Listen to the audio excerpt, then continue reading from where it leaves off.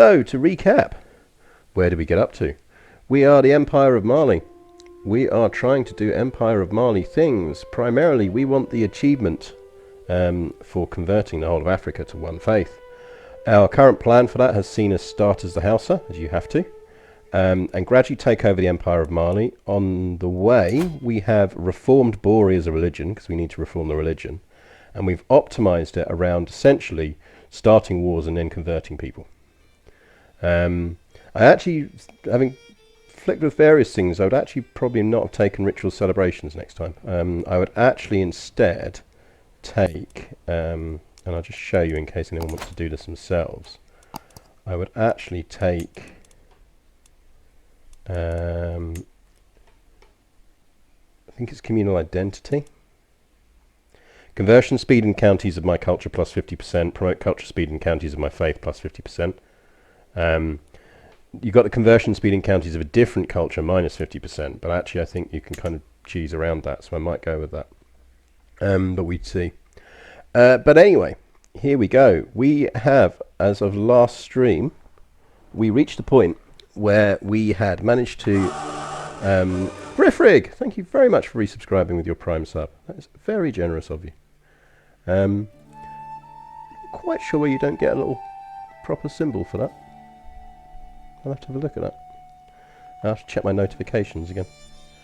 They have a habit of resetting themselves. I've noticed that Twitch Studio does that just to be doubly annoying every now and again.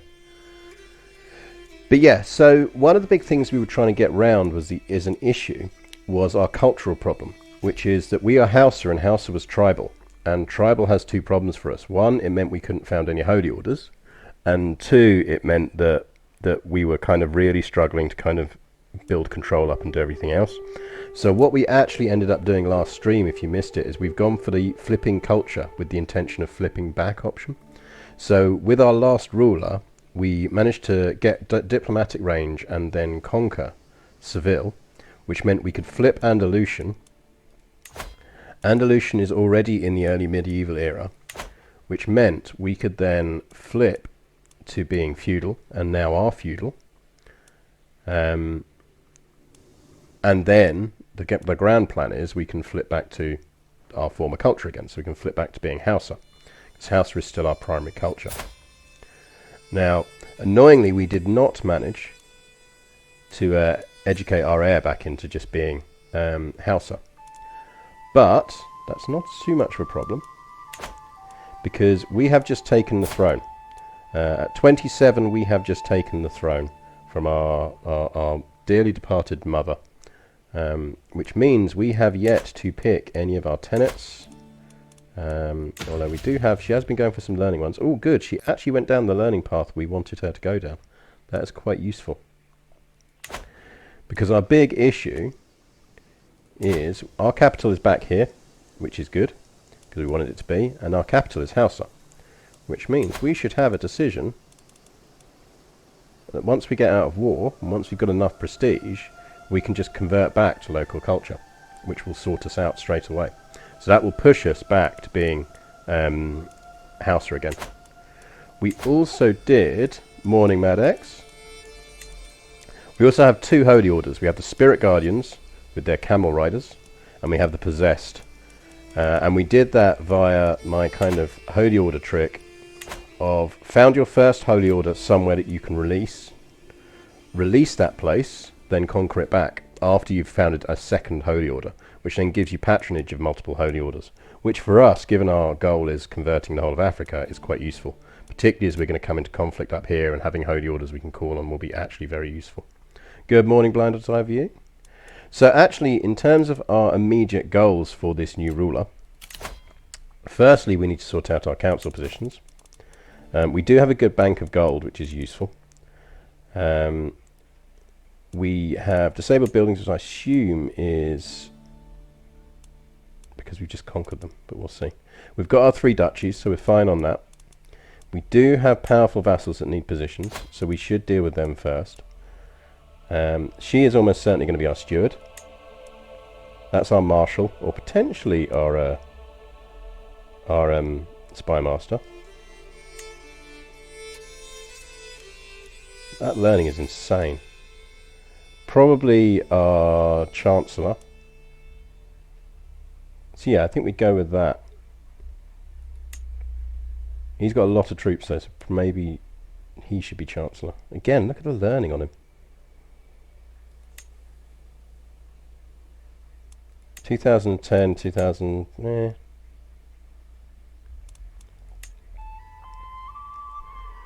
I mean, arguably she's the one we could least get away with least doing, but actually, I mean, he's probably decent on the stewardship side of things. He's almost dead though. Let's go with her for steward. So let's go Amira Nafisa is our steward. Our spy master will be that Amira, and we're going to sway her, because I tend to work on the basis that the person you really want to like you is your spy master.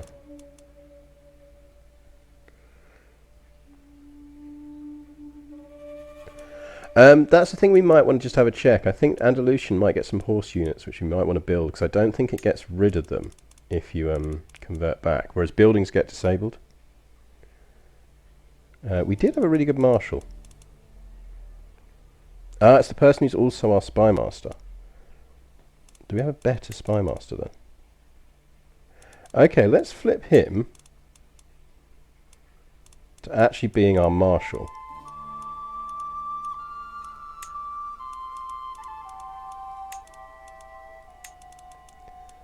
And then actually for our spy master, let's get that dude who already likes us,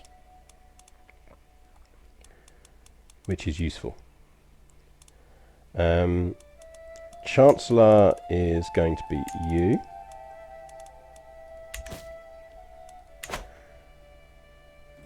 Now, we might get some issues with factions, but we'll see about that.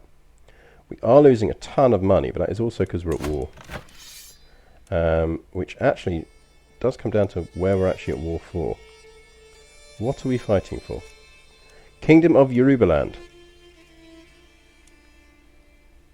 Oh, that's right. We suddenly got a visitor who had a claim on the Kingdom of Yorubaland. So that's what we're actually fighting for, which is very useful for us. That's going to give us this whole stretch in one go. Remember, chat, your goal today, above all else, is to remind me when cultural conversions finish and when religious versions finish, because I always miss the pop-up notifications. And you can do some more dealing with things. We are on our force limits, on our domain limit, so we're actually doing quite right. Ah, congrats. Congrats on dismantling the papacy.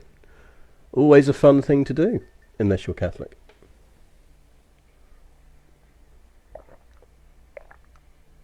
Excuse me while I drink my morning coffee. Right. So I think our general goal today is we've got a little bit of a stretch up here. We've got a choice really, and I kind of, I'm open to suggestions with chat. The little things down here I think we just nibble off as and when they come up. Our big goal is to kind of spread out. So what we can either do is look to spread this way, or look to spread up that way, and then that way. The other thing to remember is we don't actually need to control all of this. Although if we do control all of this, we get conversion events. But actually, it is just as acceptable for us to just religiously convert it. So there is always the potential for us to release areas after they've gone Bori. But I do wonder, and I do suspect, if actually our best bet in the short term is we might want to actually stretch over this way for now and just start eating into this territory. Not least it gives us our last two holy sites back. But in the meantime, with the passing of my mother, Malika al-Mazama, Yaba, the responsibility to lead the vast empire now falls upon my shoulders. I stand before my vassals, adjust my new crown, and I widen my stance. Older things I will accomplish. Right, actually, before we do that, we should check on the status of our kids. Now, do we actually have any decent kids? Not hugely. So she is 6. And remember, we are female preference. Our husband isn't bad. He is Herculean. And we are pretty and intelligent. So actually, it's not a bad combo. But he's only pretty. So as it stands, Prince Balashk is probably our best bet for inheriting things. But we could do with a better kid. So I think we do kind of hold out for a better kid. We're not sadistic, so we may have to do some kid prisoning. Good morning, Miniman Zero. So we may have to do some pruning on the inheritance side, but we can deal with that when we get to it. In the meantime, in terms of things we should take, we've got pedagogy already, which is nice. We've got cultural fascination progress, which is good, because that's what we really need. So I'm tempted to... We could carry on pushing down this and get scholar. I think it's probably worth it for the cultural opinions and conversions. We don't need to boost for kid stuff, because we are clearly popping out kids already, so that's fine. Cynic the Hedgehog, thank you very much for the follow. Very good of you. I think we just carry on pushing down this and we boost our learning. We have filthy high learning, which is why I'm keen to convert back to Hausa as soon as possible. And for that, actually, we probably need to just call a hunt straight away. Because we need to get out of negative prestige. We also need to win this war. So let's focus on winning this war. Knew we were going to get dangerous factions, but let's watch what they pop down to in the end of the month. I really wish they'd fix this with this not updating itself. There we go. Bounding through the floodplains, I am gaining on the flighty hart I've been chasing for hours. Just as I prepare to strike, I hear my steward Amira Nafeza cry out in pain. She has fallen and now is clutching her leg. Now normally, I'd just go with the actual prestige on this, but actually I don't think she likes us, does she? So I'm actually going to take that this time round. Yeah, I mean, look, we're already running a learning of 34. So we are not doing badly on that front. But it's also why that's useless to us unless we flip back to Hausa, because we're just essentially wasting it on Andalusian at the moment, which we need to not do. But we should actually just double check that that hasn't given us any custom men-at-arms units that we want to snap in before we lose the opportunity. No, it hasn't, so that's fine. That is fine. Scorbut has redeemed a histofact. What should we go with today?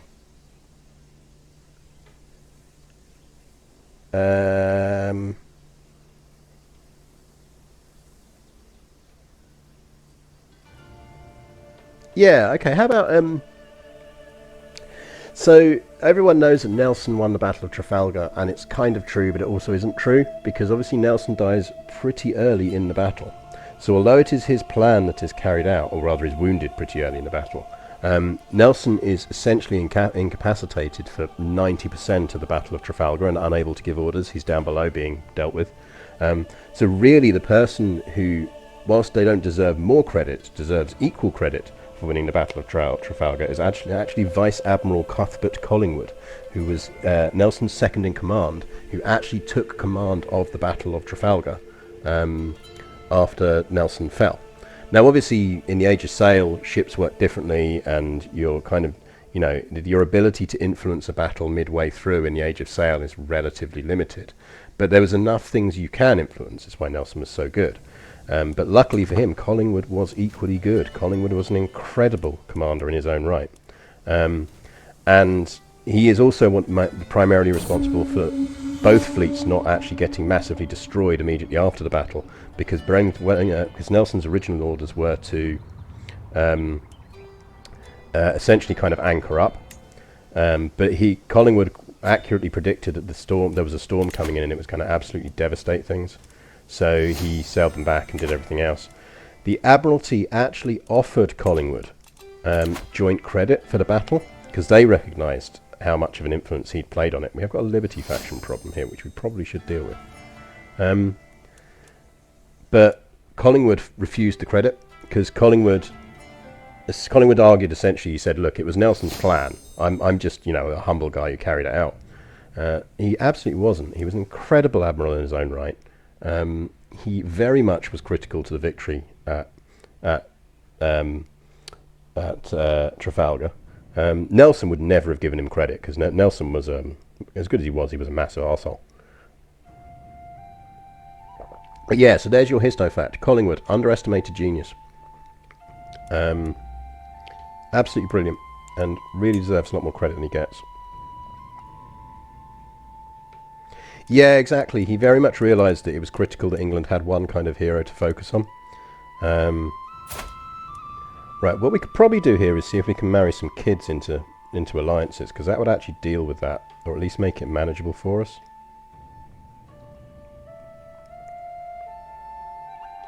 Because I don't really want to reduce... If I have to, I'll actually reduce liberty rather than fight that. Because we can always up it again later, and it's not that important to us at the moment. But I'd much rather marry my way out of the problem if I can.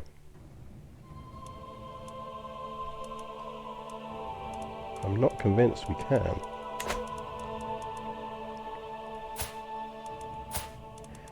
How about your ugly son? Does your ugly son want to marry one of my daughters? Let's not marry one of your ugly sons to my daughter.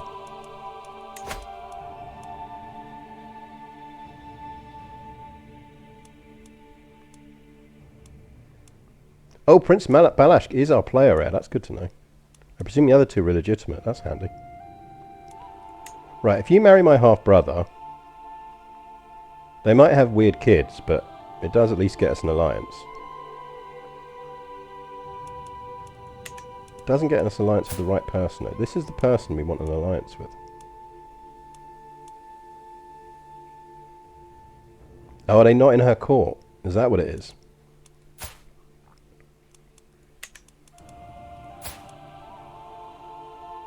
Yeah, look, they're not in her court. They're in the court of Amir Ali of Upper Gurma. That's why we can't get any alliances that way. Oh, that's really annoying.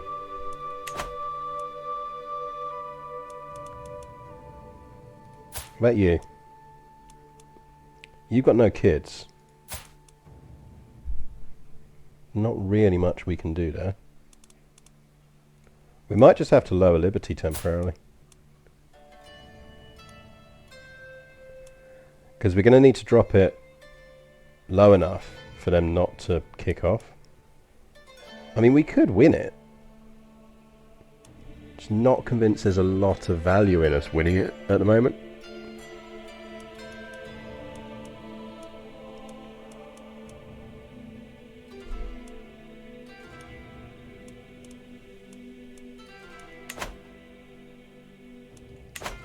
So I assume we're on the second level, aren't we? Yeah, we are. So we could go down to autonomous vassals. And then just up it later on. The main issue is it robs us of our ability to do title revocation. Like, I'm confident I could win a war against a superior enemy like that. The problem is I can't win a war against a superior enemy like that whilst I'm also fighting a war for a kingdom.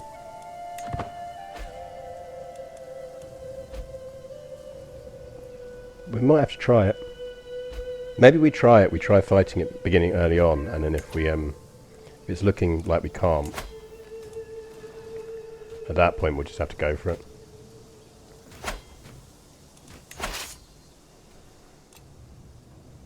What I could actually do... How many troops has he got in total? He's only got 2,000 troops in total.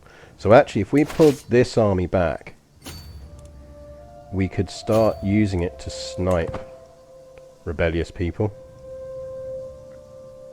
And if we can bring his main force to battle, that will actually win us the fight. The thing is, I don't think it'll help. Because if you look at how far over it we are, we're 138. It's got 15 members. Increased dread would help, but I don't think we've got anyone in prison. Oh, we do have a lot of prisoners. Oh, hang on, let's murder some people. Are any of you contributing to war score? Dread is a good shout. Oh, we do have someone contribute. That'll be his son that's in jail. Let's murder some people who no one cares about.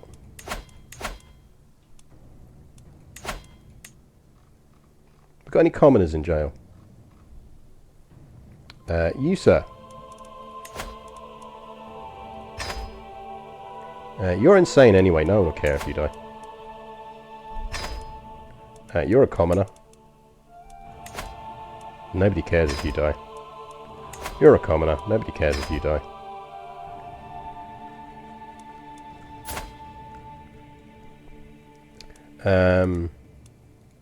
Sorry, lady. It's nothing personal. Don't know who you are.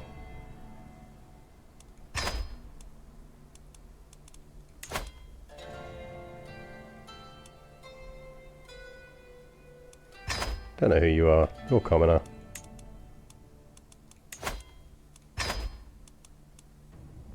We've got a sheik in jail here. How's our dread looking now? Dread 100. There you go.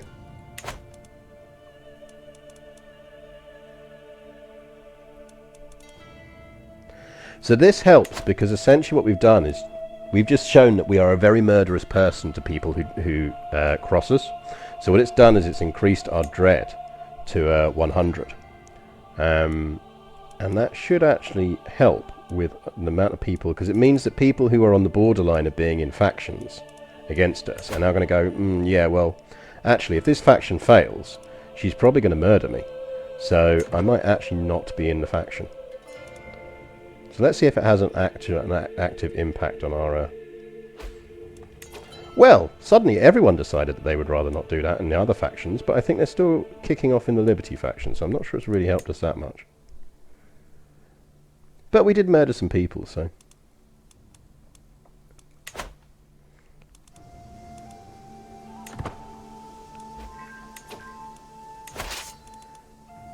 I mean, we could arguably actually... Let's half that army again. And you guys carry on campaigning down here. And you come back up as well.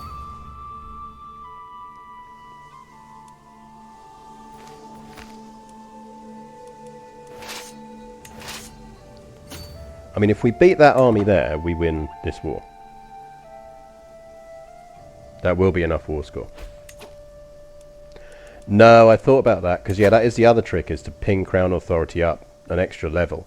But we're not ready there for that yet.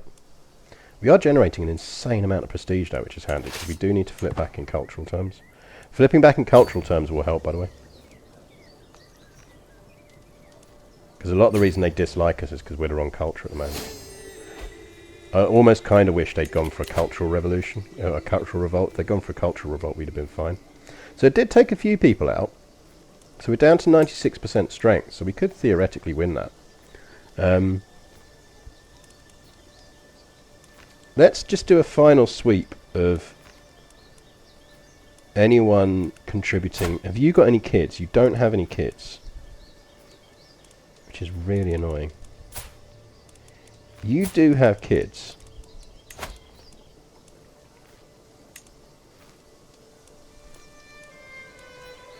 Okay, we can get an alliance with him, which will help. So that takes one out. You've got a daughter.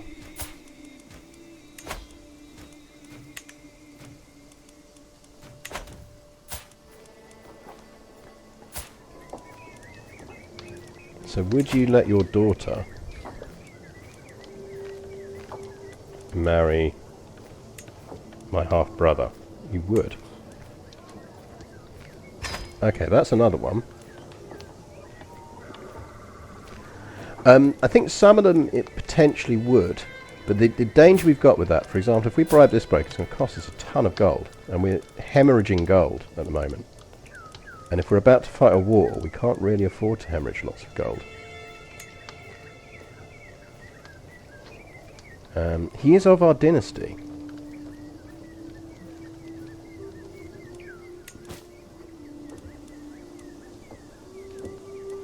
I'm surprised. Yeah, can we negotiate an alliance with him? Just because he's of our dynasty?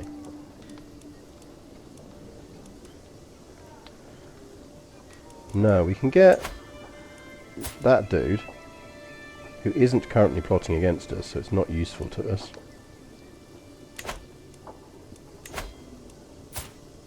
And that dude, who also isn't currently plotting against us.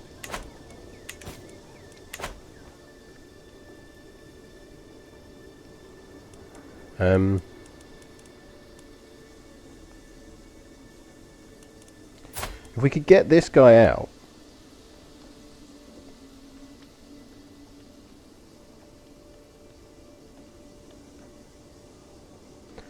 how did you deal with the 40k rebellion once you took over the Byzantium again? I murdered the shit out of them.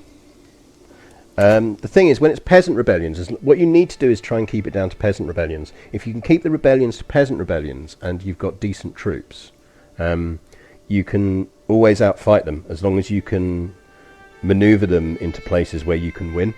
And the easiest way to do that is you can kind of lure them into going to smaller stacks by leaving smaller stacks closer to them, and then they'll kind of pounce on it, and then you rush reinforcements in. But they will continue to rush reinforcements in even though they're losing, which means you just get this meat grinder effect. It's even better if you can stick a general on it that's got does damage, like minimizes defensive troops or does attacking troop damage.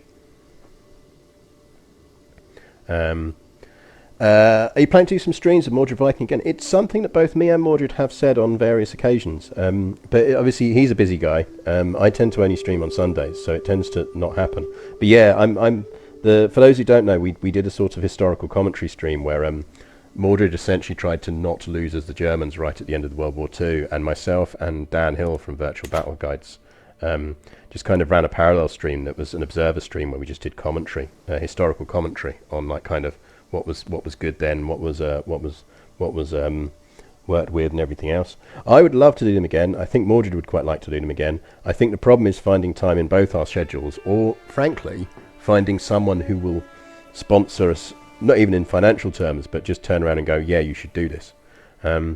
So it's the kind of thing where frankly what you want to be doing is you want to be tagging in the Paradox account and saying that you really enjoyed it last time, and you would love to see it done again. So that wasn't an official PDX thing. PDX are very good at spotting when content is good and doing well. So yeah, it's worth doing. But yeah, the main issue more than anything else is obviously Mordred's obviously community manager over for EU4 these days, so he just doesn't have a lot of time. But we did both absolutely enjoy it. It was great fun. And yeah, I'd absolutely love to do more of that. It's something I've wondered about doing with multiplayer, is whether we just do things like a multiplayer stream of Hoi 4, and I'll just host it and act as observer, and we can just talk through some history, get some things going on that way. Right, so we've reduced that down a bit. So yes, short version, I'd love to do it more, but finding the time or backing to do it more is quite hard. So we've knocked that down to 85. I'm reasonably certain we can win this if it kicks off. It's just going to be a bit of a pain in the arse. But it would be nice to get more out. The alternative is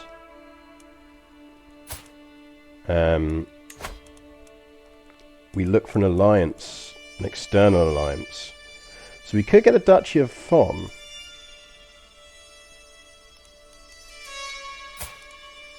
Which is another 3,780 troops we could then call in. And we just break it afterwards. Unless we can cheese that into us inheriting. Can we cheese that into her inheriting?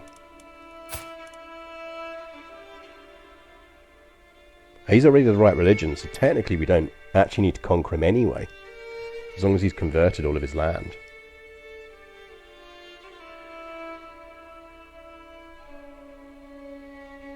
I think we go for that. He's probably going to die anyway. He doesn't have any kids.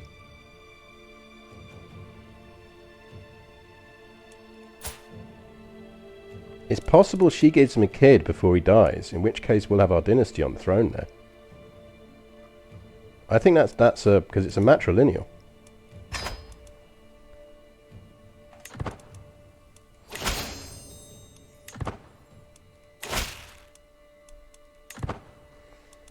So actually, I think we can win this now when that rebellion kicks in.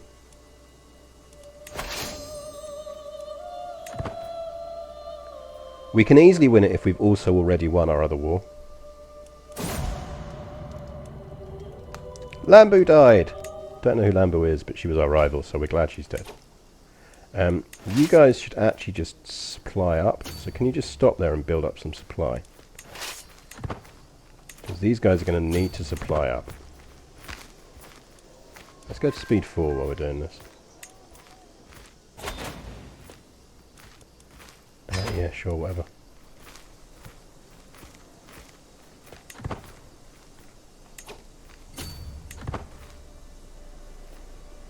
It's the two wars at the same time thing that's the hard part of this. Like, that other guy's war we can just ignore. Right. I think we're good for winning this war again. Because that's knocked us up to 99. So that's fine. We're going to win this war. Which means we need to think about how we suppress this rebellion. 5 months, you say? Oh, it's a nice little Welsh... I forget, I always got the Welsh voice on the subs thing. Thank you very much, KRFSM, for the 5 months. Enjoy your emotes. Enjoy your Not My Cats. Enjoy your baby... What have you got? We got Prison Baby and Murder Spider. I think I've got more emote slots I need to do something with. I should probably give Levi a shout. I can't remember. We might have another emote. I forget which emotes we've got. Right, we need to... the Liberty faction has dropped to less members than can actually revolt. We're good. We are good. Oh, that's excellent news. Because we will get natural tick up over time, just based on the fact that... Murder Disco is tier 2, that's right. Murder Disco is tier 2. There's nothing that can be done. We should maybe actually call... Let's see if we can get... Yeah, that's the thing, is the short rain penalty will be ticking down slowly. Let's get a physician. Now that we're not doing that, I'm going to host a feast as well. Because we've almost won this war, and we need to get our prestige up. Holy shit, we actually found a decent physician. A lot of money, but worth it. As a plate after plate of food is brought into the great hall, an unmistakable smell reaches me and I smile. That my ruthless vassal, Sheik Kambine, is sensitive to lemon is something I sadly forgot to tell the cook. I bid you a welcome, and I pray you will find the food to your liking. 75 prestige plus a weak hook, yes please.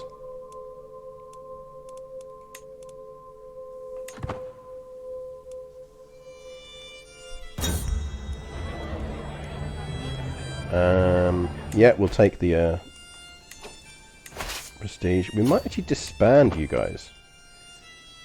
Because now the Liberty faction is not a problem, and we're winning the other war quite handily. You're just actually costing us money.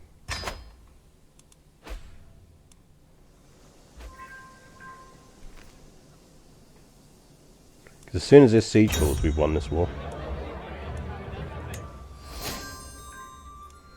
We've just jumped up to Distinguished as well, which is going to help, because we did have ridiculously low prestige before. Why am I getting stuttering today? What are we running in the background that's going to be giving us stuttering? Is there anything running that should be really causing us grief? I've noticed since the last patch drop that CK3 has been slightly less stable. Bald-bearded Manny! Thank you very much for the follow. I tip my legitimate Panama hat to you, because it's quite it's actually quite sunny here today.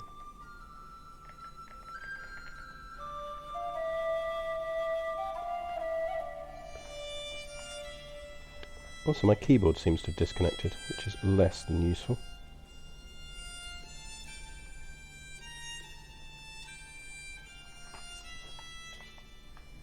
Or is it just that CK3 has stopped? There we go, back. What? Why? How? There is never a quiet moment with my son and heir. He's got his learning boost, which is good. He's only got quick, though, so we are probably going to have to put him onto stewardship. Which is mildly annoying, but... There we go. That's our war one. And that is a nice chunk added to Mali. We're now generating cash again.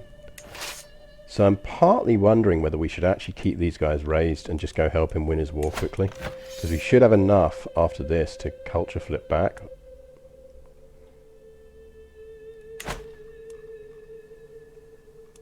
Because I don't think he's going to win it without us.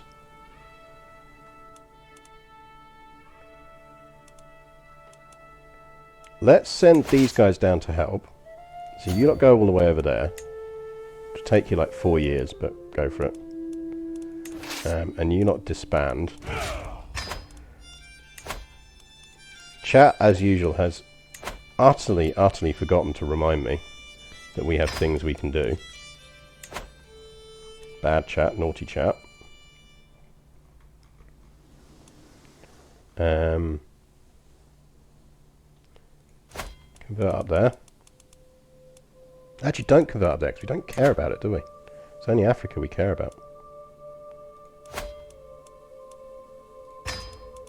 Convert over there.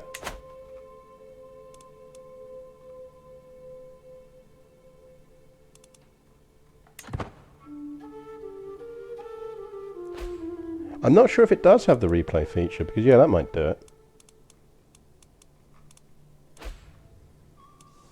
I mean, he should win this war. The main thing we don't want is this war dragging on, because as long as this war is dragging on, we can't convert back to Hausa. We need the war to be over. You can have a better commander. How's our sway going as well? Right, so she's back into positives. We're going to keep going on that. Although actually, probably you are more critical to us. Actually, no, we're probably alright. No, we'll keep working on her, because if we can get her up to 60 plus, she should stop thinking about rebelling.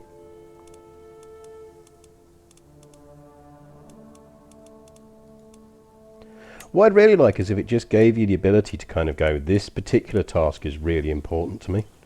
So flag it up here, not down here.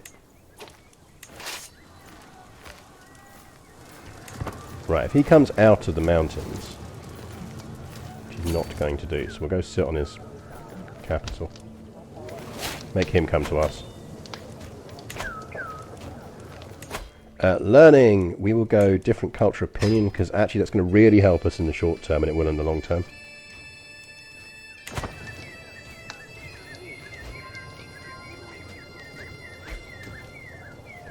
Not that I've noticed. I don't think you can distinguish between what comes down here and what goes up there.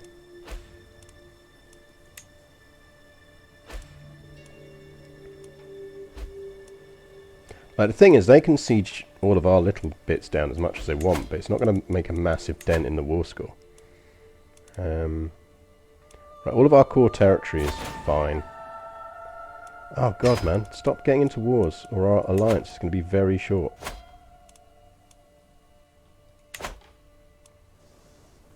Because I need to culture convert.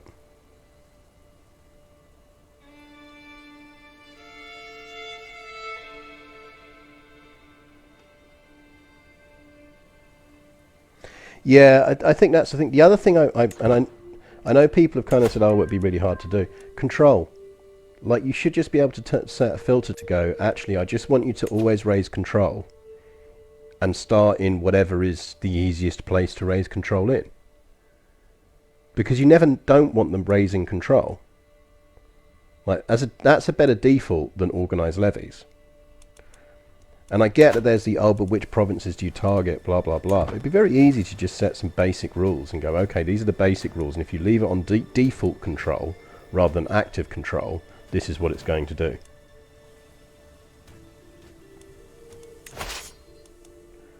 I'm half tempted to, actually, let's do that. Let's raise some more armies and deal with his rebel problem. Because at least then the war's over.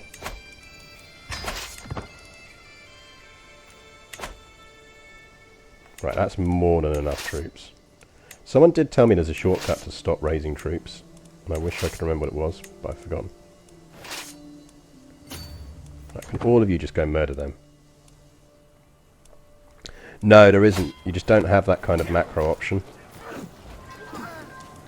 You want to go in and have fun as well? You're just going to stand there and watch. Right, that's one of his wars down. And to be honest, we might as well just go and tell them to go knock that army around.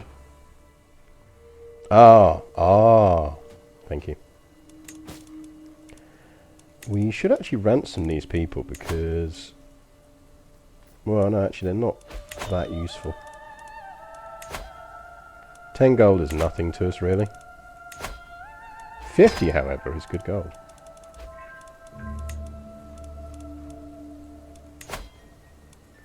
For 10, you might as well keep them in prison in case we need the dread boost again. Right, his armies are out of supply now, so he's going to lose.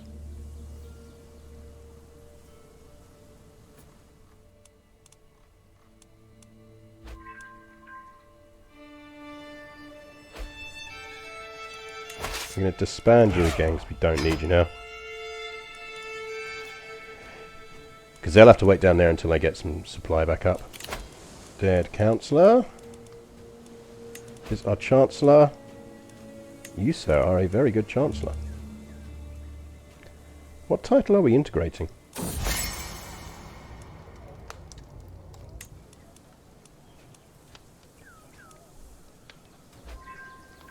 I can't remember what title we're integrating, but sure.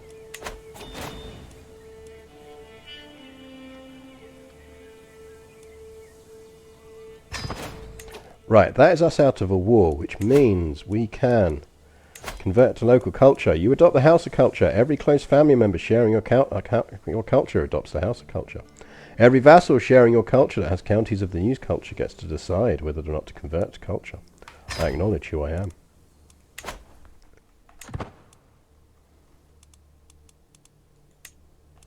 That means we can start doing cultural conversions again.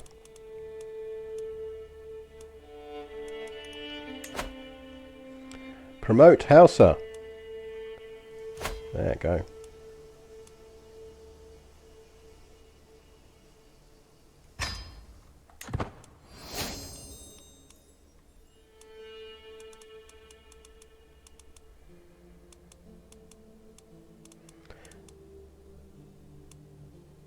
Yeah, County of Katsina.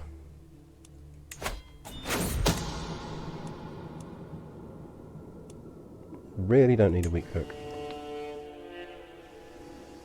I mean, it's a lot of effort. How about we just go back to domestic affairs, rather than spend 38 years integrating a title? I'm sure we had a reason for it when we did it. Yeah, fine, have her back. Right, we already have consecrated bloodlines. Is there actually any benefit to us going on pilgrimages? I've not seen any news on the drop of the new DLC, but I don't think they can be that far off. My suspicion is October. Because we are not at war, and now is the time for us to be thinking about whether we should go to war again. We should also be continuing to look at whether there's anything else here we want to build. We can't build duchy buildings yet. We do have fruit orchards, which we could upgrade. It gives us more levies as well anyway. Don't think we can upgrade our gold mines. We need a keep, and we need manorialism. Can we build a keep here yet? Because if so, we should do that. No, we need battlements. So I think we will go with orchard upgrades. We're going to try and keep about 500 in the bank, I think. Now I'm pretty certain... Yeah, we're the head of culture. So the good news is we're only one off of being able to get up to the next era on this. So actually quilted armour, which is 9 years out, would do it for us.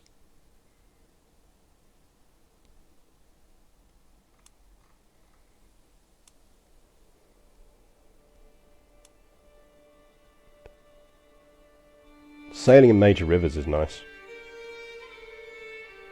I mean, the raid stuff doesn't benefit us, but sailing in rivers will be actually quite handy for us, because it means we can get very fast across all of this distance. But we're currently working on barracks, which is 10 years away. Quiltadama's 9 years away on its own. Yeah, I'd say we carry on doing what we're doing. We'll stick to barracks. So basically in about 10 years we will actually be ready to go into early medieval. Which is useful. We haven't had any more kids. I'm not hugely disappointed in that, but at the same time... Oh no, someone is plotting to kill my husband. Actually, I do kind of care about that. Can they not stop to kill my husband, please? If you keep declaring wars, I'm going to very quickly go off you as an alliance partner. Right, wars. Speaking of, we should declare one.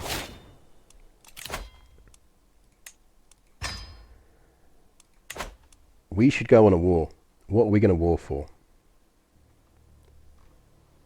Do we continue to expand up here?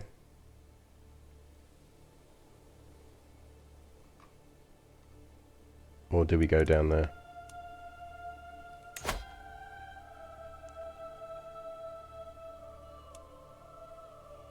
Well, we're focused on barracks. That's our current cultural fascination. So that boosts our progress on that. Like if we boosted on quilts as well, that would go faster.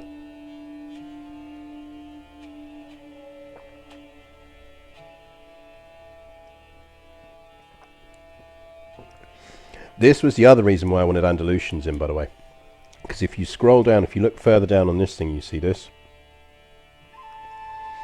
Because we have Andalusians in the realm who already have that stuff, we get a 40% boost on it. Which is why holding on to Seville was really critical. It's also why I'm half tempted for us to try and push to other places that we share stuff with, because it's going to really boost our speed on all of these things. So I think, for example, Maghreb is already in early medieval, and they've got everything. So if we got some Maghrebi in, we'd be laughing. Bahranis haven't got any of those yet. How are the Egyptians doing? The Egyptians are already in early medieval. These guys aren't.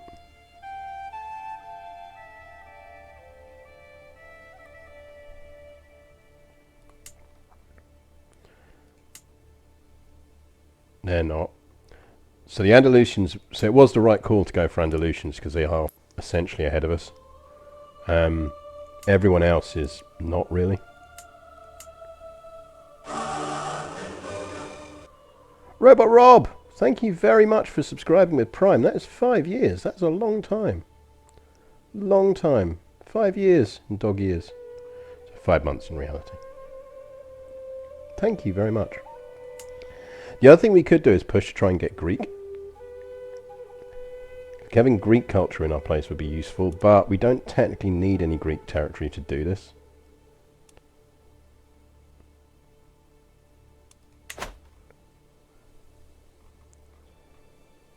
Now, I do wonder whether we should just finish mopping up this stuff.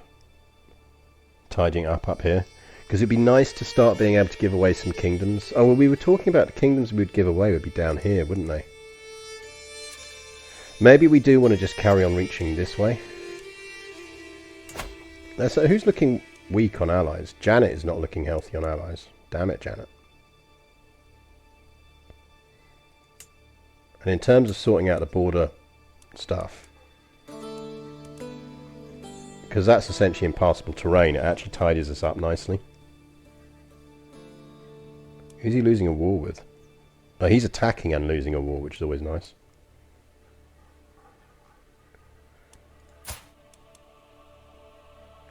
Oh yeah, we won't be able to because our armies are raised. Where are our armies? Because we don't really need them at the moment.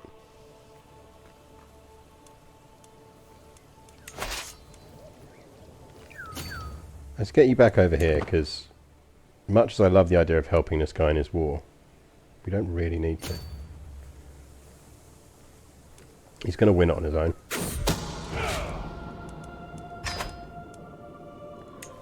Someone's plotting to murder me as well. Someone's trying to claim my throne and someone's trying to murder my husband. Outrageous. Learning challenge. We're going to win a learning challenge. How did we... That's XCOM fucking odds, that is. We had 8% chance to lose that. That's outrageous.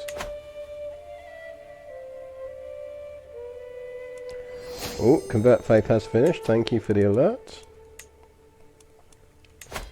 Right, Convert Faith on...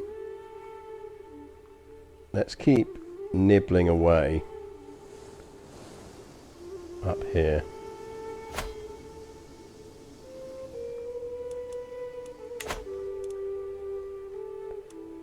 The reason I'm not doing it on our existing cultural ones is because they're mostly in places where we should have people going for it already.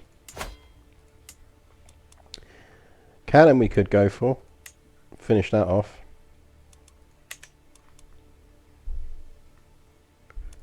What we're kind of looking for is places with decent sized duchies we can take.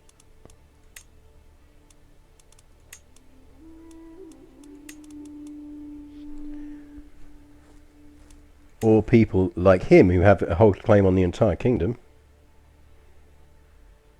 I mean, that's just a bit of a no-brainer. Sarkina Gadi Bagwaria has got a whole claim on that. She's our cousin.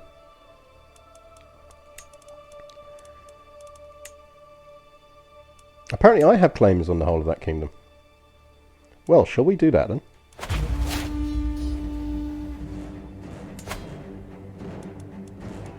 That's all old Bori territory, so...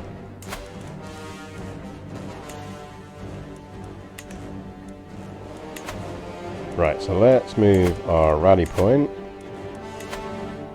over here.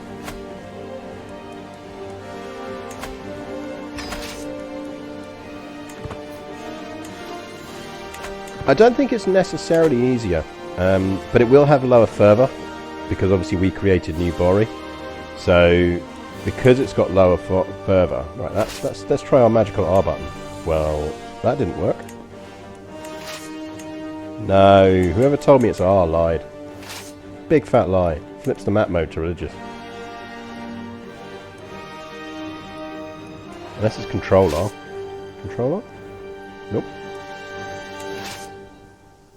So old Bori will have lower fervor, and that makes it easier to convert. And one of the reasons it will have low fervor is because we created new Bori.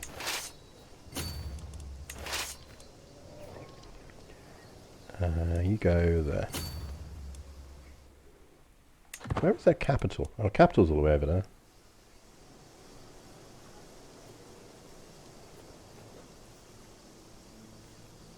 Yeah, it's not quite as good as the Holy War music, but it is decent.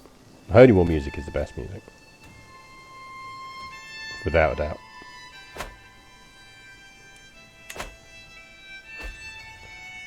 Right, sieges are down, and each of those forces should be able to deal with him, unless those guys come. Oh, you little shits. Why would you do that?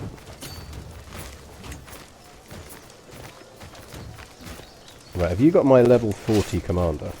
You do not. So where is my level 40 commander? So allegedly commanding another army. Is it one of my armies? No. That's annoying. But you are an unyielding defender, which might actually be more useful. No, you're a 30. Let's leave that.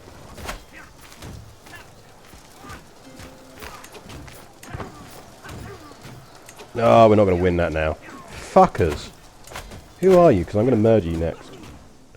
The chieftain of... Right, you're going down next.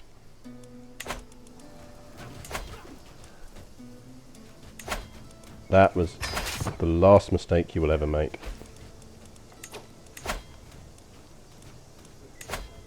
The thing that annoys me about that is it confidently predicted I would easily win. It's like the predictions in this game sometimes are very, very stupid. Just let me select the frickin' army.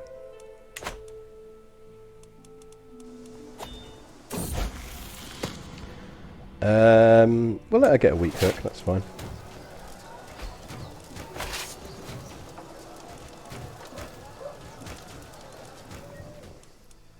At least they're not retreating too far.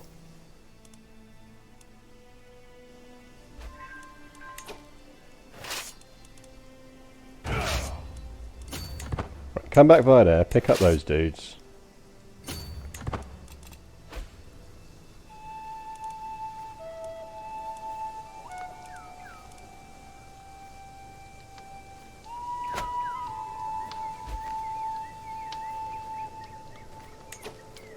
And let's go teach them a lesson.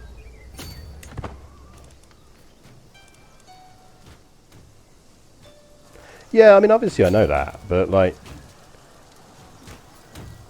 I mean, I've talked before elsewhere, I think, on the Discord about how I'd much rather see... I'd rather they do the mechanics on this whole thing differently.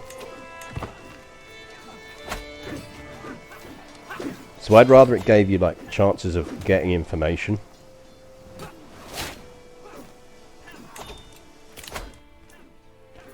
Right, this is a nice one. 20% of skills added to our own.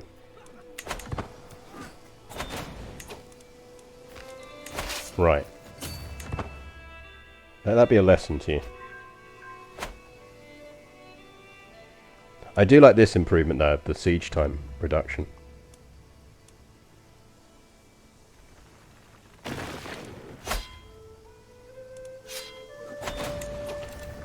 We have lost a councillor. It's our chancellor, who was actually rather good, if I remember.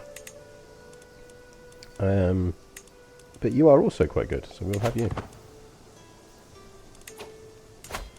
And you might as well go that way. You can go that way. Because I'm still quite happy knocking this army around, even though we're technically not at war with them, because we are going to go to war with them soon. Do we need to go for a hunt?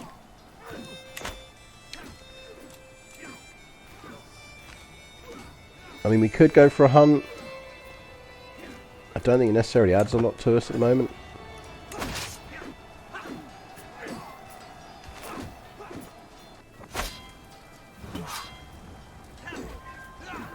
Like, knocking these other countries' armies around is quite good for us, because I do think we're going to go after Wandala next.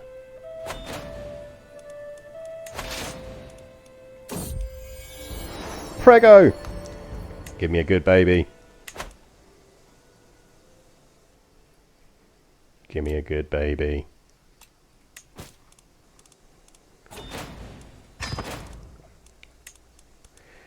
We could create a bunch of kingdoms if we wanted to get... start actually passing out some land. And similarly, if we wanted to just massively boost prestige, we just create a ton of kingdoms.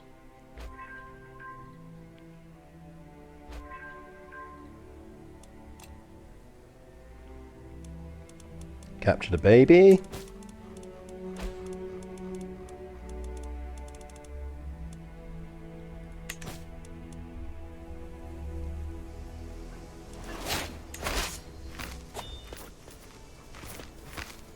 It's a big call.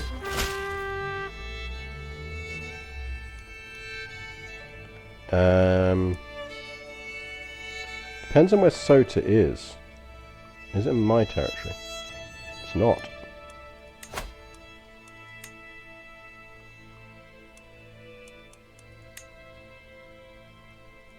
It's there.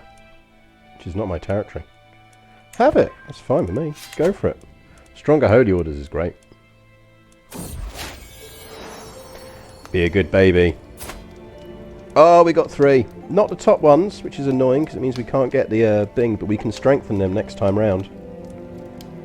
That's not bad. That'll do. Geneva. Yeah, why not?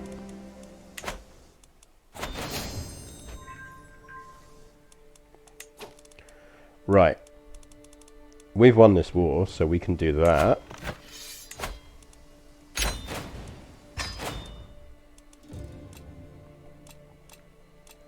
Again, I'm not convinced going on a pilgrimage helps us. Because none of our decisions are going to really do stuff on that.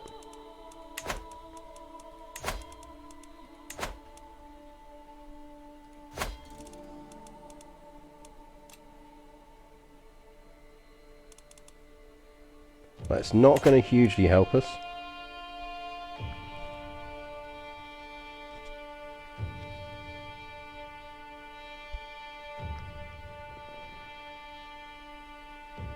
Cold coffee.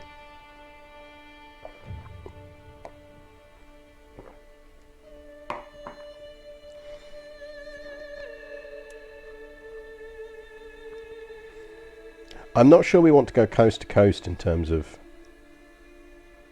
invasions yet. Oh, but we do want the last holy sites, don't we? What are the holy sites that we haven't got boosters with? Advantage in dry lands, stewardship per level of devotion. That's actually quite useful. So that's that one.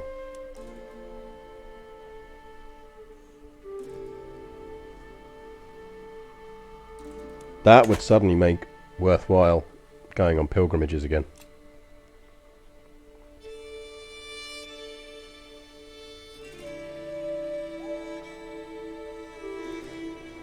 Getting XCOM'd. So the game XCOM, which was kind of turn-based squad shooter thing, and it would always show you percentage chances of your likelihood of succeeding at an action. So like, I don't know, shooting enemies or something like that.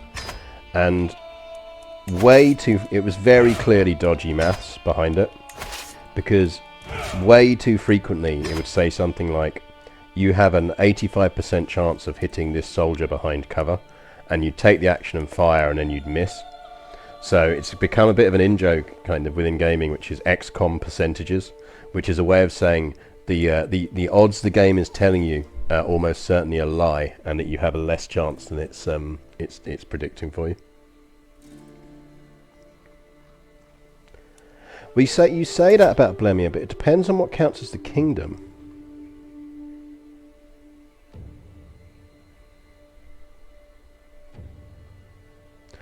Yeah, no, Brett's stuff is very, very good. I don't think it'll let you post the link, but if you Google his name, it'll show up. His stuff his EU4 stuff is really, really good. I don't think I've read his Vicky stuff, so that's something we need to do this afternoon. I don't know if you're still in chat, Taharas, but I am actually around this afternoon, so if you want a burst of Stellaris multiplayer again, I am actually around. Pick up our game from last time.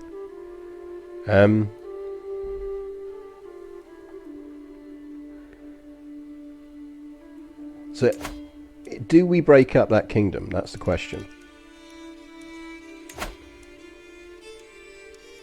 Because at the moment, for example, how much of Darfur does he control? So he controls a good chunk of Darfur.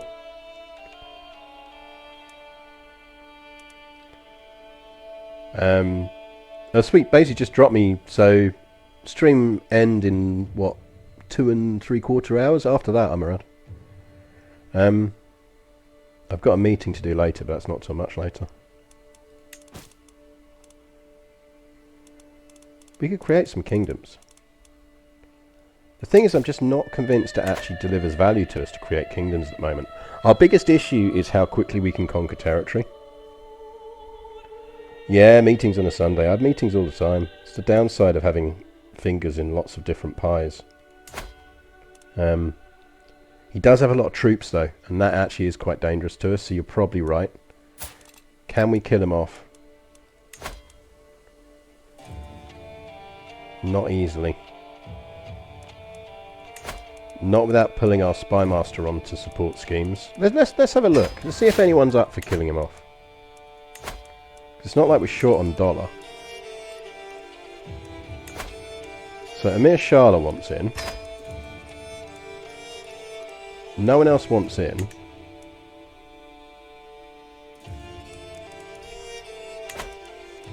We might get some events that boost that.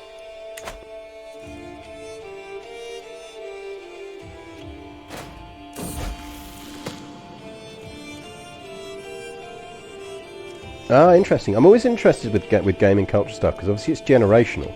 So getting XCOM'd is a thing that makes sense to me, whereas actually, yeah, it's like, I mean, I haven't played Hearthstone for a while. Like, I gave up on playing Hearthstone once it all became meme decks, and you had to have exactly the right kind of whatever the deck was for the meta. I was just like, that's just boring to me. It's late and I'm tucking into gripping treatise on classical grammar, as you do. Just as I start giggling at some delightfully snide marginalia, it me. Left by the previous reader, my husband enters the room. Spineless woman! You neglect everything but your studies. Reading indoors alone from dusk to dawn. Get your head out of those dusty scrolls or don't come... Fuck off! Get out! You're not the boss of me. I'm literally the Empress. Go away. Yeah, he's getting murdered. Well, actually, he's not. But if one of you wants to cash in your murder plot against my husband, feel free. Yeah, good luck with that, Sarkin.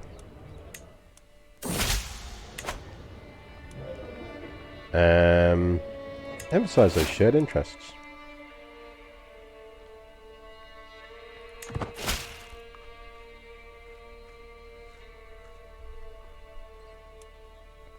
Of course he will be there.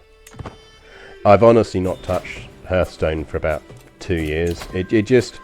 I think it's the standard problem that all CCGs get at a certain point, which is to keep them financially active or viable, they have to keep adding to them and adding complexity. And I don't think you have to do that, but I think that's what they default to doing, and it's just wrong. So what Hearthstone should have done, and did start to do, was realizing that what you do is you have seasons and you also just gradually get rid of... You take cards out of the meta and add new ones in. But what they did is, when they add new ones in, they added more complexity rather than turning around and going, we're just going to add cards that use the same mechanics but do them in different and interesting ways. So I think part of it is that whole classic thing of listening too much to the player base. So the player base is always the existing player base, and the loud parts of the existing player base will always demand more complexity because they understand the basics. And actually you have to remember that your key product, 90% of the people who are playing it are not the people who are screaming loudly. It's why you periodically, I know everyone goes on about like, it's why the Paradox forums are so fucking poisonous, to be honest.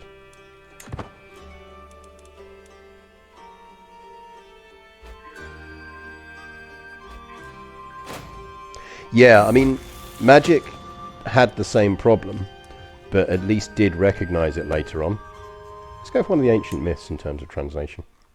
Right, how's our murder plot against these guys going? Yeah, I'll come. Can we get anyone in on this yet? We can. You want to? Anyone else? Nope. But I think if we flip him to support schemes for a while. I am having the notes of my translation of the ancient myths read back to me when I snap onto a sudden understanding. Scribe, add the following commentary. Do we want faith or do we want prestige? Get prestige.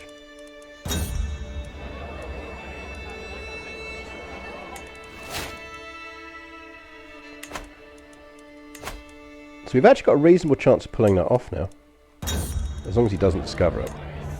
And then we will try and murder our husband as respected. As one plate of food is replaced by the next, my guest, Nuan Pei, goes on about tome collections.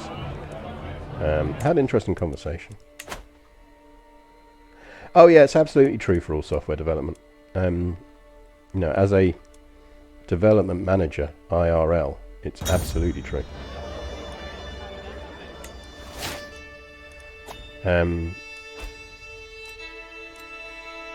You really have to watch for sanctioned loopholes. You can buy claims now, which is quite nice. Actually, buy claims is really useful for us. Because we could buy kingdom claims.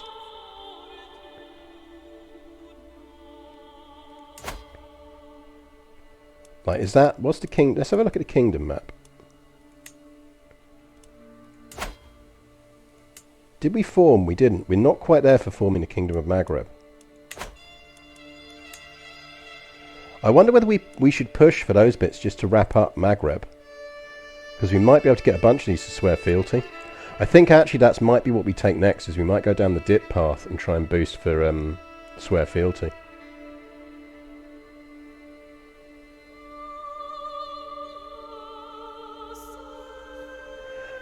Forums tend to be quite... They're just... It's the classic thing of... People mistake...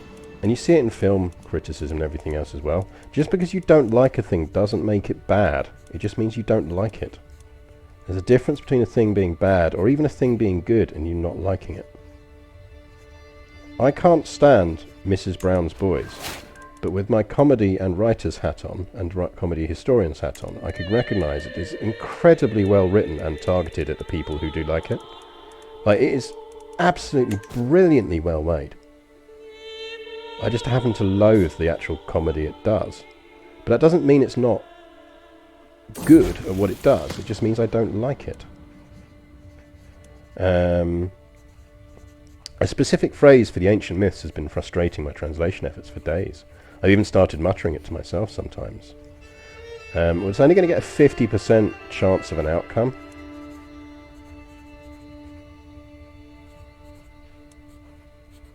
Or we can just gain it slightly. No, we'll go for the learning challenge, why not? Alright, he's going to eat some poison fuel.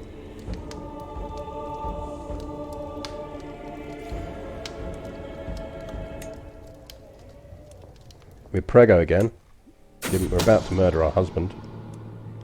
God damn it, he still lives. The poison, fresh quail, everything was going according to plan until he noticed something was off. I think we're going to try carrying on with that, just because otherwise we're going to have to start right from scratch again. But we will murder the husband after that. I don't think I'm going to go to that feast. I don't particularly want to get fat.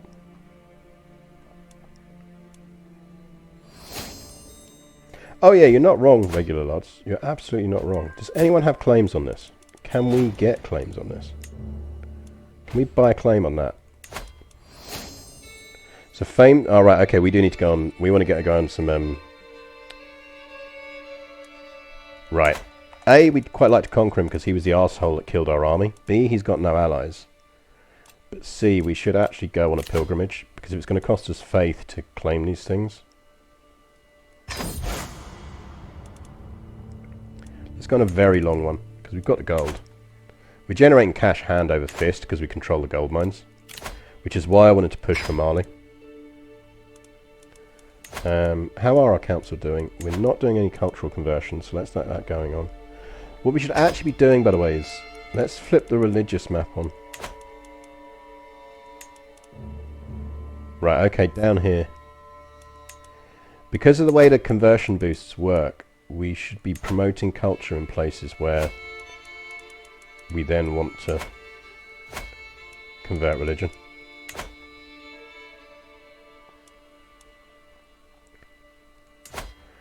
I think he has got one of the holy sites. Yes, he does. It says capital.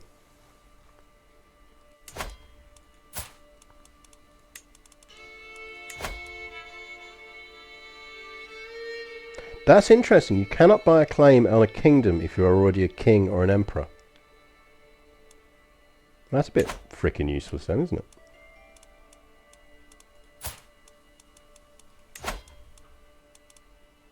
Has anyone got claims in this whole kingdom?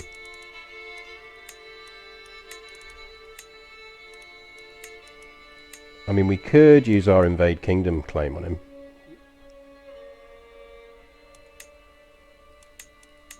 How many duchies is it actually composed of, though?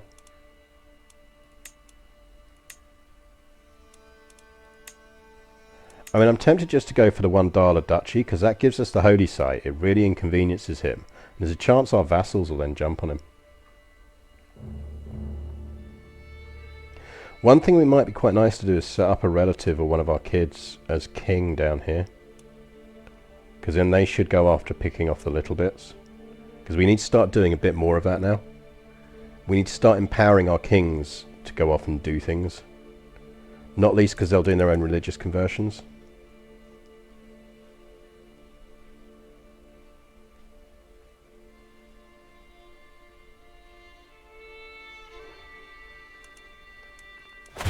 Let's go after the duchy.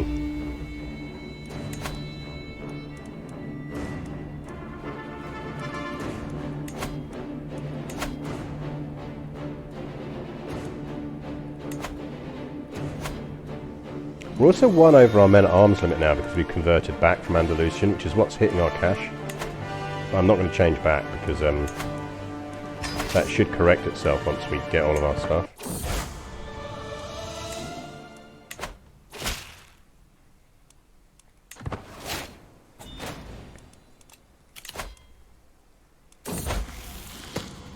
Yay, we got an excellent translation which gives us a free perk. Right, that gives us Scholar. I think maybe we want to go for Know Thyself while we're here. Just because we can. And because we're already well on the way to another learning perk. We're like halfway. And it's going to give us a chance to embrace celibate. Oh no, we can't, because aren't we already gregarious? I think we go for Know Thyself, and then maybe we flip to something else.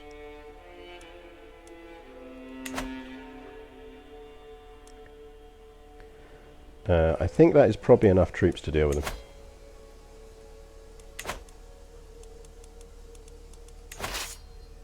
Everyone stop gathering.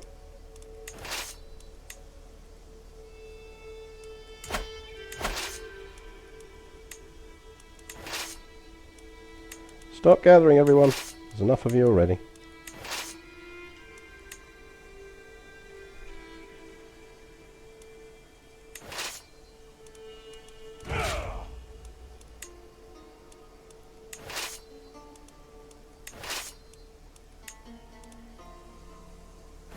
Control right click. Well, these guys are still gathering, so let's give it a go. Yes, that will do it. Okay, that will work going forward. That is good to know. Right, everyone go here. Passing by the campfire, one of my fellow travellers is telling a story he once heard about some Sariuna, to raucous laughter. They all fall silent when I approach, except the storyteller. Arr! Don't worry, milady. You're nothing like that boar in this story. It's about the Sariunar of these lands. Really now? Tell me more. Gain some dread, lose some stress. Varied pilgrim commands is probably actually really good for us.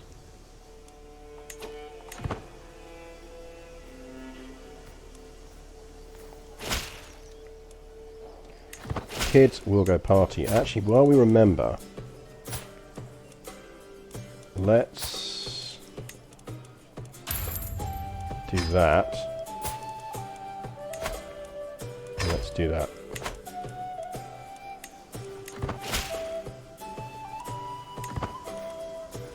Yes, yes, all my children can come to your parties. Worldly Pilgrimage gives us 2 + 2 dip.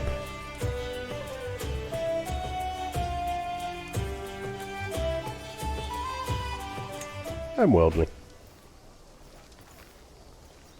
Yeah, standard right click lets them finish first and then it moves.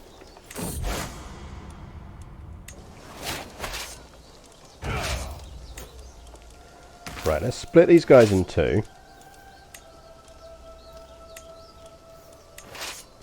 Right, you're the hunter-killer force.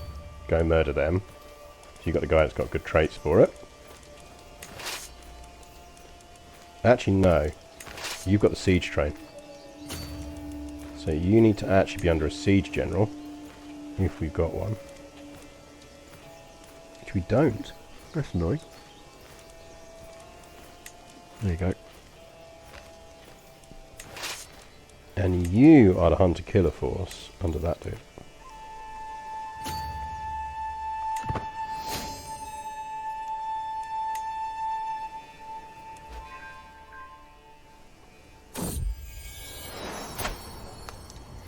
Well, there's our new heir. Oh, she's not smart. Oh, she's not intelligent. No.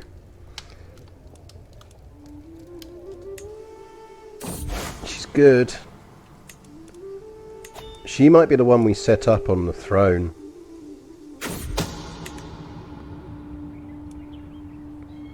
When the time comes, my agents will need a safe escape route. Yeah, we'll just pay someone.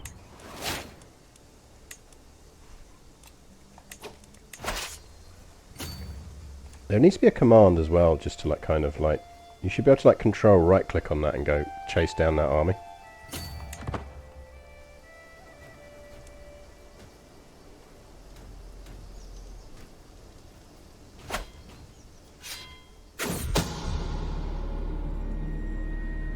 Oh no! How tragedy! Someone is trying to kill my husband.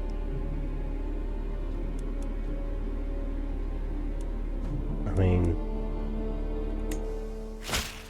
Yeah, kind of like, yeah, go for it. Do you want help?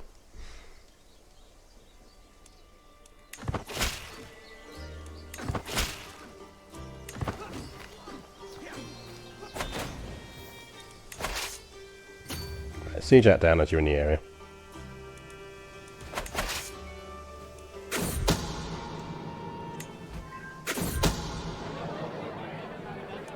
Way, that guy's dead. Let's kill our husband.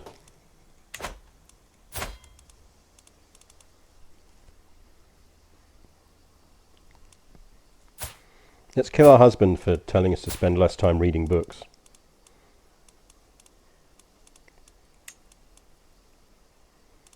Oh shit, I forgot I can convert to witchcraft. We might actually be able to form a coven. We could work on forming a coven. It's not illegal in our marriage either. In our faith.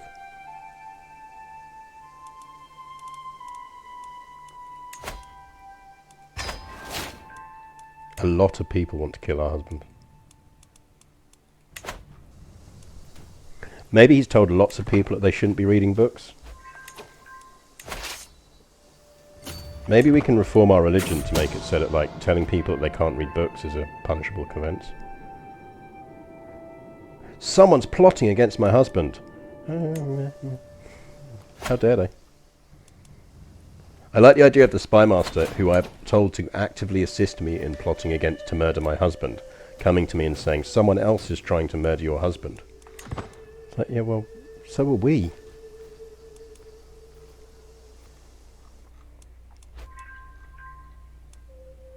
Yeah, that caused a nice bit of strife over here in Blemia.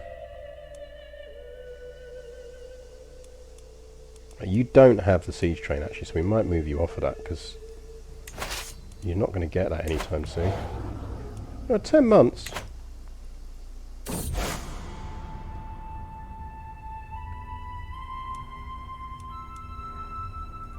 We'll stick to reading. Okay, I could do without people plotting against me.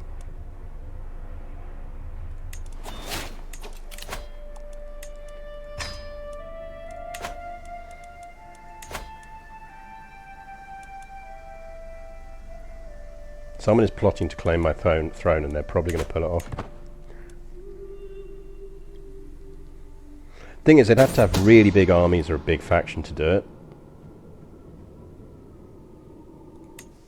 There's a lot of murder plots going on in this court. Yabba! Congrats on coming of age. Have you considered being a witch?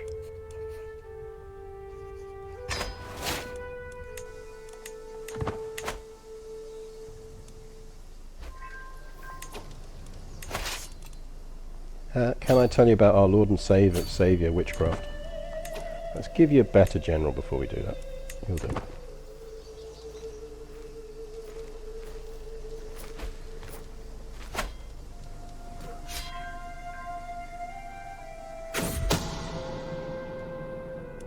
My guess, Nay is not popular.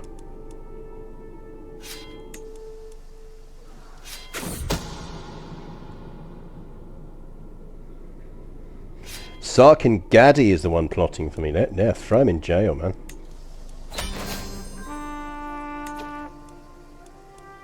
Right, that war is over.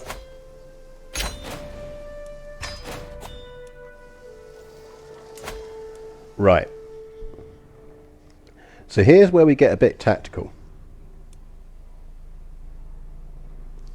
It would be of interest to us to have one Dala as a reasonably strong kingdom under our control. potentially even give someone Sal. Because they're quite small kingdoms. And we could give someone Wandala and Kanem.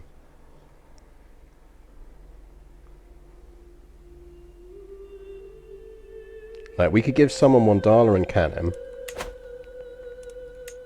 And kind of be saying to them, like, go do things.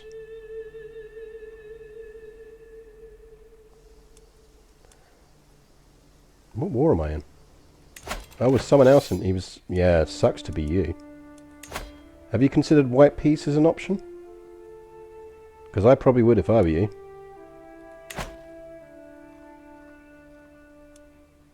Like, who even are you?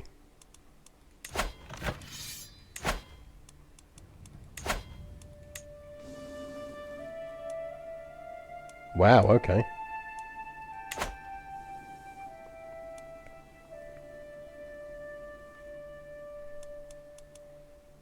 I mean, it's actually going to be quicker for me to disband those armies. Try and march them all the way back.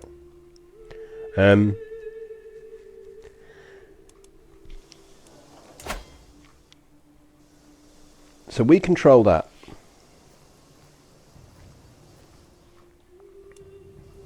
It's a lake. I don't know which lake it is. Someone with better African geography may know better than I do. But it is a lake.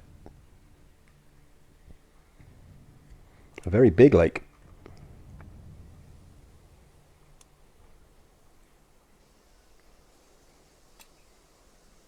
We should feudalize that. And then grant it to someone that we want to set up.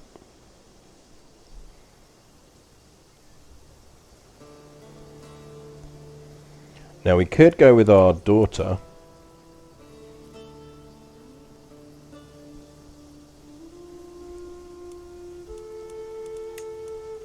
Or maybe...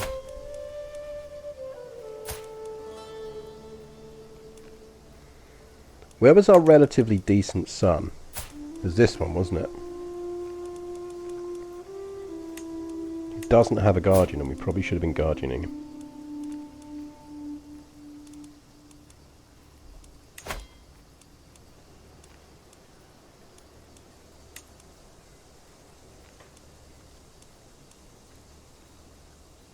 We don't really have anyone good for guardianing, apart from ourselves. Good morning, Pangolin. I don't really want to guardian him myself. He's 11, so he's in 4 years he's going to come of age. We've got another daughter. We've got our spare and an heir, haven't we? So her we're guardianing already. She's 2. Oh no, so we do have time to clear it before Princess Bintu comes. Yeah, okay.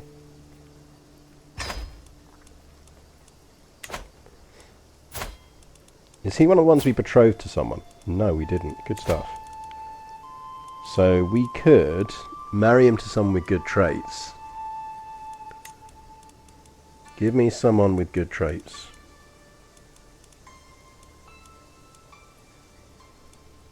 You have very nice traits.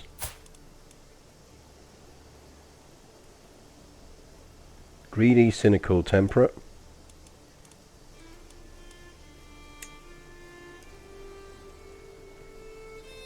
We'll accept. It's not matrilineal.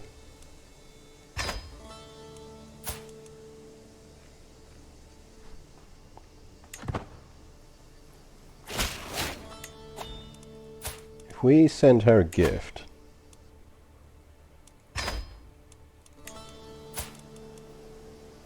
Oh, she won't come to court.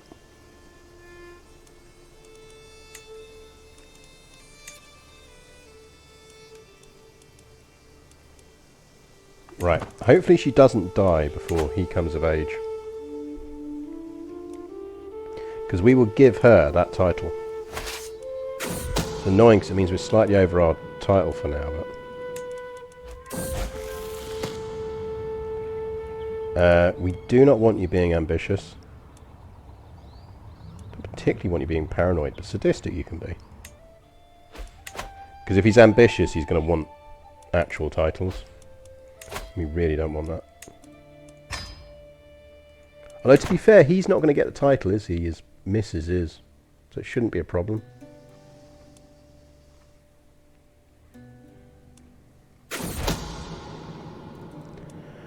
One of my agents has acquired a boomslang and arranged for a servant to hide it in Sarkin Sarakuna's Sail's bed before dark. All they need is my go-ahead, and he'll be as good as dead the moment the snake strikes.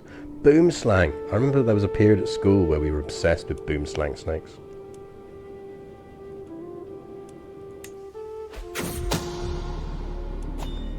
Sarkin Sarakuna's sow is dead by the lethal bite of a boomslang. The snake struck not long after he retired to his chambers, and although the guards were called, no one could do a thing to save him.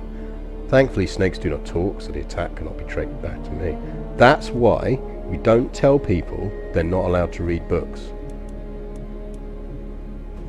Because someone will stick a frickin' boomslang in your bed. Right, we're 36. Do we want to get married again, or are we fine with the kids we've got?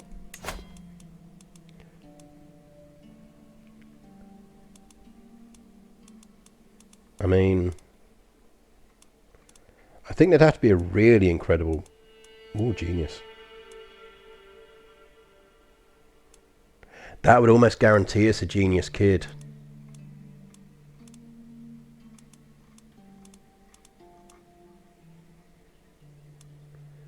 Well, we go for the beautiful man.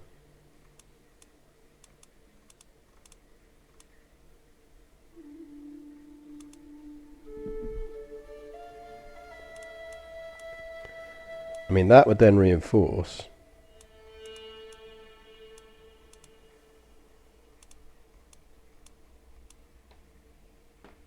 So beautiful guy's got terrible stewardship.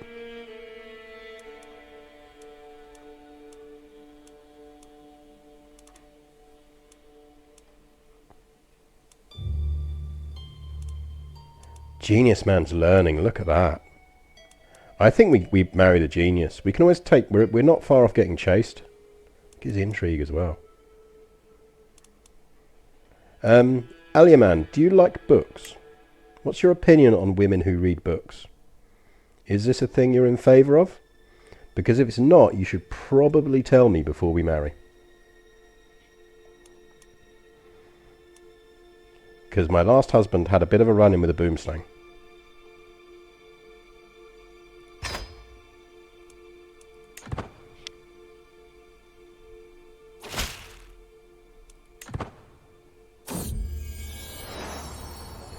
Well, I've come to expect mischief from my daughter and heir, Geneba.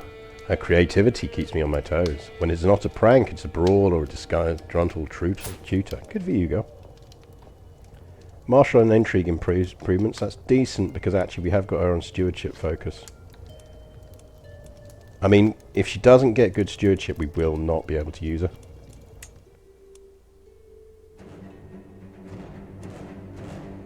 Holy War for the Duchy of Seville. Oh, son, it is on.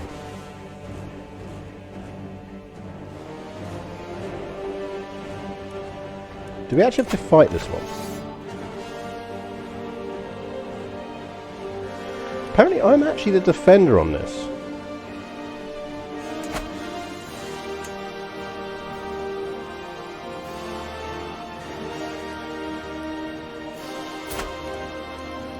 Yes, I am. That's fucking annoying.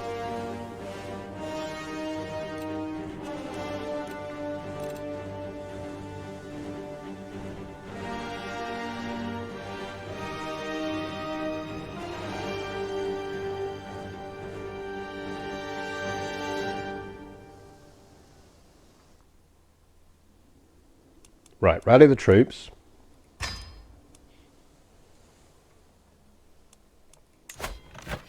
See, this war is now very annoying because we could conceivably lose it if we don't give it enough attention, but it only needs like 2k troops to deal with. Right, we're just gonna have to watch for that. This chat, by the way, knows why we did the Holy Orders.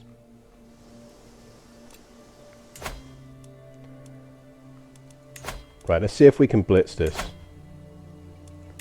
I think we can win this. We've got the gold to win it.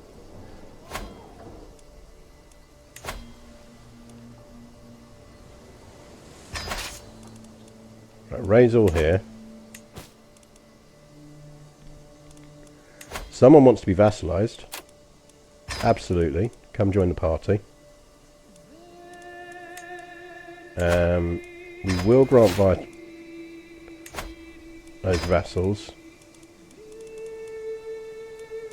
We can assert that title, which is perfect. It means we can give it out.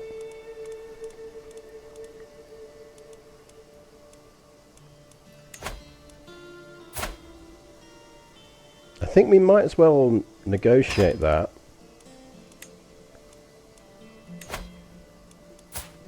Not you, because you haven't got enough troops for it to be useful for us.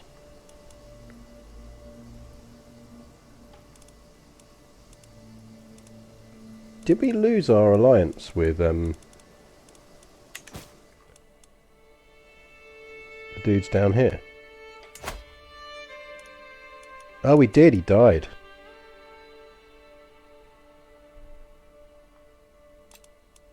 He's not of the right religion. Oh, kid, sucks to be you.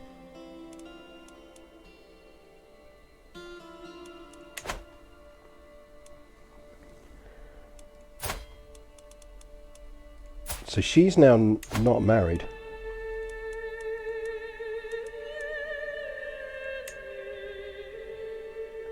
We could drag 5,000 Vikings into our fight.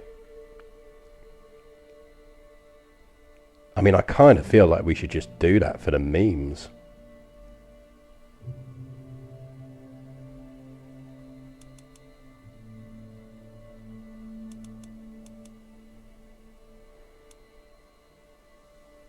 I assume he's Varangiing against someone though, so he's not going to actually have it. He's attacking West Francia. He's going for Norman. He's going for the Duchy of Neustria. If he pulls that off, he'll create the Normans.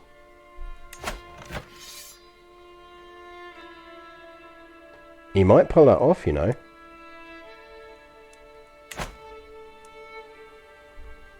Oh, we could totally do that. He'll drag us into his wars, though. But it would be quite funny. We could create the Normans. We could go Norman. If we helped him do that, we could go Norman.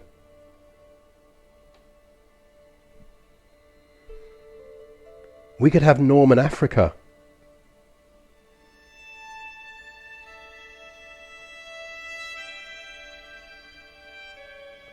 Norman Africa would be interesting.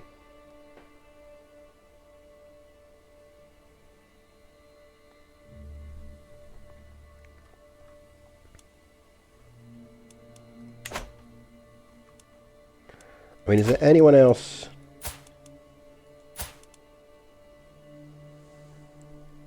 Right, so there is, other than the awesome lulls, there is two things it gives you. So Norman culture, when it forms, gets the combined fascinations, cultural fascinations, of whatever Frankian has and whatever Norse has at the time.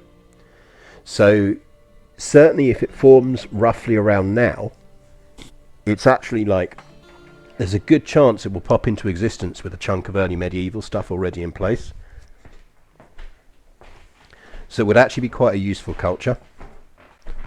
You also get... I'm going to grab a drink while we're doing this. It's not quite beer o'clock yet, so we will go with a San Pellegrino. You also get armoured knights. Like, you get custom Norman troops. Norman is actually one of my favourite cultures in the game, as things stand. Well, but it kind of is, because the Normans are a bit like that.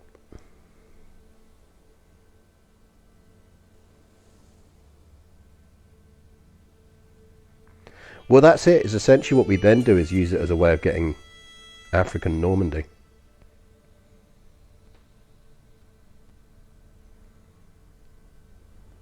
Depends on whether we want to stay true to our heritage or not. What we should actually do though is reset to defaults. You can't tell me there is literally no one who wants to marry her.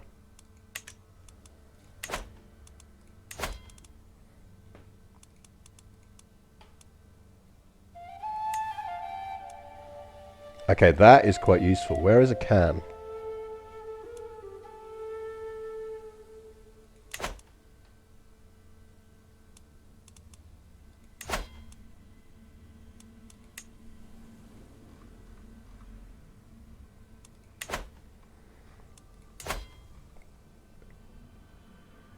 He has a lot of troops for someone stuck down there.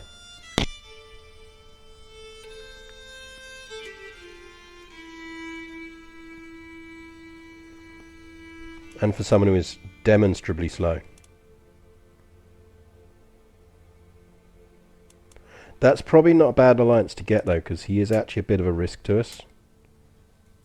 Like if we're fighting this war up north and it starts going badly, he'll probably declare on us. Would you like my stupid half-sister? Would you like my ugly half-sister?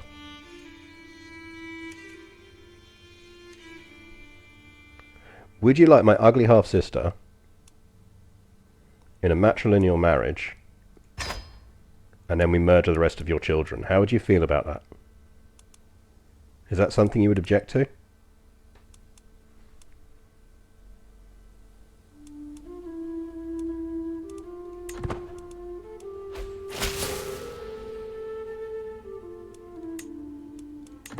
Have I lost the patronage of a holy order?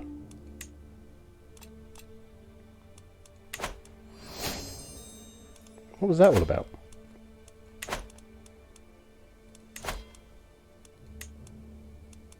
Anyway, higher. We can't get them yet, but we'll hold off on that. The nice thing about this is essentially once they get ground down, if they get ground down, we can pull him back up.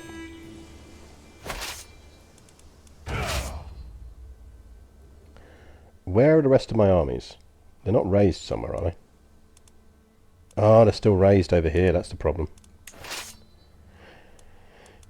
Oh, it's going to be 13 months.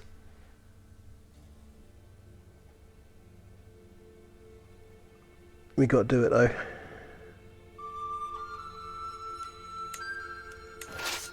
Right, actually, I'll tell you what. You go deal with them. You get your ass into the sea and swim round. It'll probably be quicker. Actually, it won't. It won't be quicker.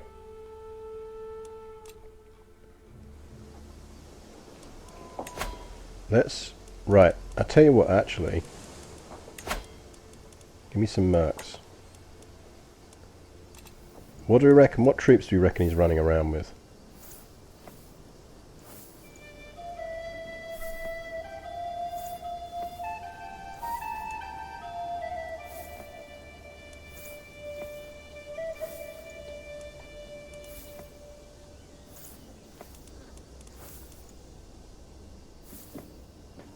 We want what? I can never remember which count they count. They count archers and heavy and just in. So maybe we want them.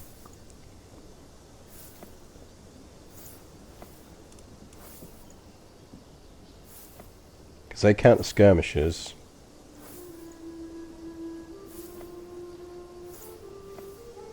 This is heavy infantry I'm worried about.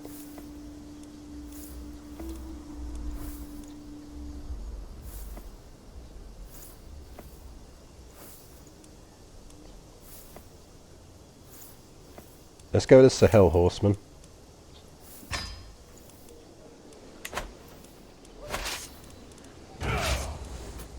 Let's see if we can nab him before he gets reinforcements.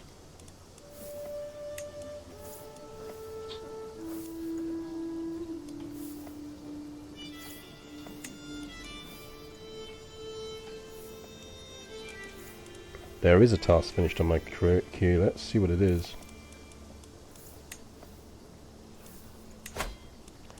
We need to convert some faiths. I mean, we might actually want to start converting faith up here. I know it's technically outside the realm of where we want to go, but it is going to stop them holy warring against us.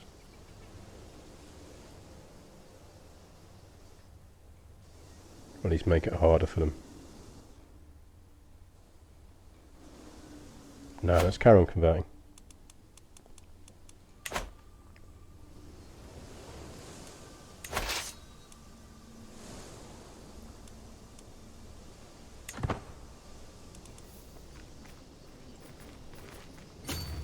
Okay, that might be too much for us.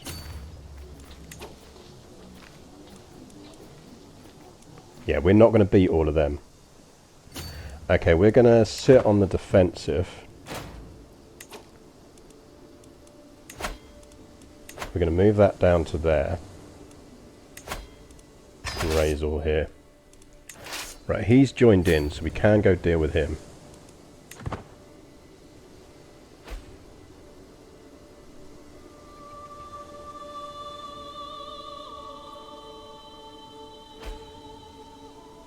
Because the other thing is, if we can keep dragging them through our territory, they're just going to keep shedding numbers in attrition every time they walk through a castle.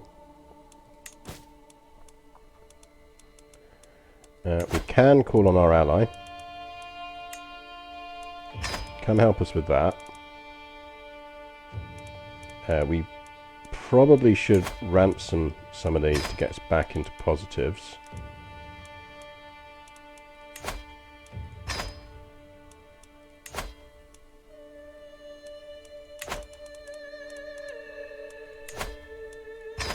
Every little helps at this point.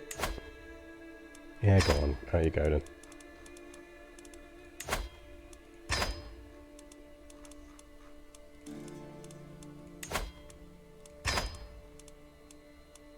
Because we're actually vaguely cash positive if we can get back into the cash positives, and that will drive us into the cash positives. Culture's still going. Control we can boost in places. Let's boost it down here.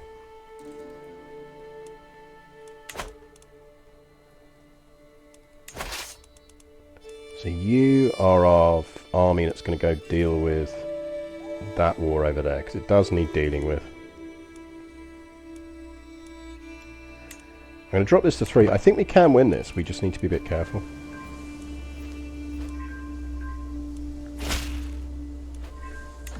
In fact, actually, I'm going to pull you guys back.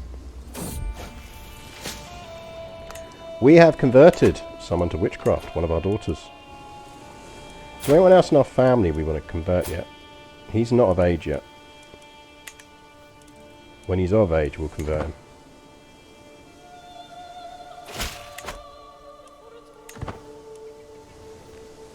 Because as long as they keep moving around, they're actually fucking themselves up.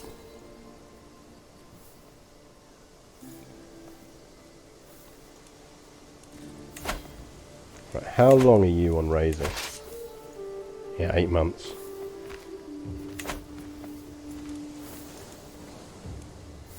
Are you actually in supply there? You are, nice.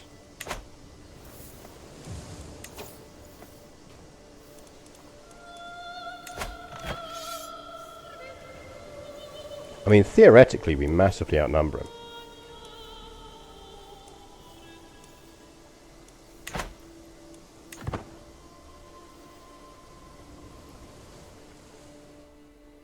So I think we can afford the waiting game on that.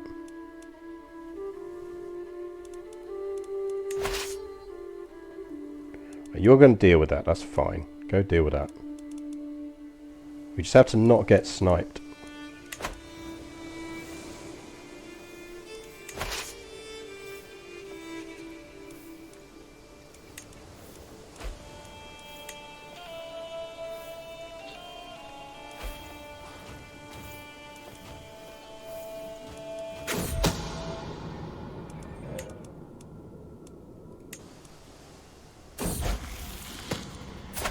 Abdul,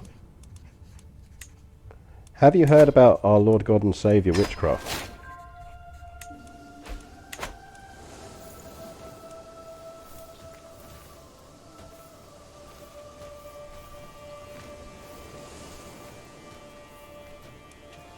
Come on, guys.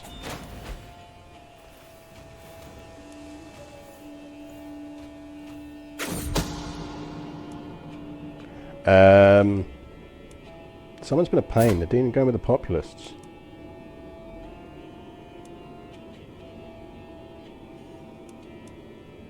Strong hook. I still don't have the achievement for 3 strong hooks, but the thing is, it's just such a random achievement. Right, you come down here just for now.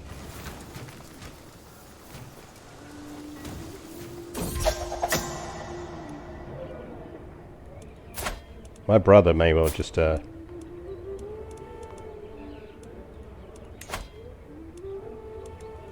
now be about to have an unfortunate accident.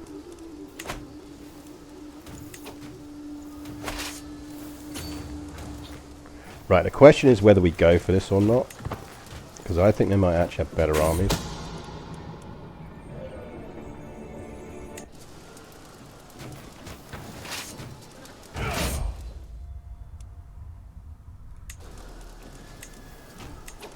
Right, let's drop this to 3.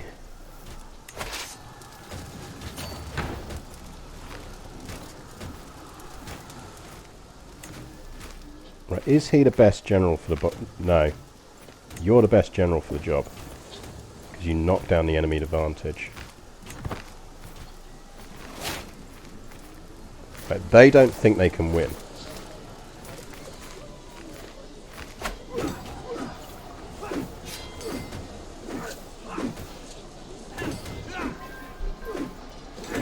And they would be right.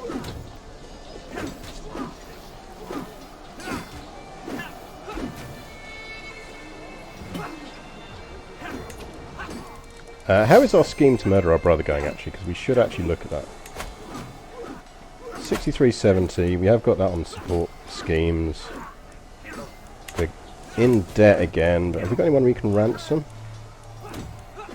Yeah, fine, go away. I want to see if I've got people I can ransom. You can have that, because you should always have people who are actually your...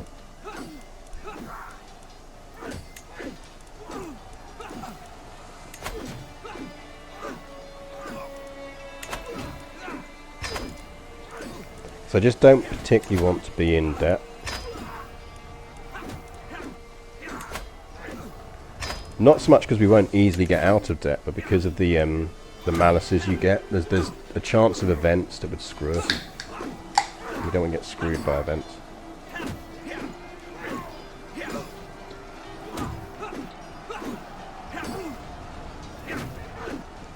Fizzy orange juice.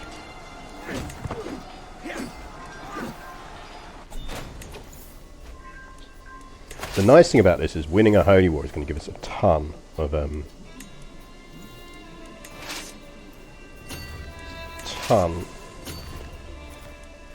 fervour.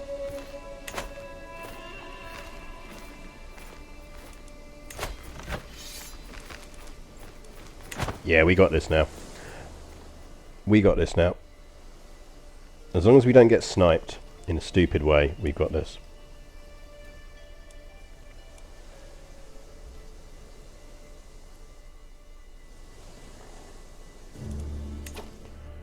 We do need to kind of just keep an eye on this one down here.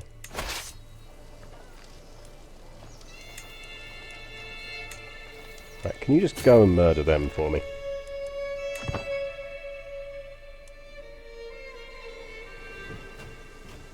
So we take these back, we siege down Cordoba, we'll get it. If they group up everyone and we don't reinforce those armies, we'll be in trouble, but...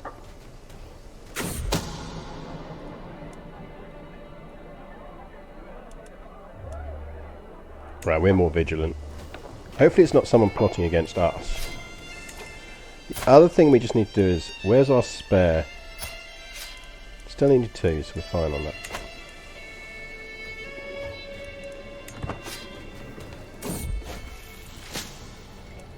Welcome to our communion, brother.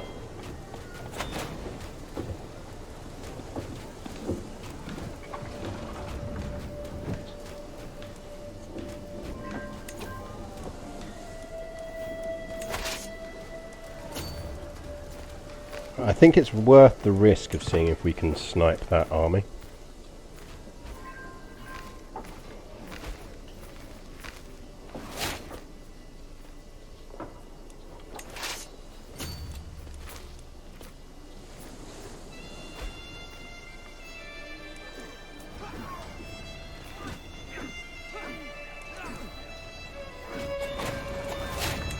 Because we're just smacking them around in lifestyle. Right, know thyself.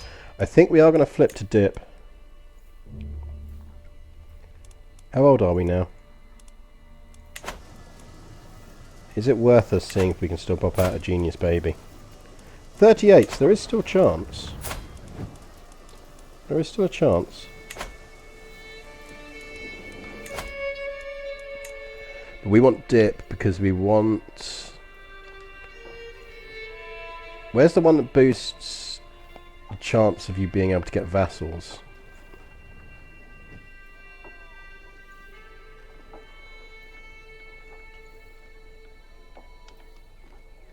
There's basically one that makes people want to be your vassal. And I can't remember which one it is. And I think it's a dip one.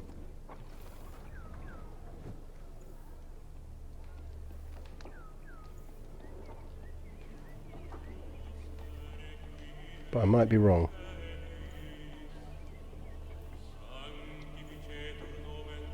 Is it true ruler? Yeah, there you go.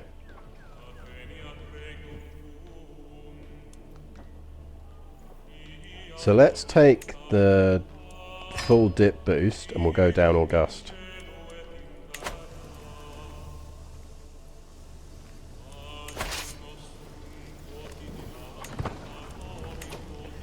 Meanwhile, down in this war,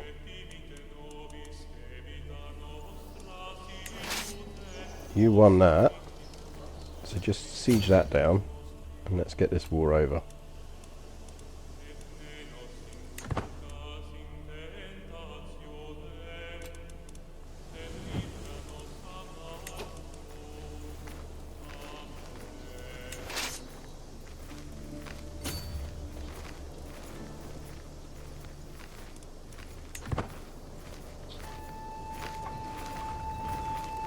Snipe a few more troops, because we can always reinforce across the river if we need to. Prego!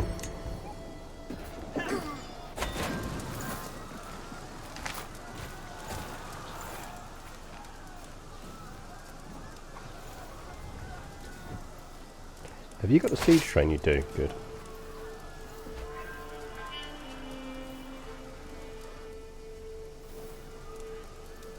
It'll take this siege longer, but that's fine.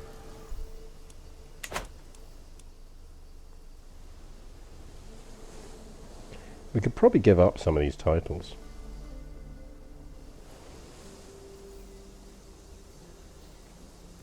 Right, they're going to go for Seville, which is fine.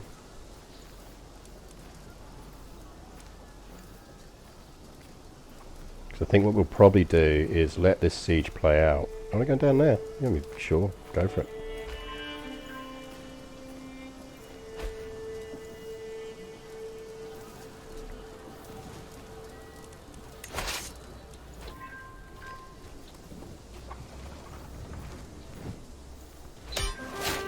Oh, job done. We captured him. I mean, I don't think we bother bleeding out our troops. We're going to get 875 gold for that. And I think they lose a ton of... Oh no, it didn't, 'cause it wasn't a grand holy war, it was just a holy war.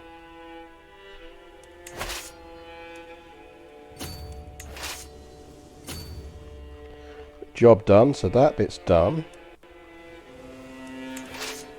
Let's deal with this shitty little war now. So we'll disband those guys up there the moment we can. Someone's baby isn't theirs, whatever. Time for some good old-fashioned mob rule. Damn it! The mob made the wrong decision.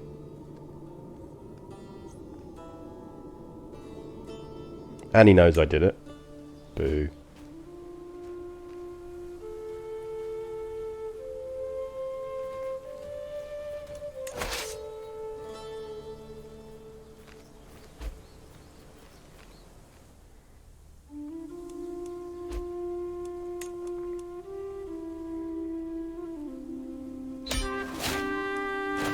Right, job done.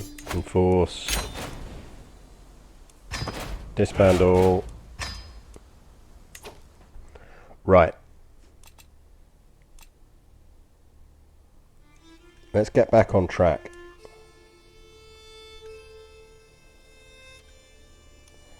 So we've also got him, but who's also illegitimate, so we don't really want to do anything with him. So Prince Balashk and his betrothed. His betrothed is the one that we're going to want to give titles to when they do marry. So we could grab another title around here so that they're ready.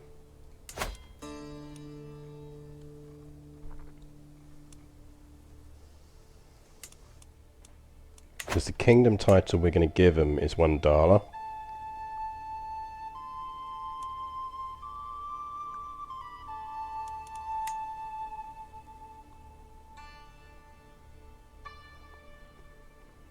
Or we carry on pushing up.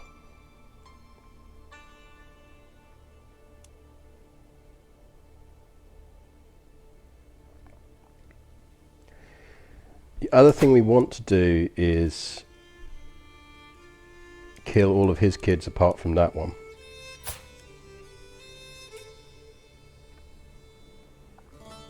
Because that one's betrothed to our half sister, so we'll put our dynasty on the throne there.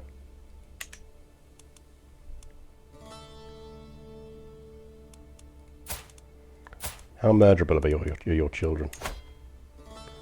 Pretty murderable.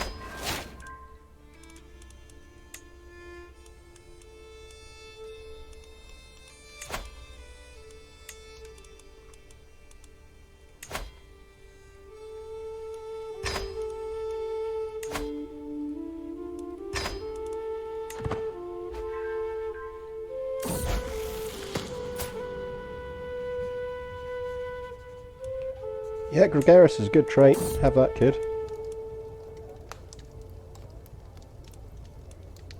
Oh, husband.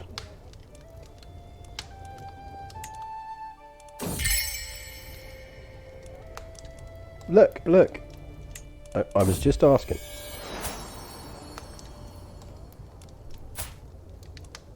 Oh man, he's a handsome genius. He's probably our spare then.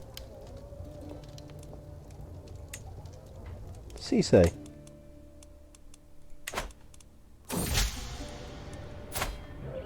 The more I study the noble art of statecraft, the more I realize how beneficial good relations with my neighbors are.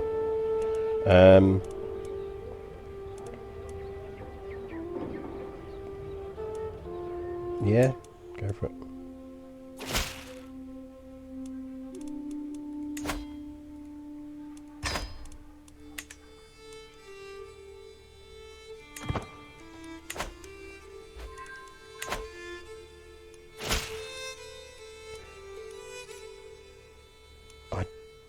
Yeah, actually I will, because I need the stress loss.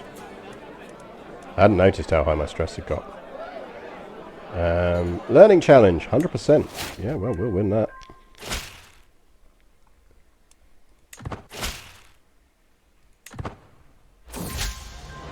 I like that sending your kids away loses you stress.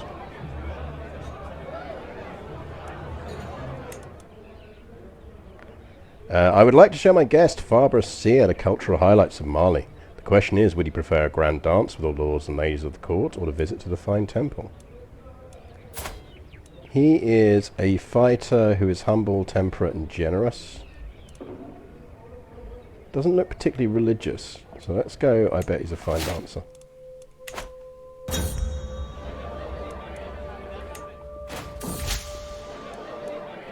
Your son is a fine man, Faber Seer says while ponderously swirling his cup of spiced wines. His eyes are set on Abdul, who is seated further down the table. My dear Sir Yunusa, do I have your permission to arrange a private audience with Lord Abdul? Nothing untowards, of course, just a simple dinner. Dude, what are you doing to my son? I mean, he's one of my illegitimate sons, and he's a witch, so...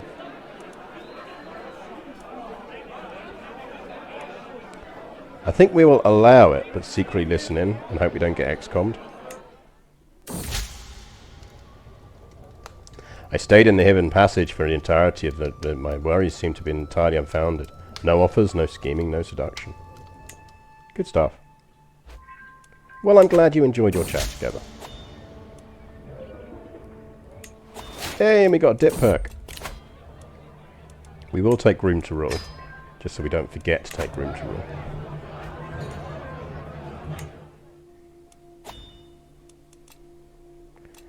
Well, that's killed off our stress. We don't actually need to do any of that now. We do need to start thinking about conquering somewhere, though. And just checking. Cultural conversion is needed. Canem.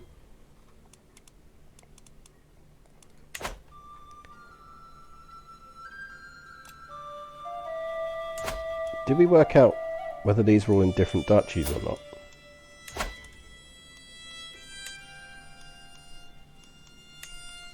Yeah, he's got like 3 different duchies. That's really annoying and awkward.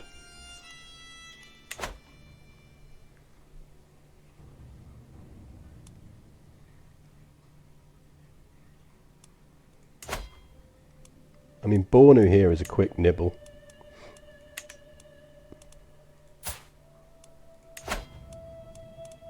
Which would get it out of the way. I wonder how far he is off of vassalage. Minus 39. Wrong faith, though. But I am his rightful liege.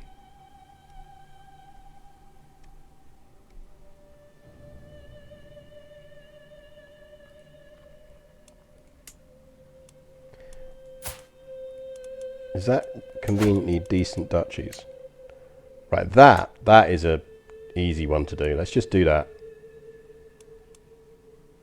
Because we can get the whole frickin' duchy.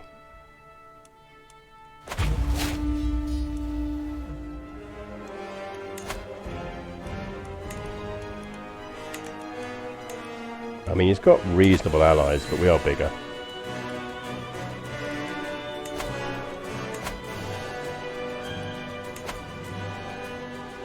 Well, let's rally slightly further back.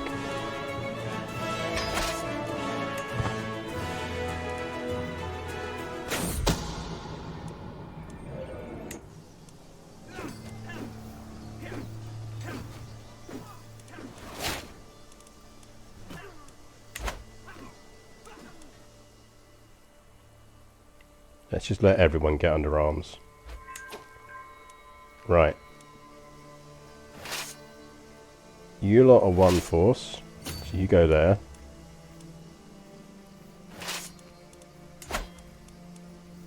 You lot are another force.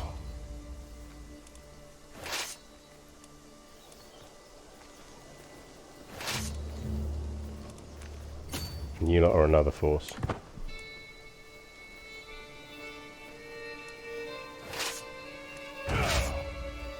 These guys have got the siege train, so you go get to work up there. Your job is to go there and then ideally murder that army. And you lot are going around the outside over to Dara Sil. Oh, actually, we can walk through the whole thing because we've got adjacent territory, so we don't get a penalty for it.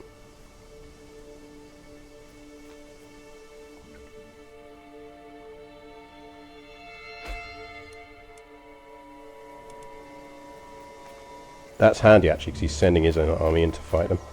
Oh no, we're just going to catch him, I think. Perfect. We got quilted armor! Cask of wine, kill the kid. Yay! Oh well, Amato is dead, walled up, and soon to be forgotten. He followed me willingly, drunk on merriment and wine into the cellar. After many glasses of fine wine, he fell readily asleep and didn't even stir as I brought out a trowel and methodically bricked up the exit. Yeah, get your murder spiders out. That's one down.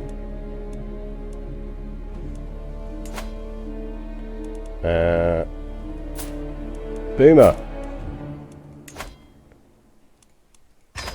Don't fancy your chances, son. I do not fancy your chances.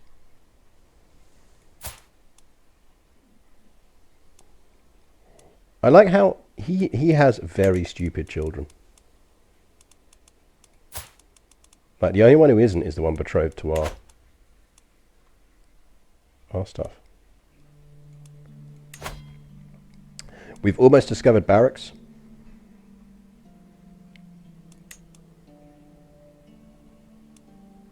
So we're 16 years off. So we're getting there.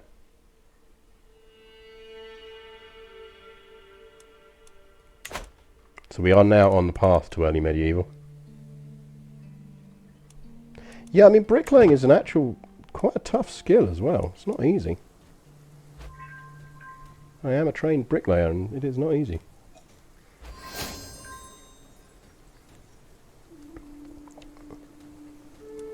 Although I never got my certification, but I did complete all the training.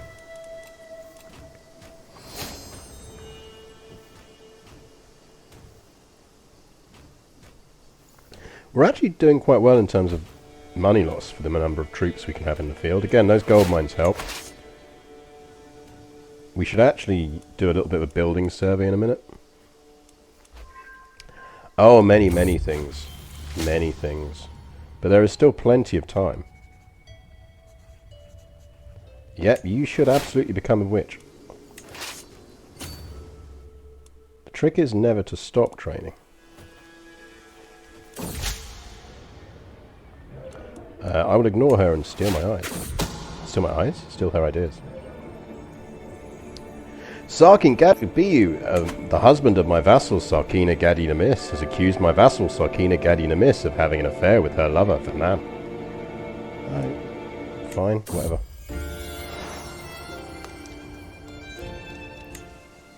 And they're having a baby together. Congratulations.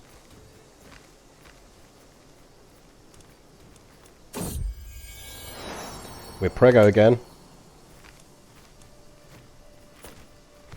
We are going to have to start looking at sorting out our inheritance soon. But we can always blow some renown on disinheriting if we don't want to murder.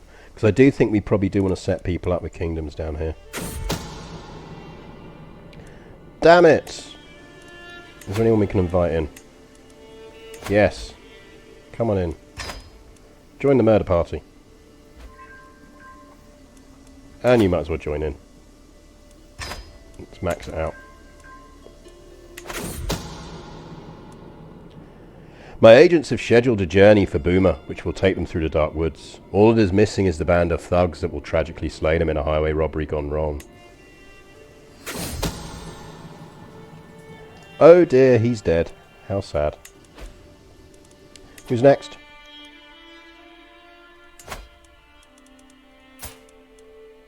Daughter. Actually, we don't need to kill anyone else. We can leave the stupid daughter alive. Yeah, exactly. Oh no, how sad. Anyway. Because actually, he's now betrothed to, matrilineally, to our half-sister. And she will still be young enough to pop out some kids.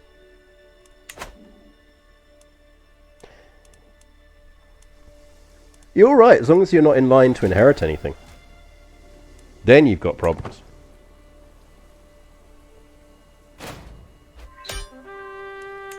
Right, that's that one done.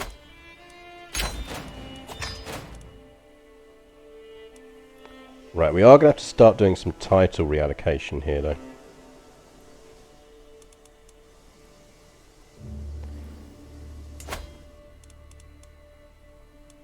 So this is the kingdom that...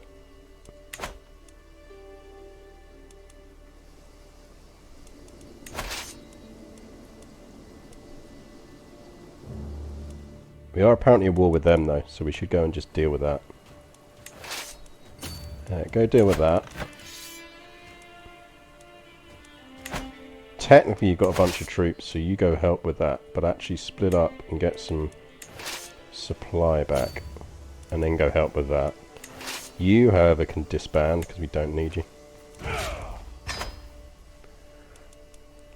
That place is called Falata.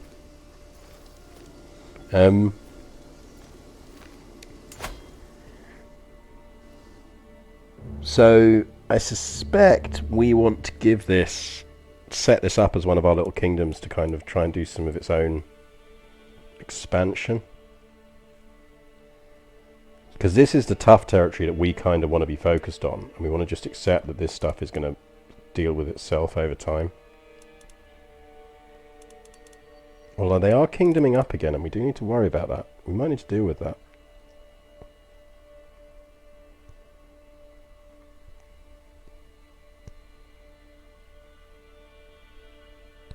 Maybe we should deal with our border gore.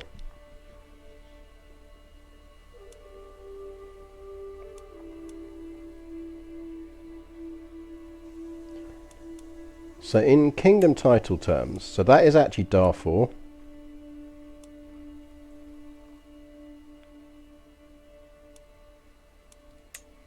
So I think we just give this stuff out to good Bori people who will convert it. For now.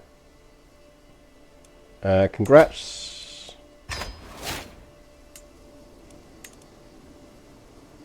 Congrats to you too. And congrats to you. Enjoy your new titles.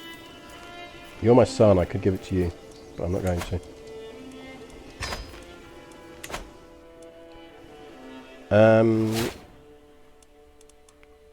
Because it's the other son we want to give stuff to. It's this son we want to give stuff to. And he's almost of age. He is almost of age. Do we want to break Blemia up again so we can snap, so we can continue to push to the coast?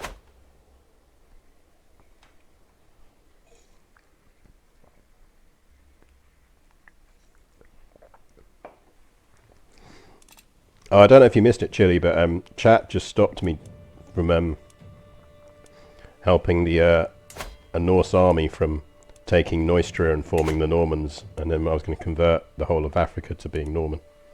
But chat is mean and didn't let me do it.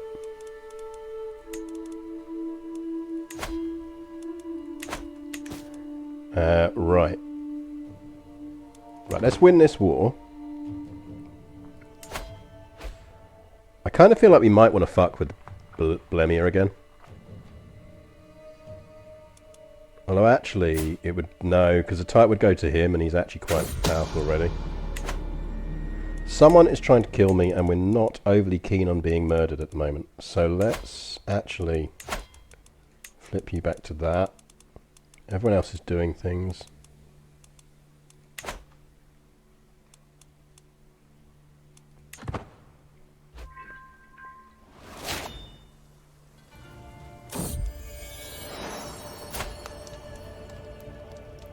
Oh, decent daughter. Possible heir.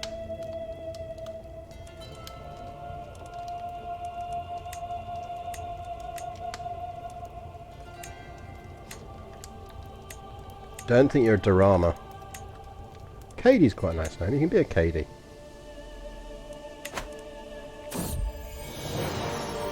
I have mothered many children. It is true. Right, you go up there and siege that down.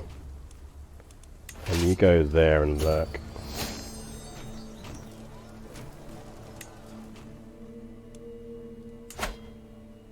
What I'd really like is for us to find someone who has a claim on that. Balashk has come of age. Good for you, Balashk. Right, he is Midas touched as well, so actually we are definitely setting him up. So we are going to set him up in Wandala, and actually we will queue him up a good building before we do so, because we're that nice.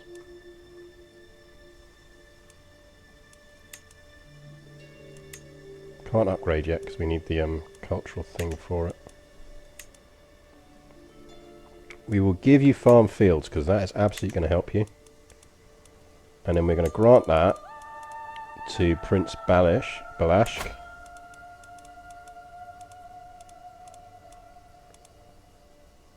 So you get Wandala. We are also going to give you the Kingdom of Wandala.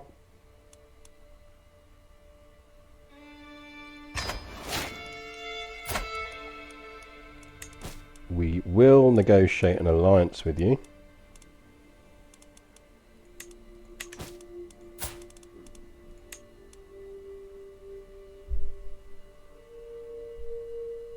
Oh, fuck off with your claimant stuff.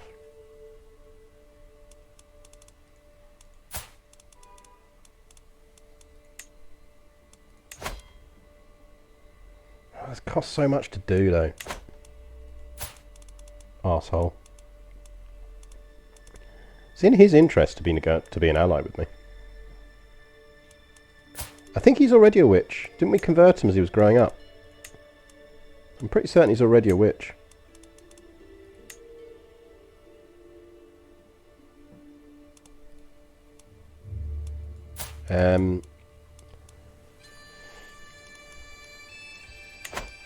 So he has got that.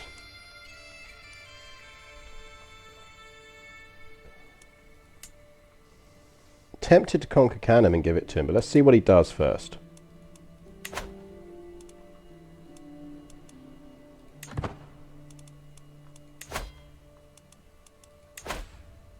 We will increase our control on Falata.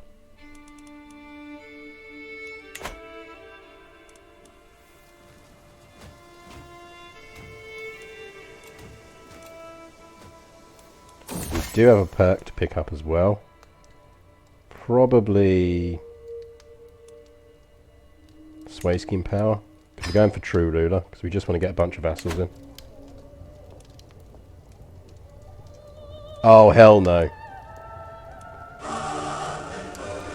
Defondle! Thank you for the resubscribe. Thank you for the resubscribe. That is very generous of you.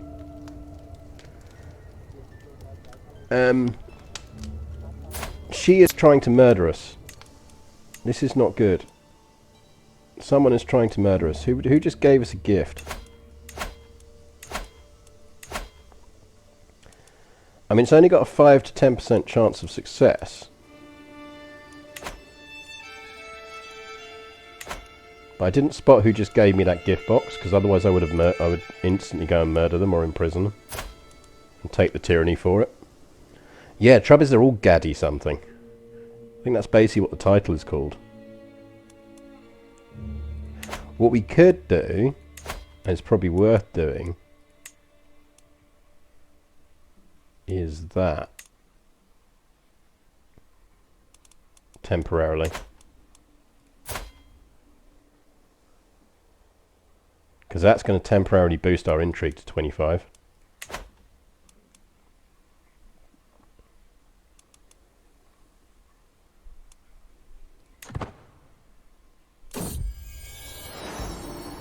Yeah, we're going to have to do some trimming of the bloodlines shortly. In fact, I'm tempted to do some now. Sarkin Gadi Najeki of Jebba.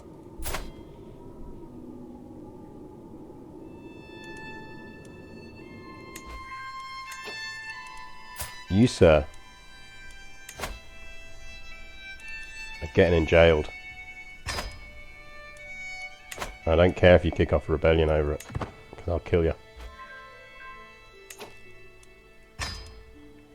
Where are you?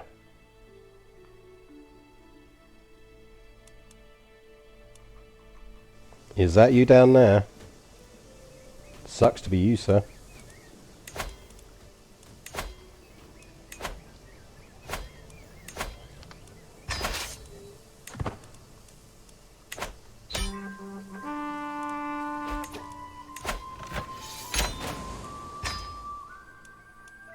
Disband these people.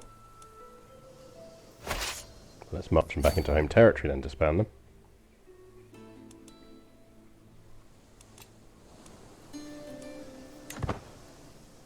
Yeah, I dismissed it without thinking about it. If I'd thought about it, I'd have not done it.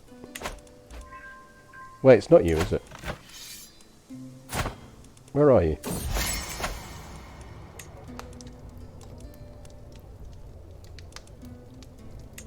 You're over there. For fuck's sake.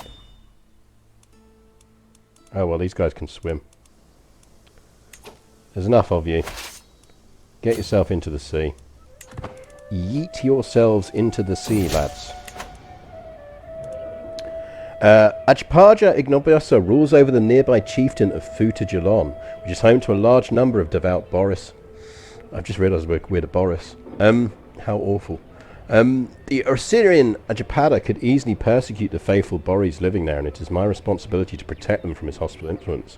We absolutely cannot allow him to do that, and we are going to take that claim.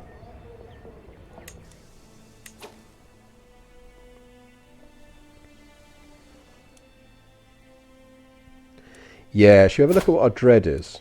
It's down to 46. Let's murder some people. Hello, commoners. Or foreigners.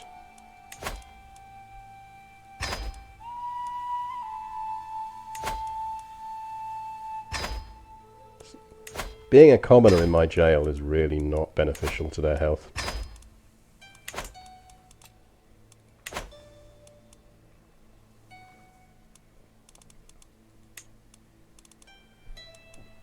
How are we looking on... How are we looking on... conversions? She's finished. Chat, you're terrible. Remind me of these things.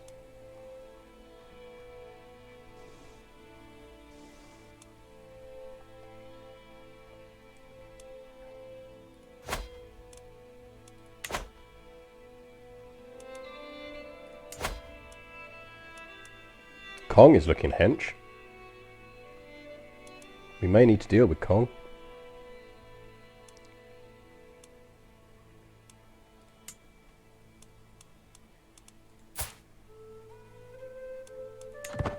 I think once we've dealt this rebellion, we may actually deal with that bit and just tidy it up a bit.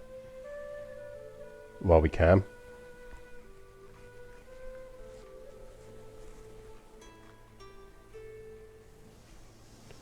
Also, we should have a look in our capital.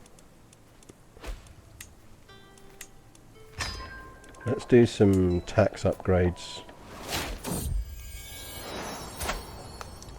I got a genius boy. He gets to live.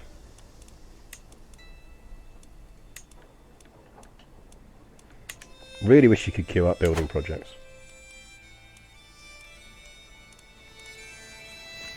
I told you to yeet yourselves into the sea. And I told you to do it without waiting to reinforce. So go yeet yourselves into the sea.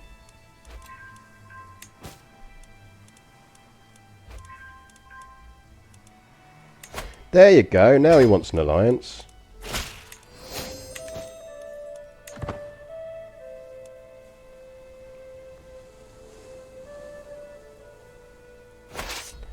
Right, now you have finished yeeting yourselves into the sea. Go siege down crappy little place over there, please.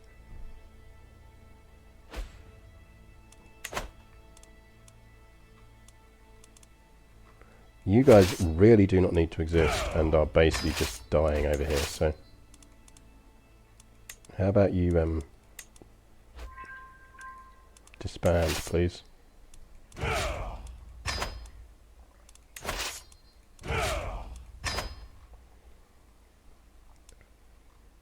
So what I want to see is him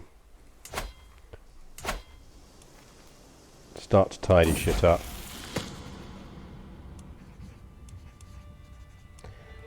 Geneva is our current likely heir.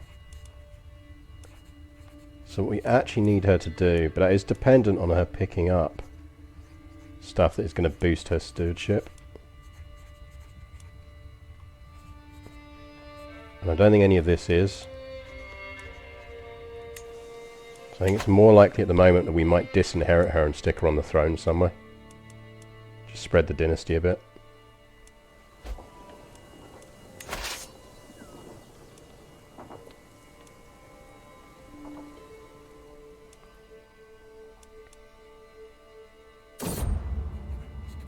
The lure of language. Ruling the multicultural empire of Mali comes with its own set of challenges. Foreign subjects often feel alienated when they cannot speak their native tongue in court, breeding resentment. My vassal Galadima Kambine suggests I could significantly improve my relations with my Buta subjects by learning to speak their language alongside their own. That sounds like a good idea.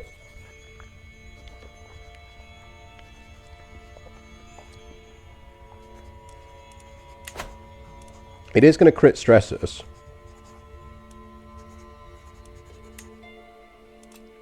Well, it doesn't crit stress us, but it gets close. But we can just, let's just do a hunt. Poacher training is always nice, so we will take poacher training.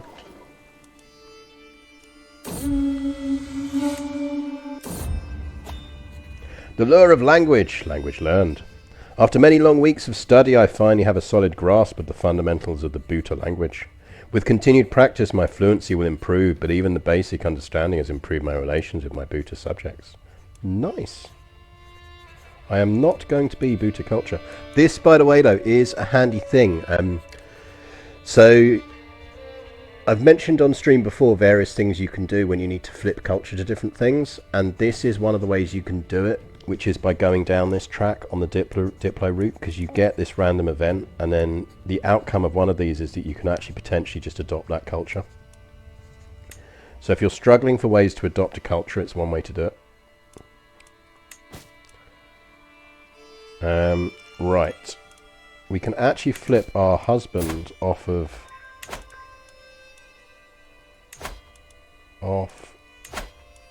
court intrigue now as well, because we're no longer no one's plotting to murder us, so we can step onto patronage and boost our learning. Which means our learning is now an utterly filthy 53.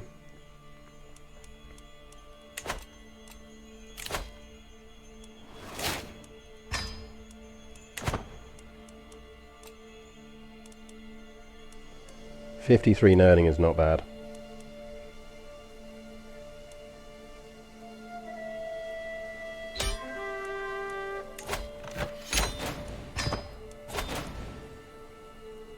Can you just for 10 minutes not be at war? Like 10 minutes. That's all I ask. 10 minutes.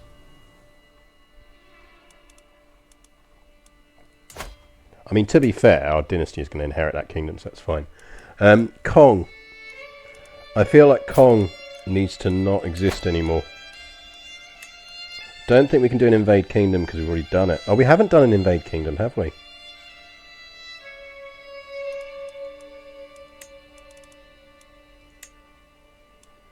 Has anyone got any good claims that we could...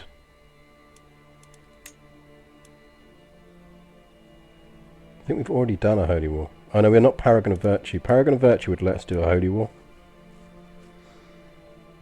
Which wouldn't necessarily be a bad idea. It's a lot of territory.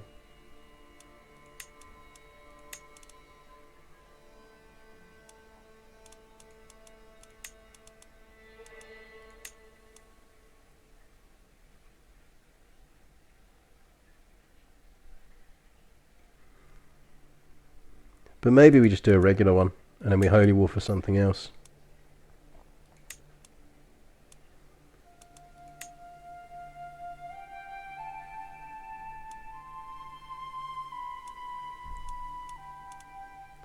I mean, we could do that, and then what we probably want to do for our holy war is one of the ones around here. But I think a lot of that is falling into a kingdom. We could take all of that territory in one go if we went for Tahert.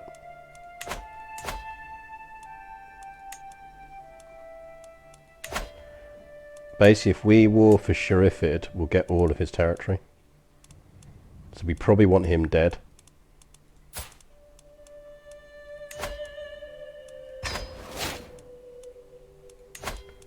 Let's flip you back onto support schemes.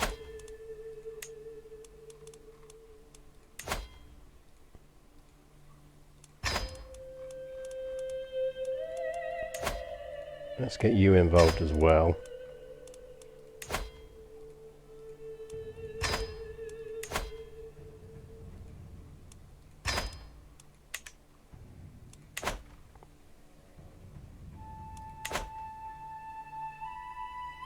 Yeah, my vassals really are slacking. We deliberately gave them the stuff set up the way it is to try and get them to start doing some wars. I mean, to be fair, that's not actually entirely fair, because they have cleaned up all of the little bits of border gore that were floating around here. But they're not cleaning up stuff around here, which is what I wanted. But I think that's partly just because we've got a few big kingdoms that have burst into place. And maybe actually what we need to do is do a bit of a an assassination bent to just knock some of these alliances and hug boxes down.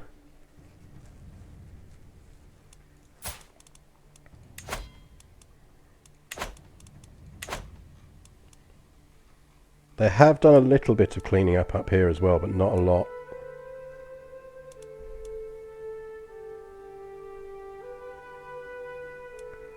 I mean, I will indeed be King of Kong.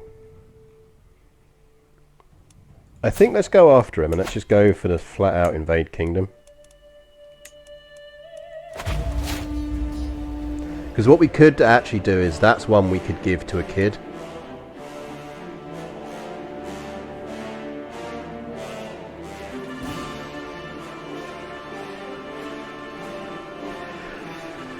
That's one we could give to a kid. Hang on.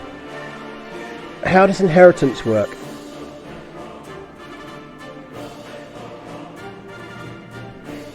Is our daughter married to idiot son over here yet?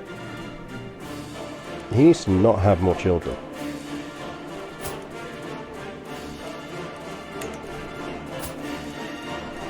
Chat, remind me to kill this slow bleeder baby. And this one as well. Oh no, you're a daughter, you can live. Remind me to kill that baby if nature doesn't do it first. What I'm wondering is, if we could win this war in under 4 years,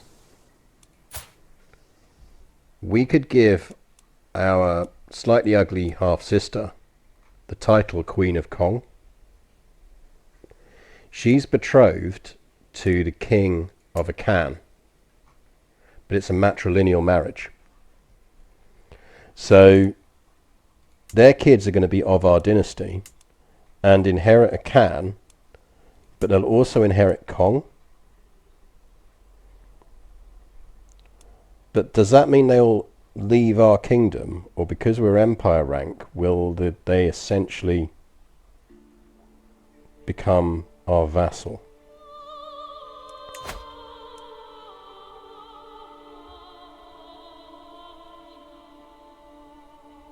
How does it work?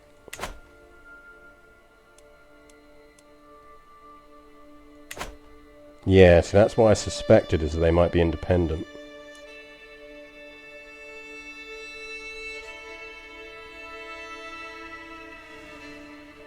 Yeah, maybe we don't do that. Maybe we just give it to one of our other kids. And then hope they use the power it gives them to mop everything up.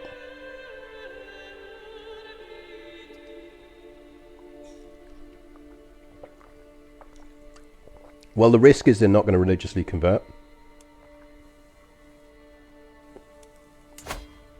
Because he's actually not of our faith. Unless they let my character guardian the kids, in which case, if we can guardian the kid, we can convert faith on them.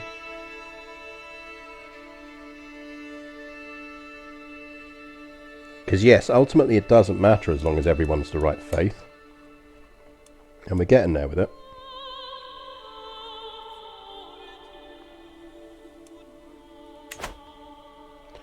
But obviously if we want the event that allows us to force faith on everyone, then what's going on over here? Sigoism. Interesting.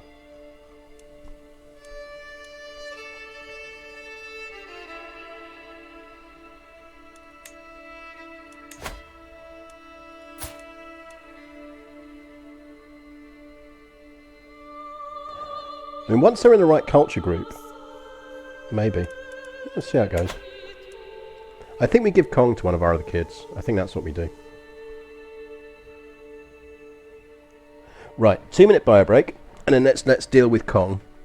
And I will grab a beer as well. It is of the time when I can have a beer, so that's nice. So back in a second.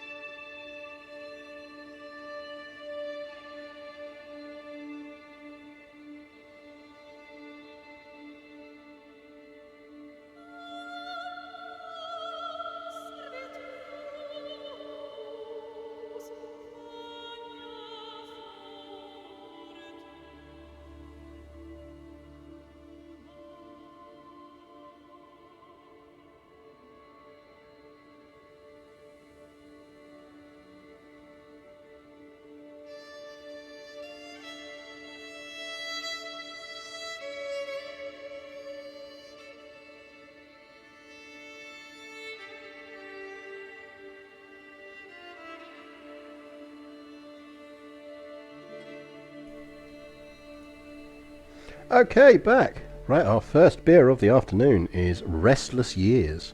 It is a pale ale with rye, 5.8% ABV by Temperance Beer Company. Crisp and refreshing with sweet hints of pure joy. I'm not sure pure joy is a flavour. Our pale ale keeps things moving with tropical aromatic hops and a clean rye finish. Turn your restless nights to restless years. Let's give this a taste.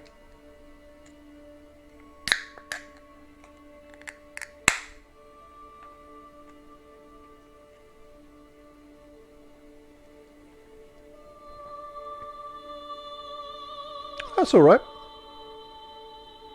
It's not something I'd drink for a whole night. I'd say there's not an awful lot of flavour to that. Yeah, the copywriter had fun, I think. It's from Evanston in Illinois. They're right, it is quite crisp and refreshing. I said it's just, and it's not overly bodied. I find some rye beers can be quite overly bodied. I'd almost say it's a sort of session pale ale.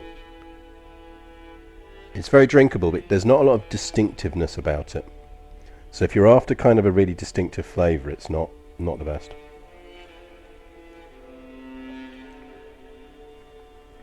That's alright though.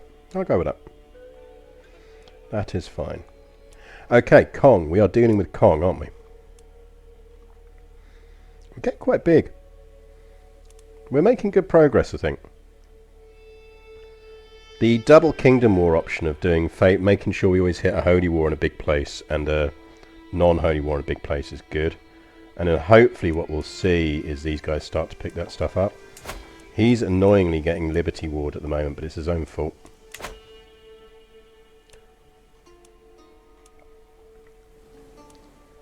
So his capital's there.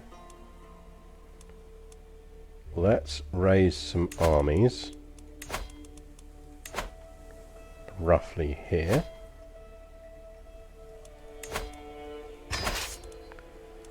What's his total force numbers? Oh, we don't really need big armies. I'm preggo! How old am I? 43 and pregnant. Go me.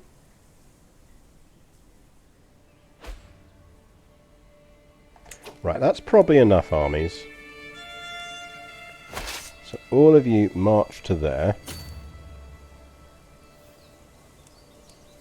And you stop forming. Because it keeps us a little bit in profit, which is nice. And all of you join up. Split in two.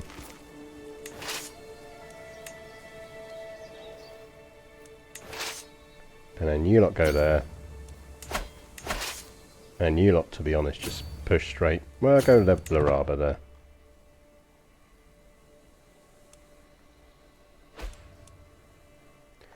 They're sieging down over there, so what we actually could do is move rally point to there. Raise everyone else there.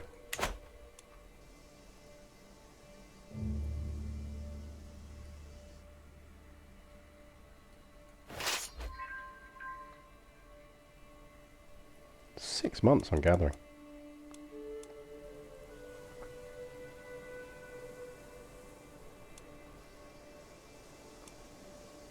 I could probably actually stop that. I probably should.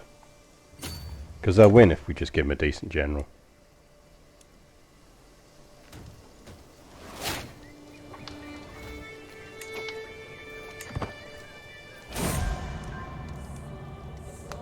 Sarkin Gedi Najeki has died.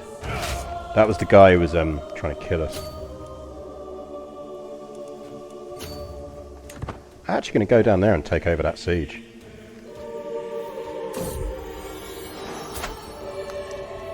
Getting a lot of handsome genius sons and not a lot of daughters.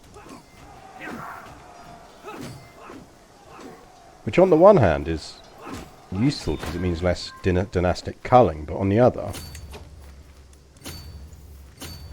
Well, they've departed now. You lot go sit on his capital.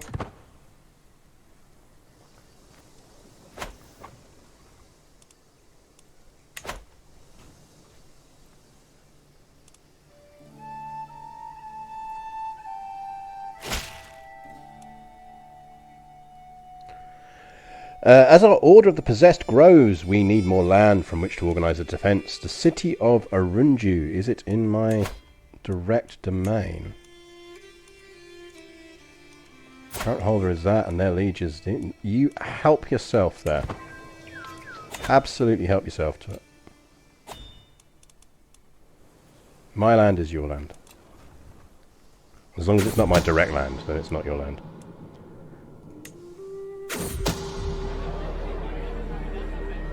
Yes, he's dead.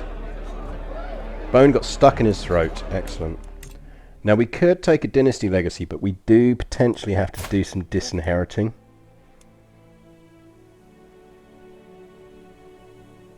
Or not necessarily.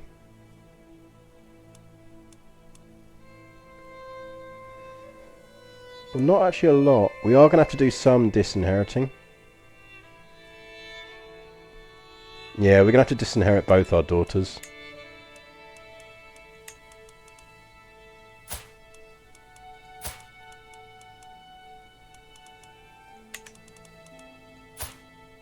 But she is our more likely... She's 9 and we've not been tutoring her. Fuck.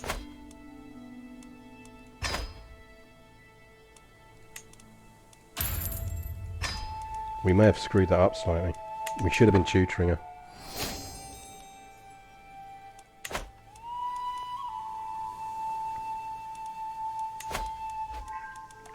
Cultural conversions. Let's get some more of them going on.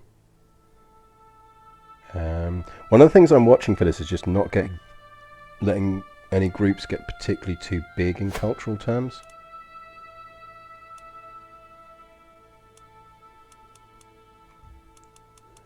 Any tips for mass conquest without tribal CBs? Yes, this is a dower run and we pushed for Mali. A, it gives us the gold mines. B, it's a nice local empire title that we can expand out and do things with. And C, it's just quite cool to have an actual proper empire, not fake create one. That's what you want, is warmonger. You want to reform your religion to have warmonger, because it just gives you lots of lovely offensive CBs on neighbouring rulers just because they exist. Right, that siege is done. Let's push for another siege. Because we sold that place, we've got a lot more money.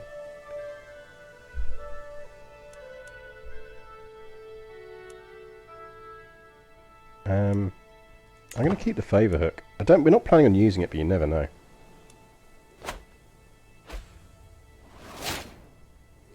Then you're kind of screwed, and you just have to go for. You just have to push for the. Depending on what rank you are. If you're less than king rank, then the sanctioned loopholes will allow you to buy claims, which is very useful. Similarly, you can just go for the dip ones that will actually allow you to do ducal conquest, casus bellis, forced vassalage ones. You'll want flexible truces.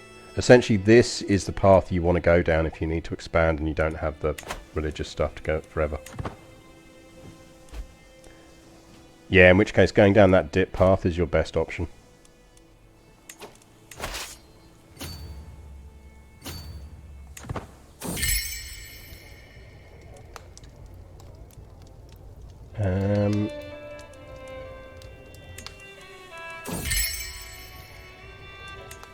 I'm suspicious of her husband. I took Bintu out playing with a bow, and to my surprise she ran it into a wounded doe. She is potentially one of our heirs, isn't she? But stewardship's probably going to do her in. I don't think we're going to let her inherit.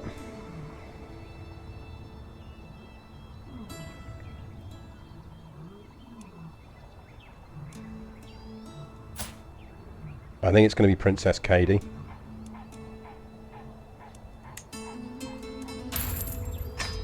I think it's definitely going to be Princess Katie. So we don't want Bin too ambitious. She can be sadistic instead.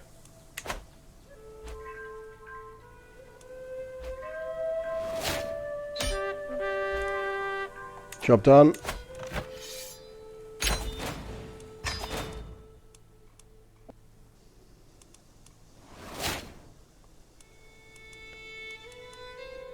which means we've inherited that war over there. The Poan claim on the Germana of Lobi. How about we just finish that war?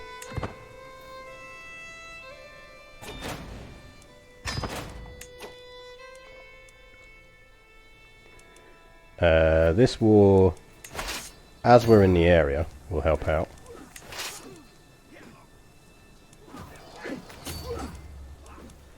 But you don't need to exist anymore, so we will move you away so we can disband you.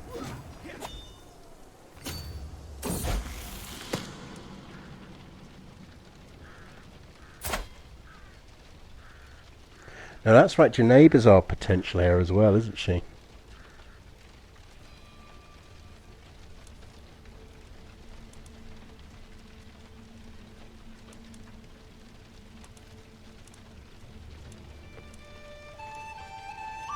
Keep fickle.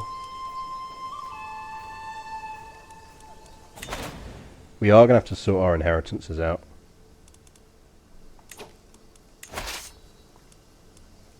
Right, you disband because we don't need you.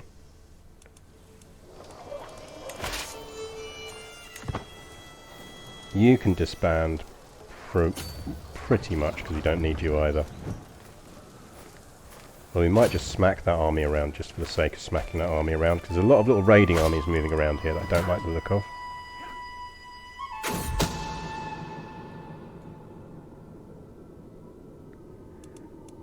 You don't get to make demands of me.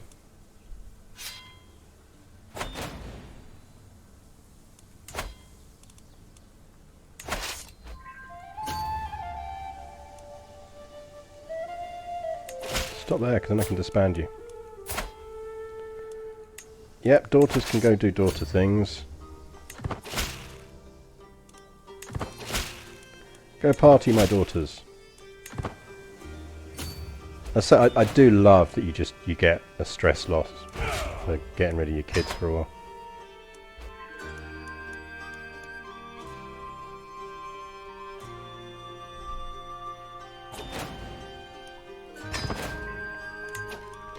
Yeah, we're doing alright, because we've obviously reformed the faith already. Boru is doing well. So we're getting into the various right places.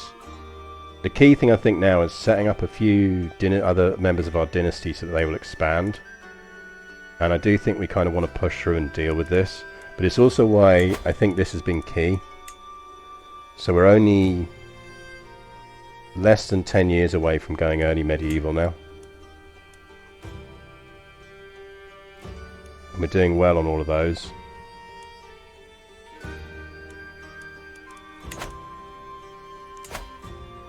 Yeah, I mean, this is going to be tough.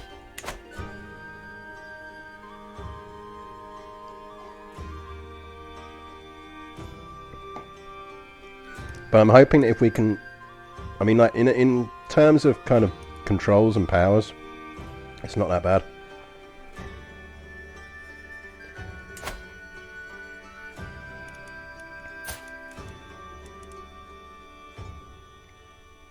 I mean, once we can actually do that now,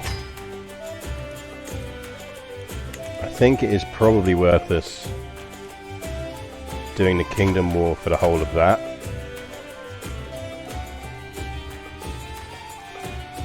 Well, see, the conversion thing is why we've optimized our religion around conversion. So we're running mendicant preachers, which actually really helps. Because it gives you county conversion speed plus 33. So it's just absolutely worth doing.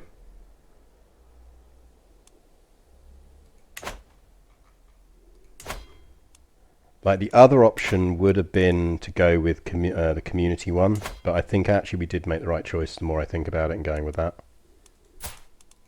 Essentially we optimized the religion around war and conversion.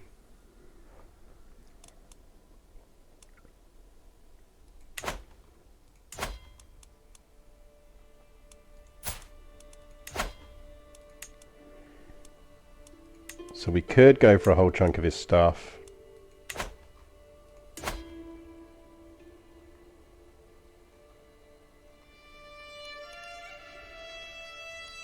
or we go this way again.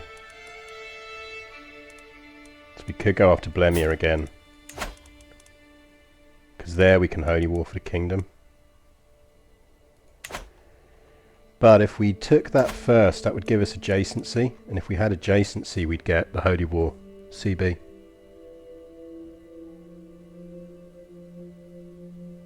I think we kind of need him to die. Oh, didn't we have another baby we needed to kill?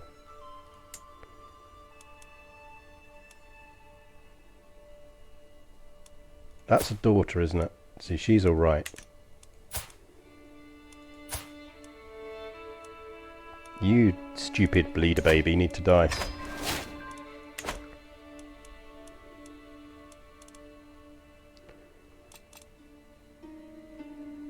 I mean, I am kind of tempted to just push up through Janet and deal with that, but I mean, because it gives us more outlets, and then we could actually come around the top and deal with the Tullanids quicker.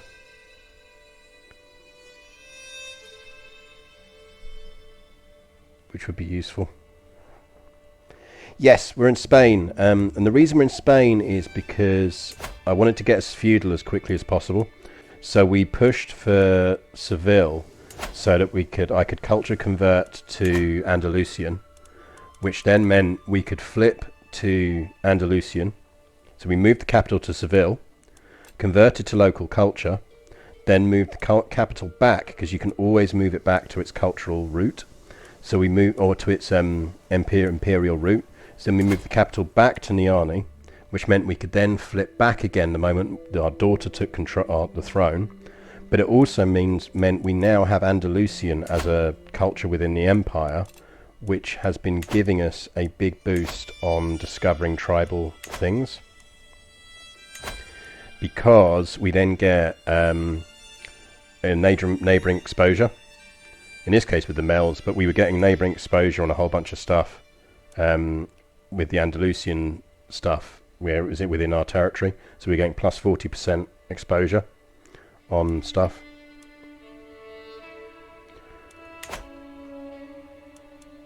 So essentially there's a lot of value in just doing a quick cultural flip to feudalise and then come back again, because otherwise we'd be still banging around in the tribal era. We're also really pushing for learning. Because the thing, when I started this run, I realised, or I decided, or guessed, is that the big battle, as you say, is actually when you start having to deal with places that have managed to massively pull away from you in terms of cultural development. So that my key battle early on has been not necessarily expanding as much early on, but making sure that our culture is in a position that it's gaining, it's competitive. So by getting feudal as soon as possible, by pushing for the cultural fascinations as soon as possible, just making sure we're not falling further behind, and in actual fact are probably, I suspect actually probably, once we flip early medieval, we will easily be on a par with most of the people in this area that should be ahead of us.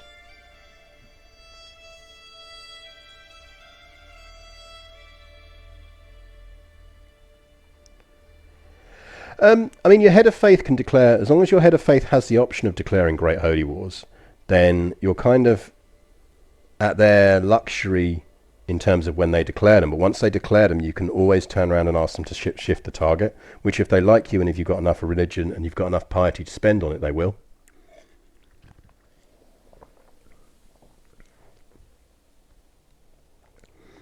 Right, so I think we want to go for we want to murder him after the baby. We could jump on these guys though and get ourselves a border with Sheriffid, which will allow us to declare a giant war for that whole area, because all of that falls within one kingdom. It falls within the kingdom of Tehert. So what we could actually do is then holy war for the kingdom of Tehert and get all of that in one go, which would be useful. But before we do that, I am just going to check and do us some boosts on things we should boost. So we might just actually spend a little bit of time just boosting up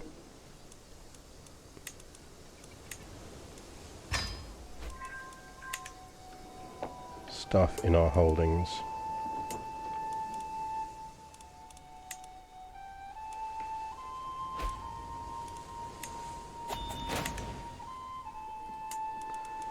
Basically, let's make sure our direct holdings are doing good things for us.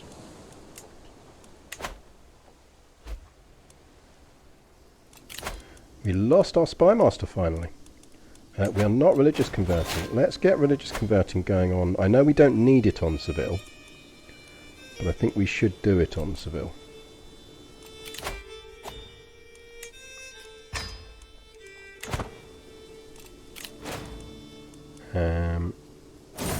Oh shit, hang on. We didn't give away all our Kong territory. So we're going to be getting penalties for that. Kong North. I'm not sure that's an original title. Right, we're going to give Kong as a kingdom to one of our kids. So we do need to just think briefly about who is our current heir.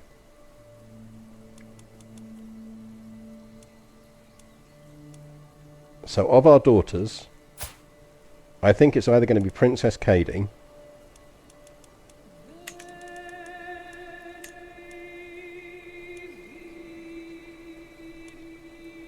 or Princess Bintu.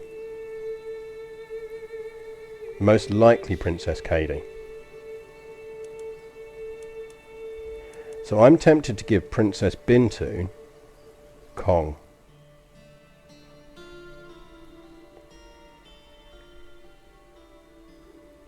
Because I think she'll do the most with it. Plus, it means she pops off and has kids that have the Amazonian trait.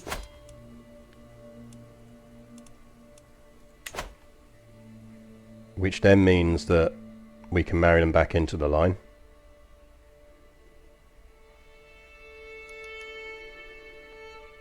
So I think we give it to her.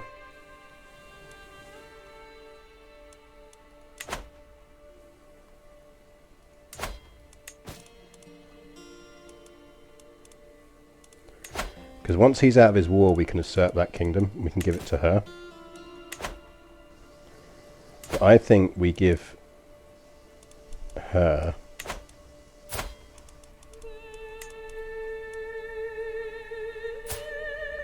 so I think we give Bintu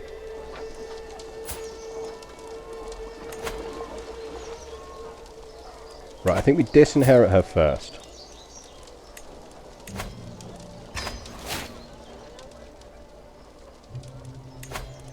I think we want to find her a spouse that's going to give her traits.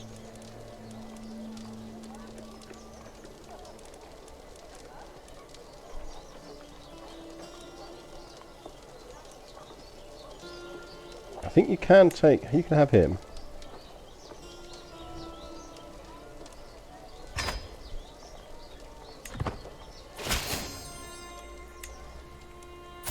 Then we are going to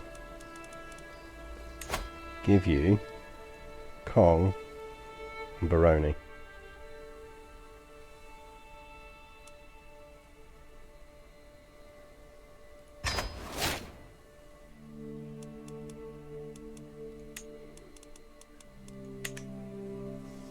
And then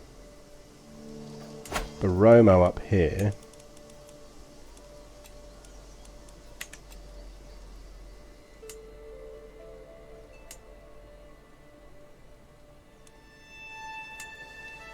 Where are we?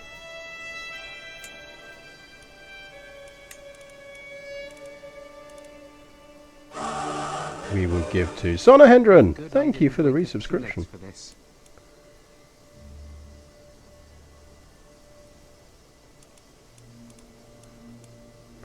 Give it to you. You're the right faith. So air control. Yeah, we're going to need to create some kingdoms and give them out. So that giving out Kong is going to be a good one. I think we will start to need to think about giving out kingdoms in the north as well. Generally speaking, our air control is to try and make sure that we can actually just have lots of illegitimate kids, and then legalize the ones we want. Or if you're new to my streams, I'm a big fan of imprisoning and killing children. The thing is, if you imprison your kid and put them in the dungeon and they die there, technically you didn't kill them, God did. Oh yes, prison baby. Now you're going to get a bit of tyranny for it, but tyranny ticks down relatively quickly. And if you've got dread, you're fine anyway.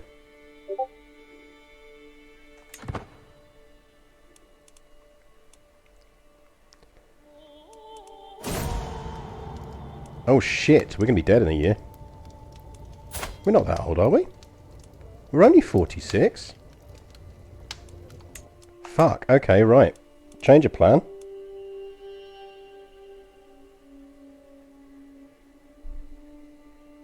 Who's inheriting?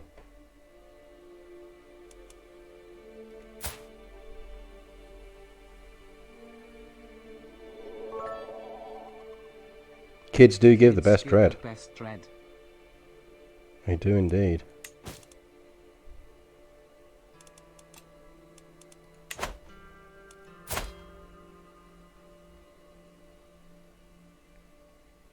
We're not feeling well, which is giving us a severe penalty.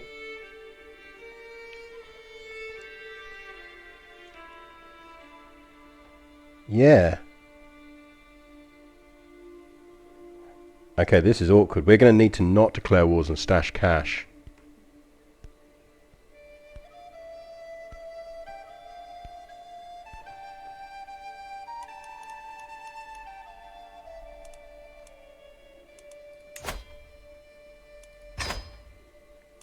Actually, we should keep prisoners, because we might need them to ping up dread.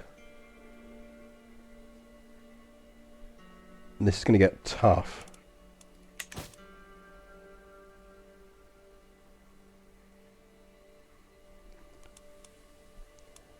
Right, who are we killing?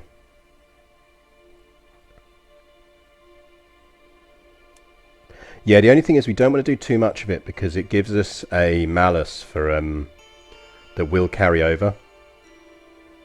Because you get like an opinion of last ruler penalty if they have low opinion.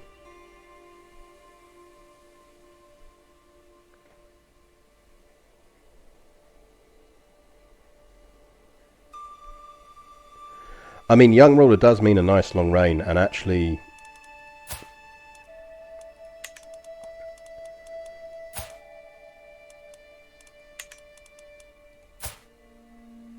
I mean, Yaba's just not good enough, but she's illegitimate anyway. It's annoying that one of these isn't top tier.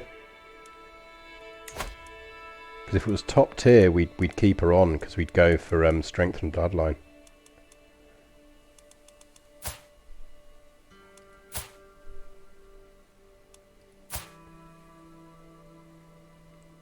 Right, Bintu we've just disinherited, so that's fine.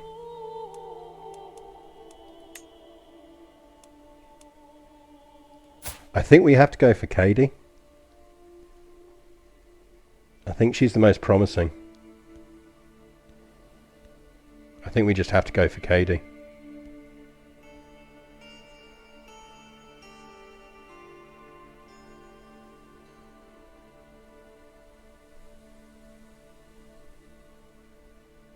Well, the opinion of predecessor is fine as long as you've got good opinion of predecessor.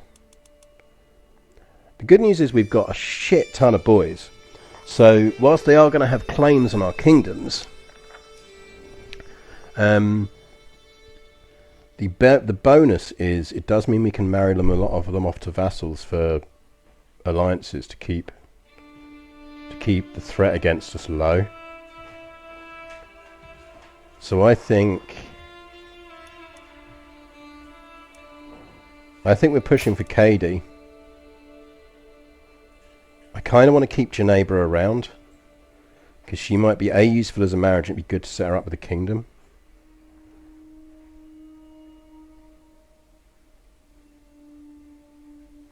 Yeah, but if you look at the amount of time we've got to mould these, because we missed out on Geneva on educating her early enough, we're not going to get enough stewardship out of her to keep hold of our 8 territories. Because the ideal is to be able to do that without marrying. Because if we can do it without marrying, we can control our who inherits a lot more.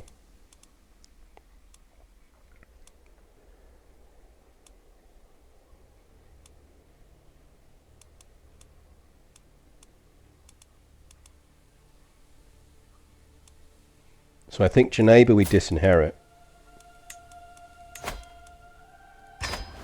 Because it's only 150.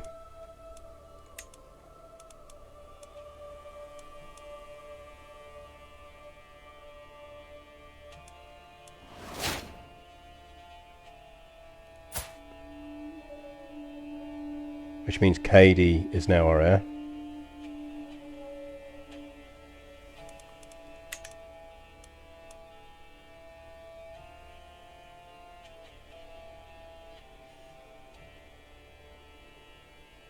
Well, that's the thing is it's not so much of an issue. It's more that just we're going to get rebellions. We just are. But we can handle that. We can handle that. Especially as we know we've got up to 12 months and we're generating 43 gold a turn. So I think what we do is we just deliberately don't do anything.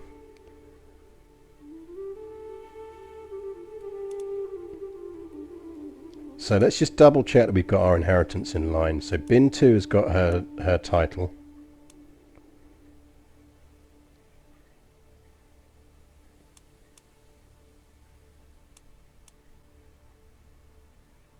Others are princes. He's already got his kingdom.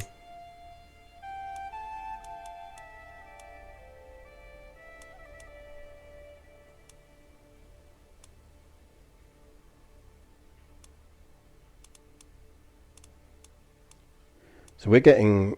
she's inheriting 18 titles, basically. Yeah, so she gets everything. No one else is inheriting anything. So the inheritance is set.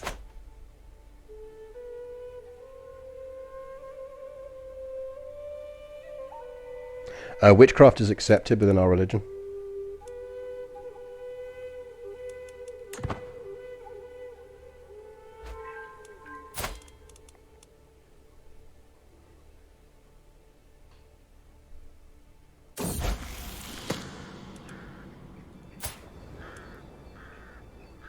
Bintu, you can keep arrogant.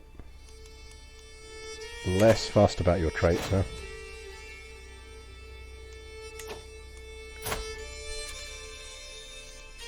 What I might do though is, who are we educating? So we've got Geneva as well.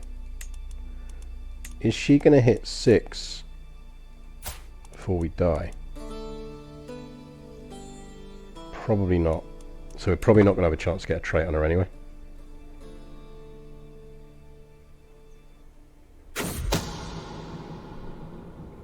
I think we'll be alright.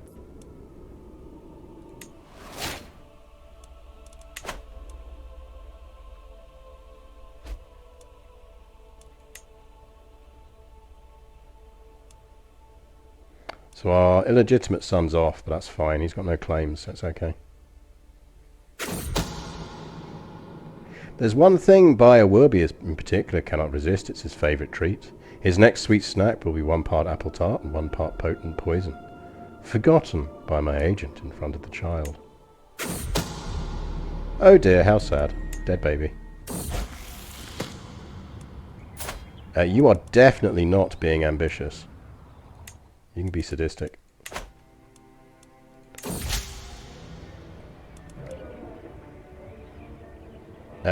He's oppressing the faithful again.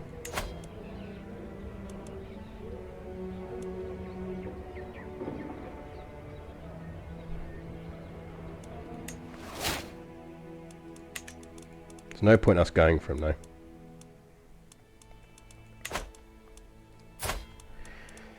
We could reset perks.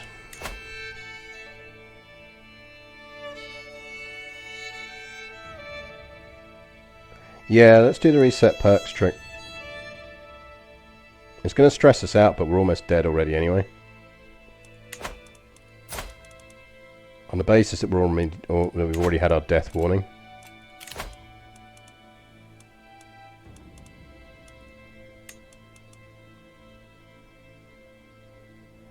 Definitely going to recruit you to court though.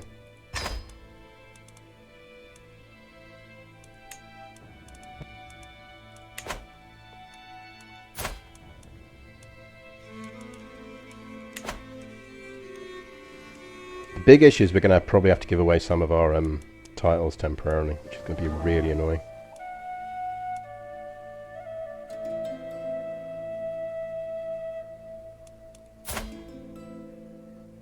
No, I dismissed the death warning.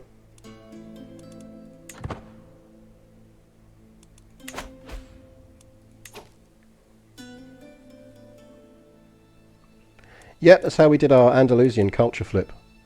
For sneaky Andalusian things.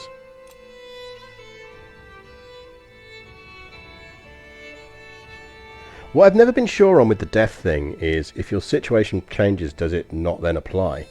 Or once it's been indicated, is it locked in? Because I've always suspected it has to be the latter for the trait to work. So it's almost like the moment you can die, it will then turn around and trigger. And it will not untrigger.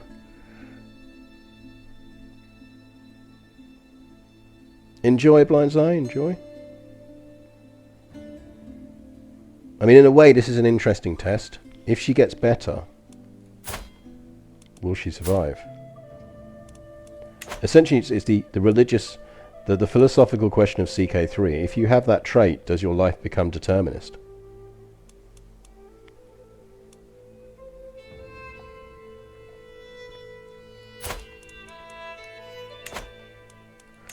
Let's reset perks.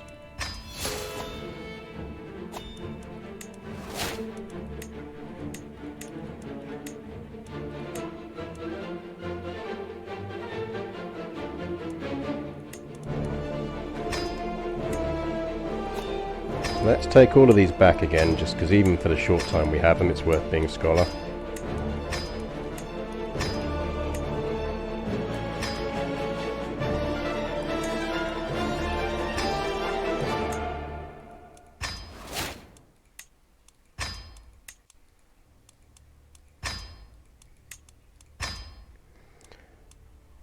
And then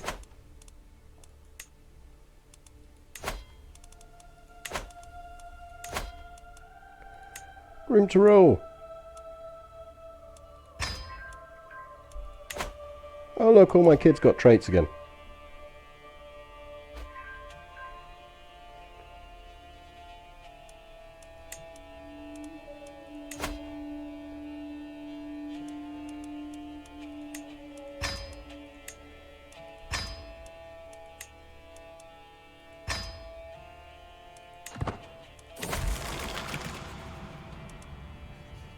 Become a journalist.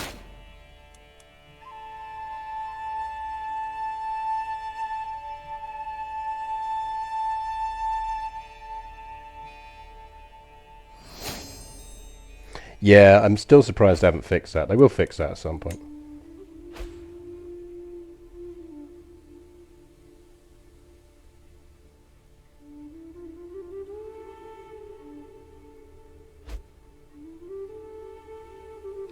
Yeah, kid is 6, so we should be able to actually educate her. So I think we will drop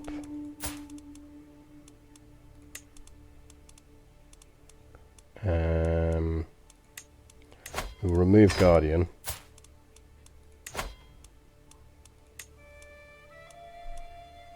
Husband and Champion.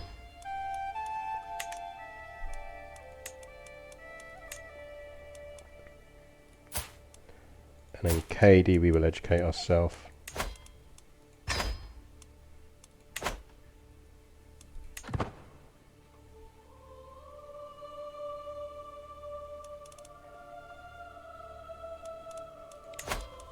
4 years left on that. Can do some control boosts. Let's do him in Kong to help out down there. RIP! Can we get some Fs in chat for Sariania for team? 47, which is desperately young to die in our grand scheme of things. She died of natural causes, although quite famous for our sharp intellect. She could not outsmart death. Bit harsh.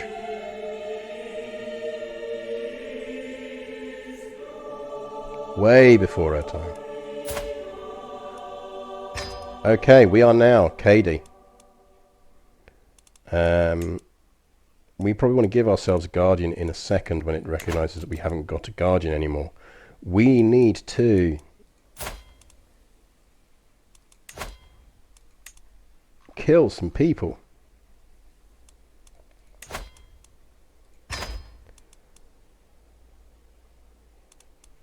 We're not going to kill you.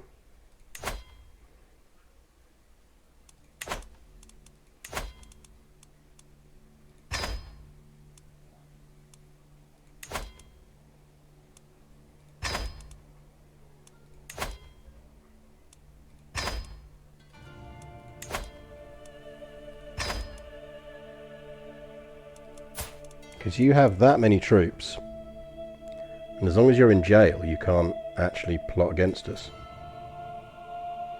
Whereas your heir could.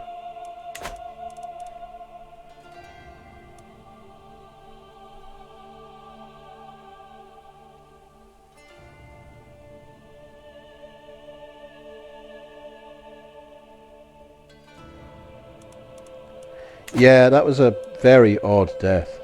She picked up a severe health penalty from being really ill. But it's also why I do think that that trait is deterministic. I think once you pick that trait and it tells you you're going to die, you will die, even if you recover.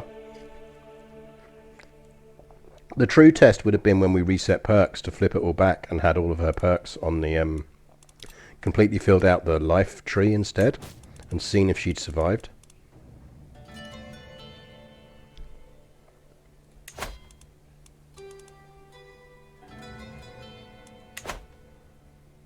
Right, the good news is we're already distinguished. We're a distinguished baby. We're also only 2 under our domain limit, so we can cling on with that. That's fine.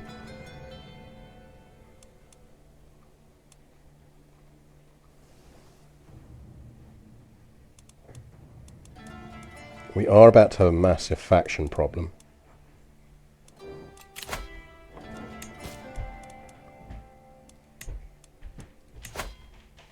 Right, these people are all getting on the council whether we like it or not.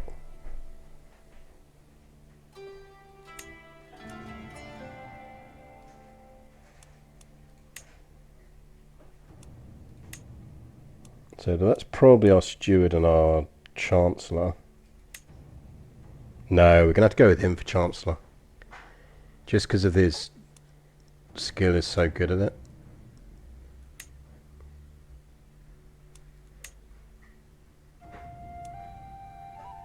I mean, we're going to have to make her marshal. She will almost certainly rebel against us. But I think we just don't have a choice, because if we can keep her loyal, that would be really useful.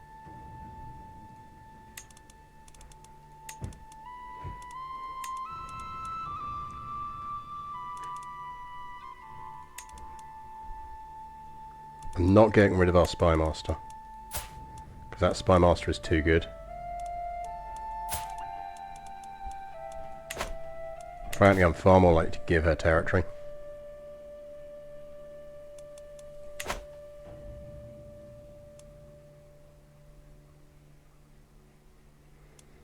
I mean, we could do that, actually.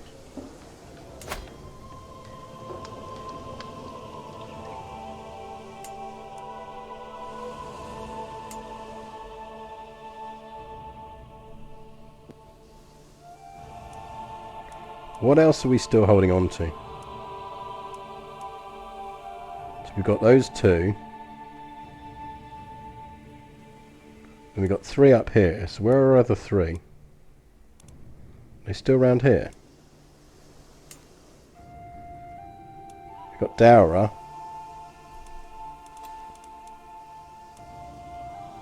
I wish there was an easier way to see what counties you kept hold of. I'm just wondering if we've got a couple of counties around that we don't really need to control, that we've forgotten to give away. Oh, Marrakesh. We kept hold of Marrakesh. I mean, Marrakesh is potentially nice.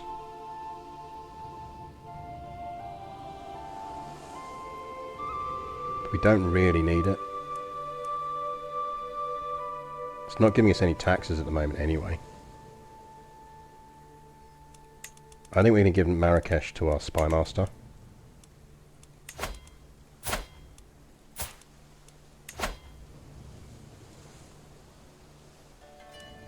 We've also still got Katsina. Maybe we finally give away Katsina.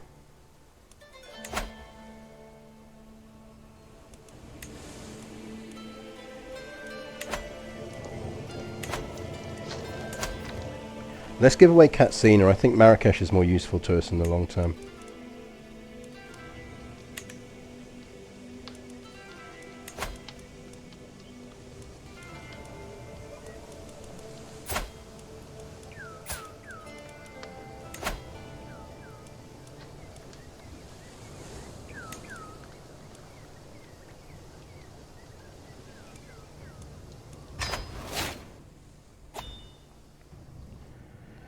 Now, we probably do want to package out some kingdoms.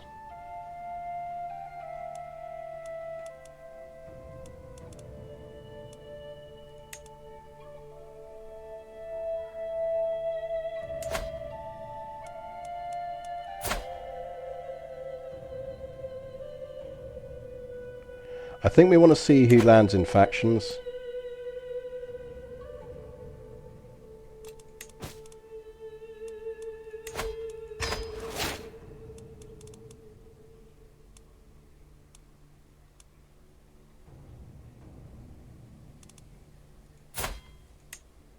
And then see if we can marry some alliances out.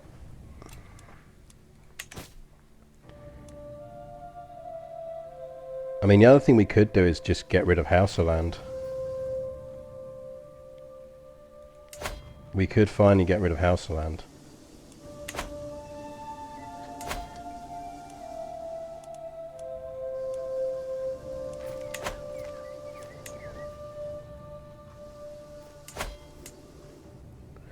Just feels like it's our spiritual home and we shouldn't get rid of it.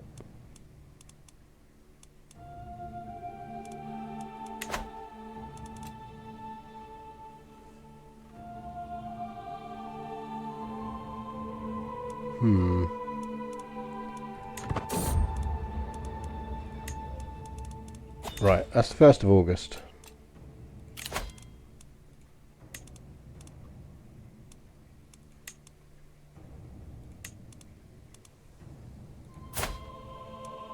You should really like me more than that.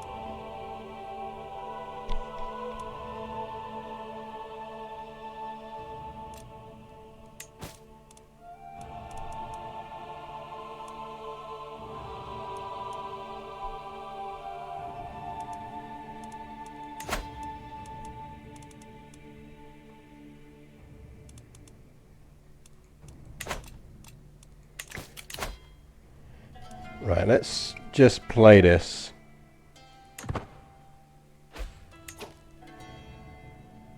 That's true, we could give it to... No, but then we lose her as a vassal. Ah, no, hang on, here's what we could do. Here is what we could do. Because you're right, we could keep it in the family.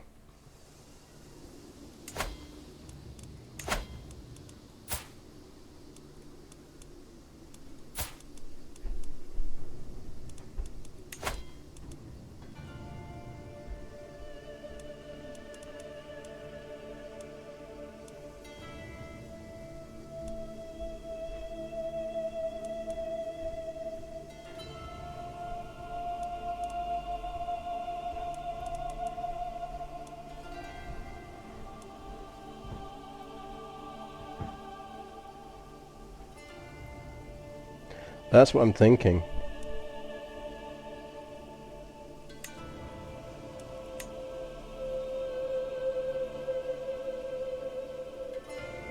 because she'll accept a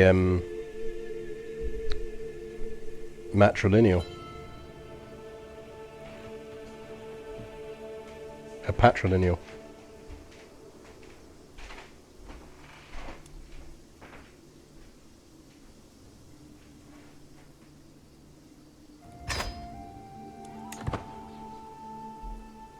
Ah, fuck, she already married. Okay, in which case...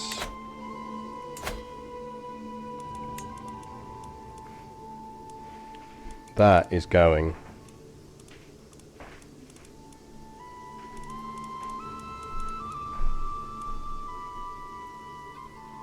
to one of our kids. One of our brothers.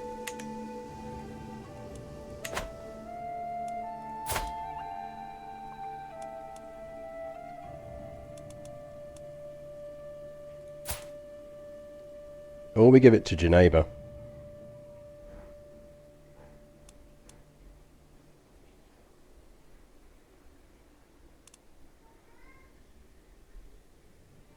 She doesn't know because we disinherited her.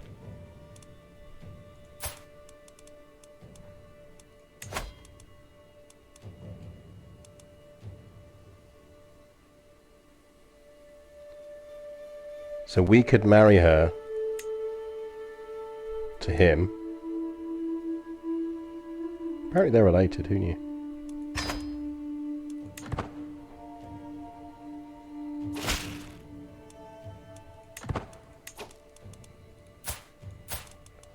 Then we grant her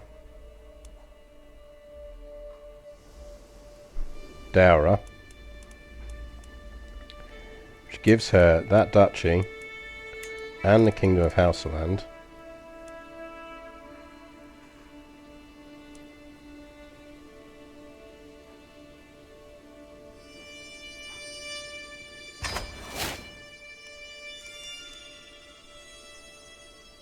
Which means she bloody loves us.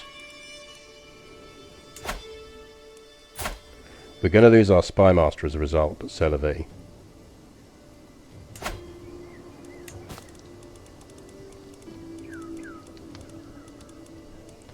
Which also drops us beneath the too many titles thing.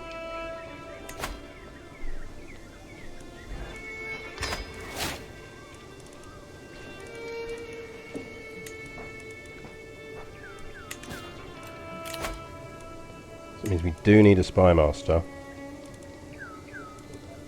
It's probably going to be our dad for now, because we can't afford to have a spy master who hates us right now. It means you get to be Chancellor.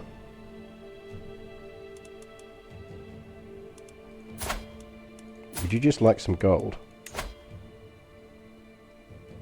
No, 150 isn't going to push her into positives. It's not worth it.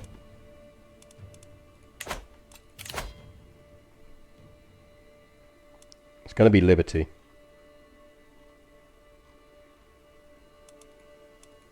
But that is beatable. She's the one we'd really like to marry into, but I don't think we're going to get any kind of marriage that's going to do that. Oh, hang on.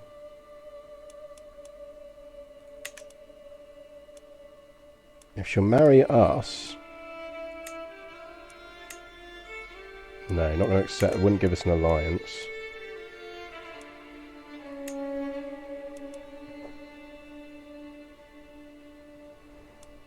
That wouldn't give us an alliance. That would give us an alliance. Because we can consort for her. No, her husband's dead. Her husband's dead. If we give her our youngest as well, because she's 54...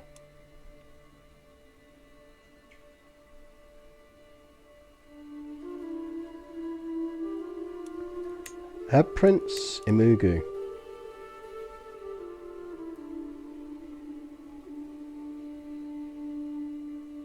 There's no chance of marriage. It's 10 years until he comes of age. So there's a good chance she might be dead by then anyway, and the marriage won't do anything.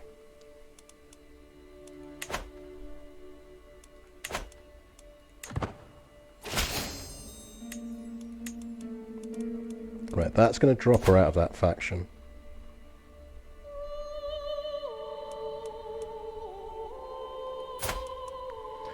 What about you, big man? Do you want a marriage?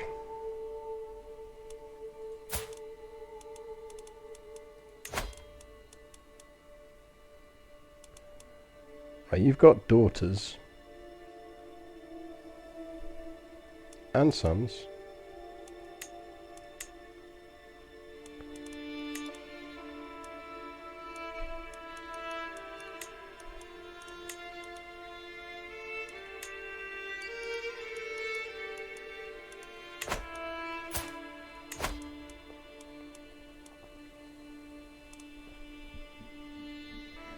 I haven't got any other sisters I can marry off. I don't really want to betroth myself to him.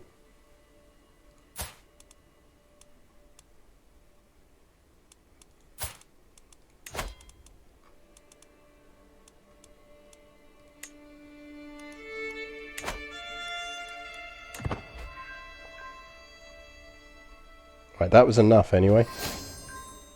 Okay, we're good. We're good. We are good. Smooth transition of power. Okay, now we are cooking with gas. Because we can also negotiate with him.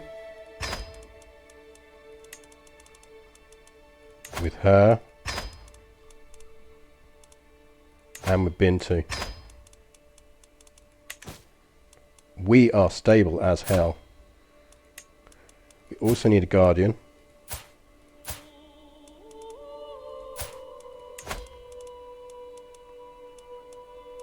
Dad's got vengeful, deceitful and wrathful.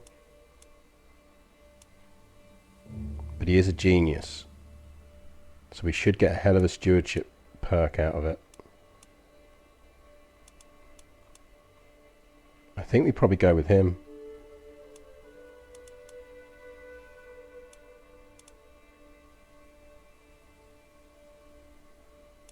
In an ideal world we'd go with someone who's got ambitious.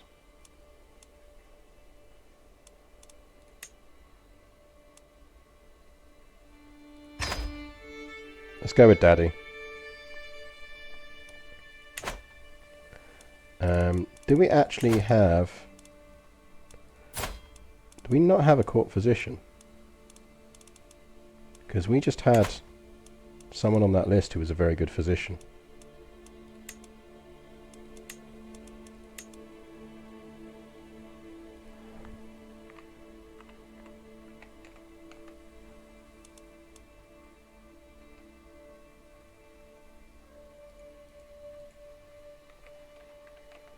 I think they were a novice. No, we've got a renowned in the realm.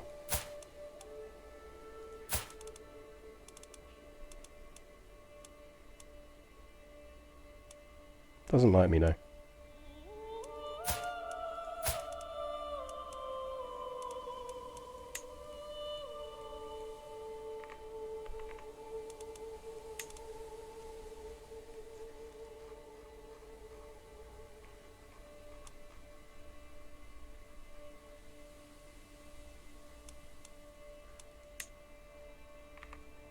Could have sworn we had like a physician on our court list. Yeah.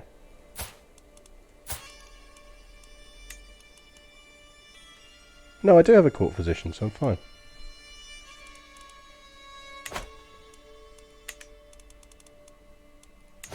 Right, let's do a meet the peers.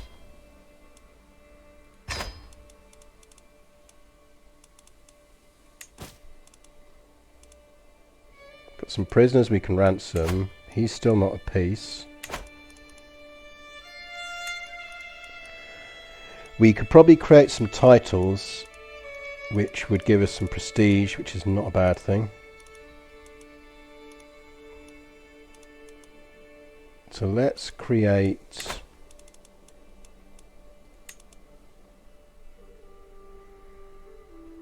We want ones that are ideally going to help us, because they give us claims on things.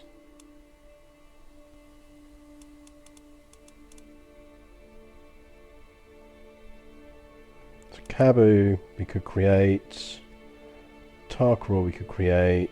Jene we could create. I mean, to be honest, we should create a Duchy of Seville, but that's going to drop us under our duchy thing, so we don't want to do it yet.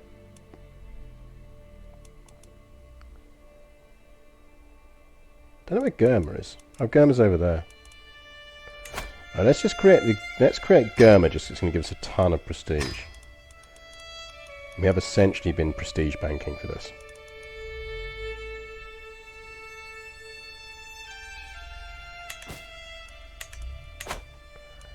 And let's also make her like us. I don't think there's much we can do about that in the short term though, until we can sway her though.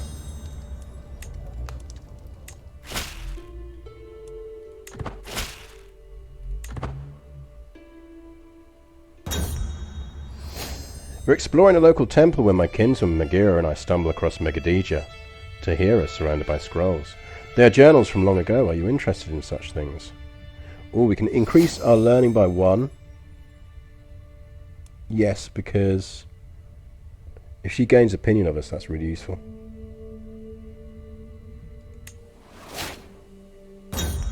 Which means she's now in gift range of liking us. Which is perfect. Because now she's endorsed us. We are playing alone in the forest. When I suddenly find myself all alone, I could have sworn the others were just behind me. Just as I'm about to start screaming so that they can find me, not because I'm scared, I stumble across my sister Yaba dressed in a black coat. She is crouched on the ground inspecting some weird-looking plant, comparing it to one depicted in a big black tome, open on the ground beside her. Has the calling of knowledge led you out here to me? Oh, we can become a witch. Yes, yes. Teach me everything you can. Sorted. We are a witch. Loran, the daughter of my vassal Megija Ayachita, went straight for a lake and threw herself in with no hesitation. What started as playful splashing soon turned into something more frantic, and suddenly she disappears under the surface. As the moments stretch on, I realize she won't resurface, at least not without help. Oh no!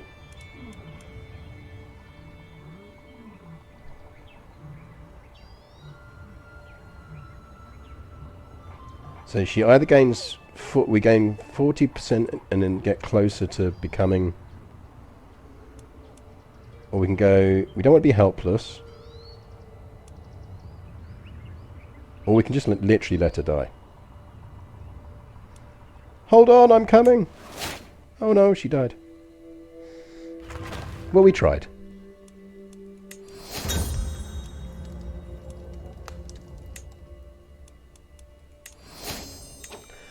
Right, we are actually stable. How old are we? 6. We don't really want to wait 10 years before we start declaring wars again, but let's just double check we are doing everything we need to do. We are. Okay, cool.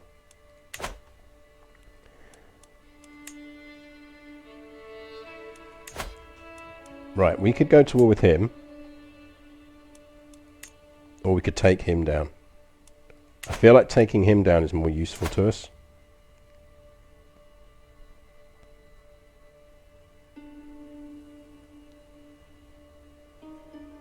I reckon.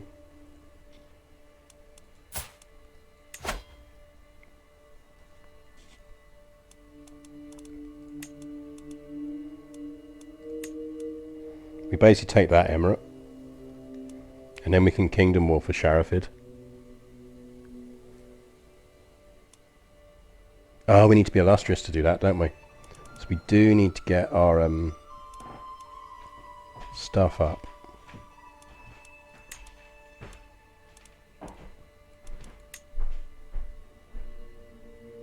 Yeah, we're going to need to start working on getting our prestige and everything up, aren't we? Okay, title creation is our thing then for the next rest of our childhood. We should stash cash as well, because if someone holy wars us, we're going to be in trouble. Okay, let's get up to a baseline of 1,000 gold. I'll let it slide this time.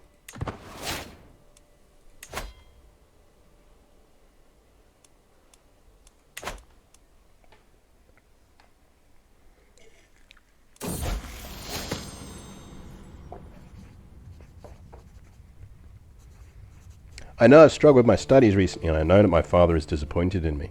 But I never expected for him to go far as to take my favourite toy, my dear wooden horse. Outrageous! That was my wooden horse. Problem is, there's not a lot of ways to lose stress as a kid.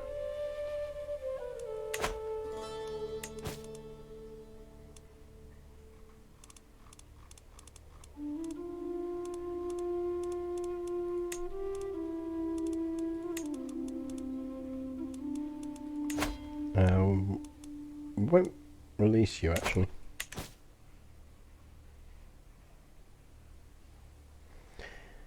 Yeah, but the thing is, it doesn't always really, because actually 9 times out of 10 the good choices require you to accept stress.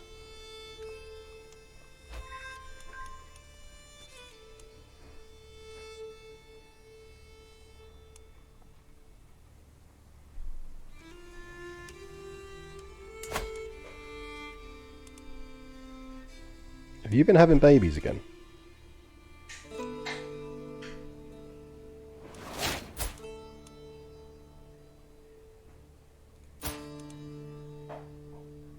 God damn it! Did we lose out? That's annoying.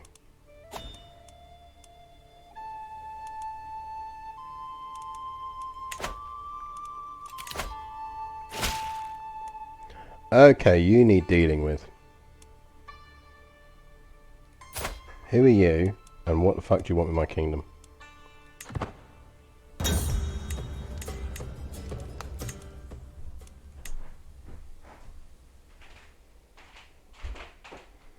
Because you are not getting my empire.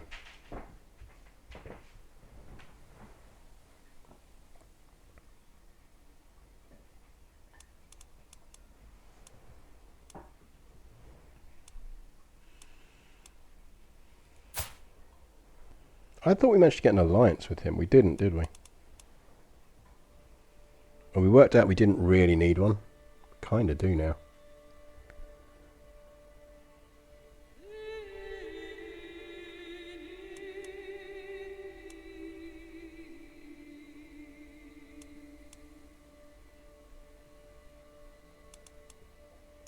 The other option is, and it's something we might want to consider, how's a Khan doing? A Khan's got a lot of troops. Right, hang on, actually.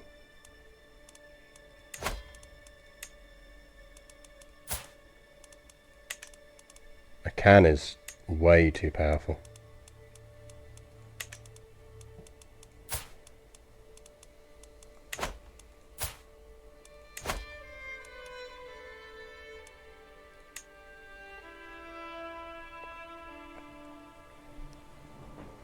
I think we might have to do that.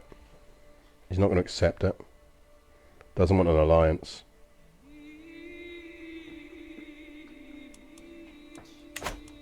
We plotted so hard to get that kingdom as well. It was all undone. We haven't really got anyone left to execute. We've done it already. Like, we can only do it by getting tyranny, which is not helpful.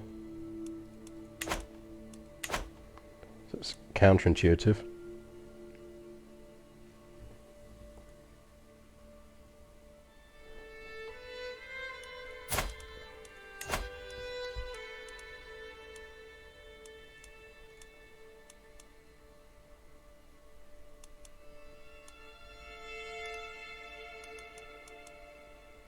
And we're not looking great in alliance terms.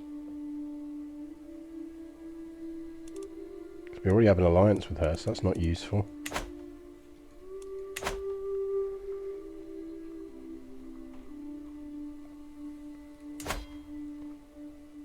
Very worried about him now.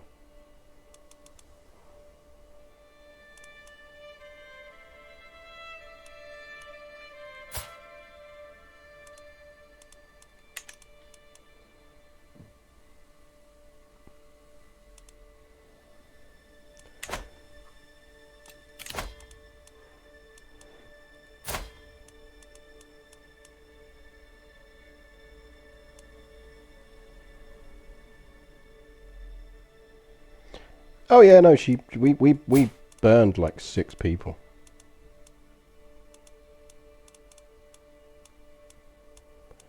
We basically want to get about 30% out of this.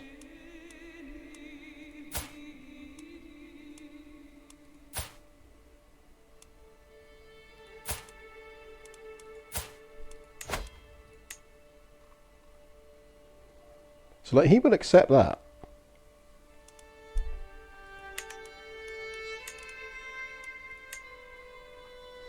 He'd also accept my half-sister, which would give us an alliance. Would he take a matrilineal on that? He would.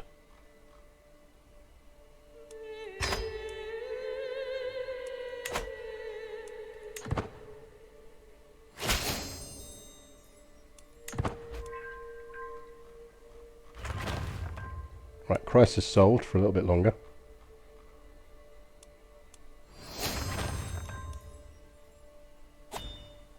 Right, and we're back. So like that didn't gain us anything and didn't reduce any of our stress. It's very annoying.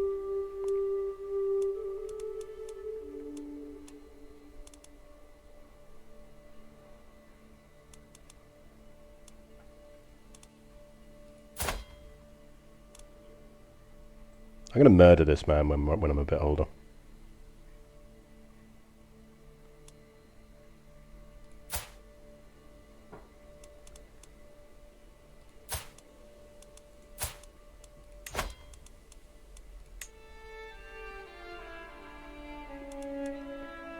Would you like to marry my half-brother?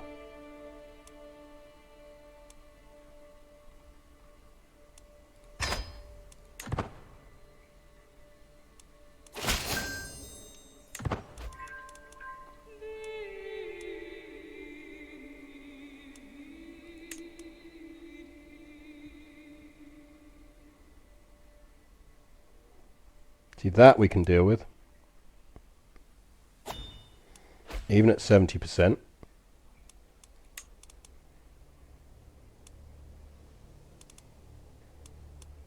Because it's all tiny little ones, and we can slap them down independently.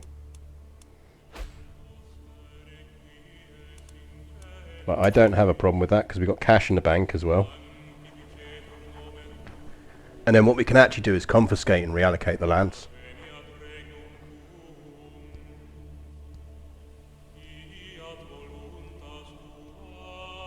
So I think we can handle that.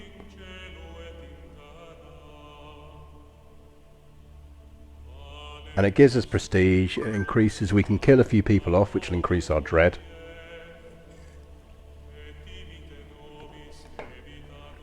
The issue is more that it's going to embolden other factions.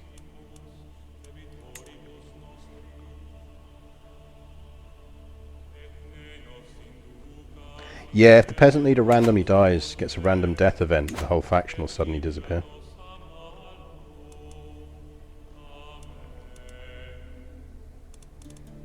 How are we looking in religion terms? So I mean, like we're done, like we're getting there with Bori.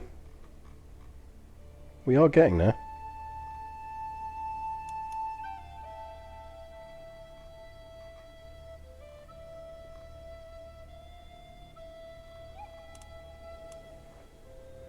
It's not bad for 10-10.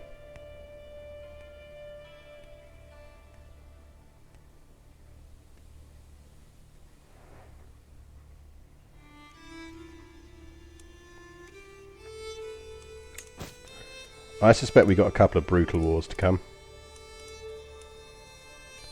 There's probably not much we can do about it, but that's fine.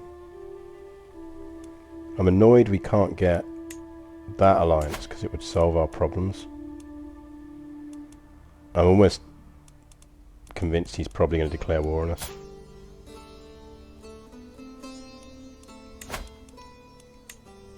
Because he doesn't want anyone.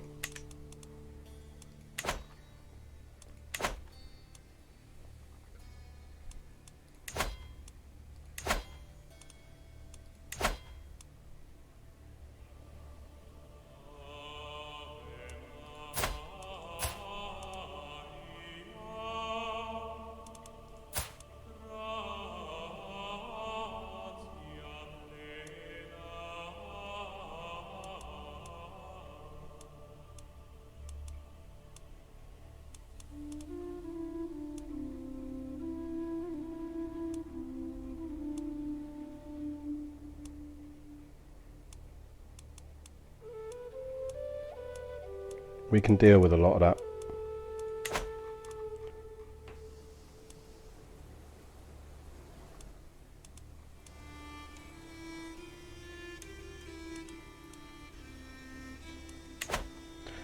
I think we can probably win these wars.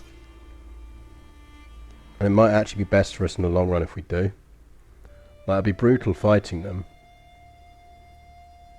But not the end of the world.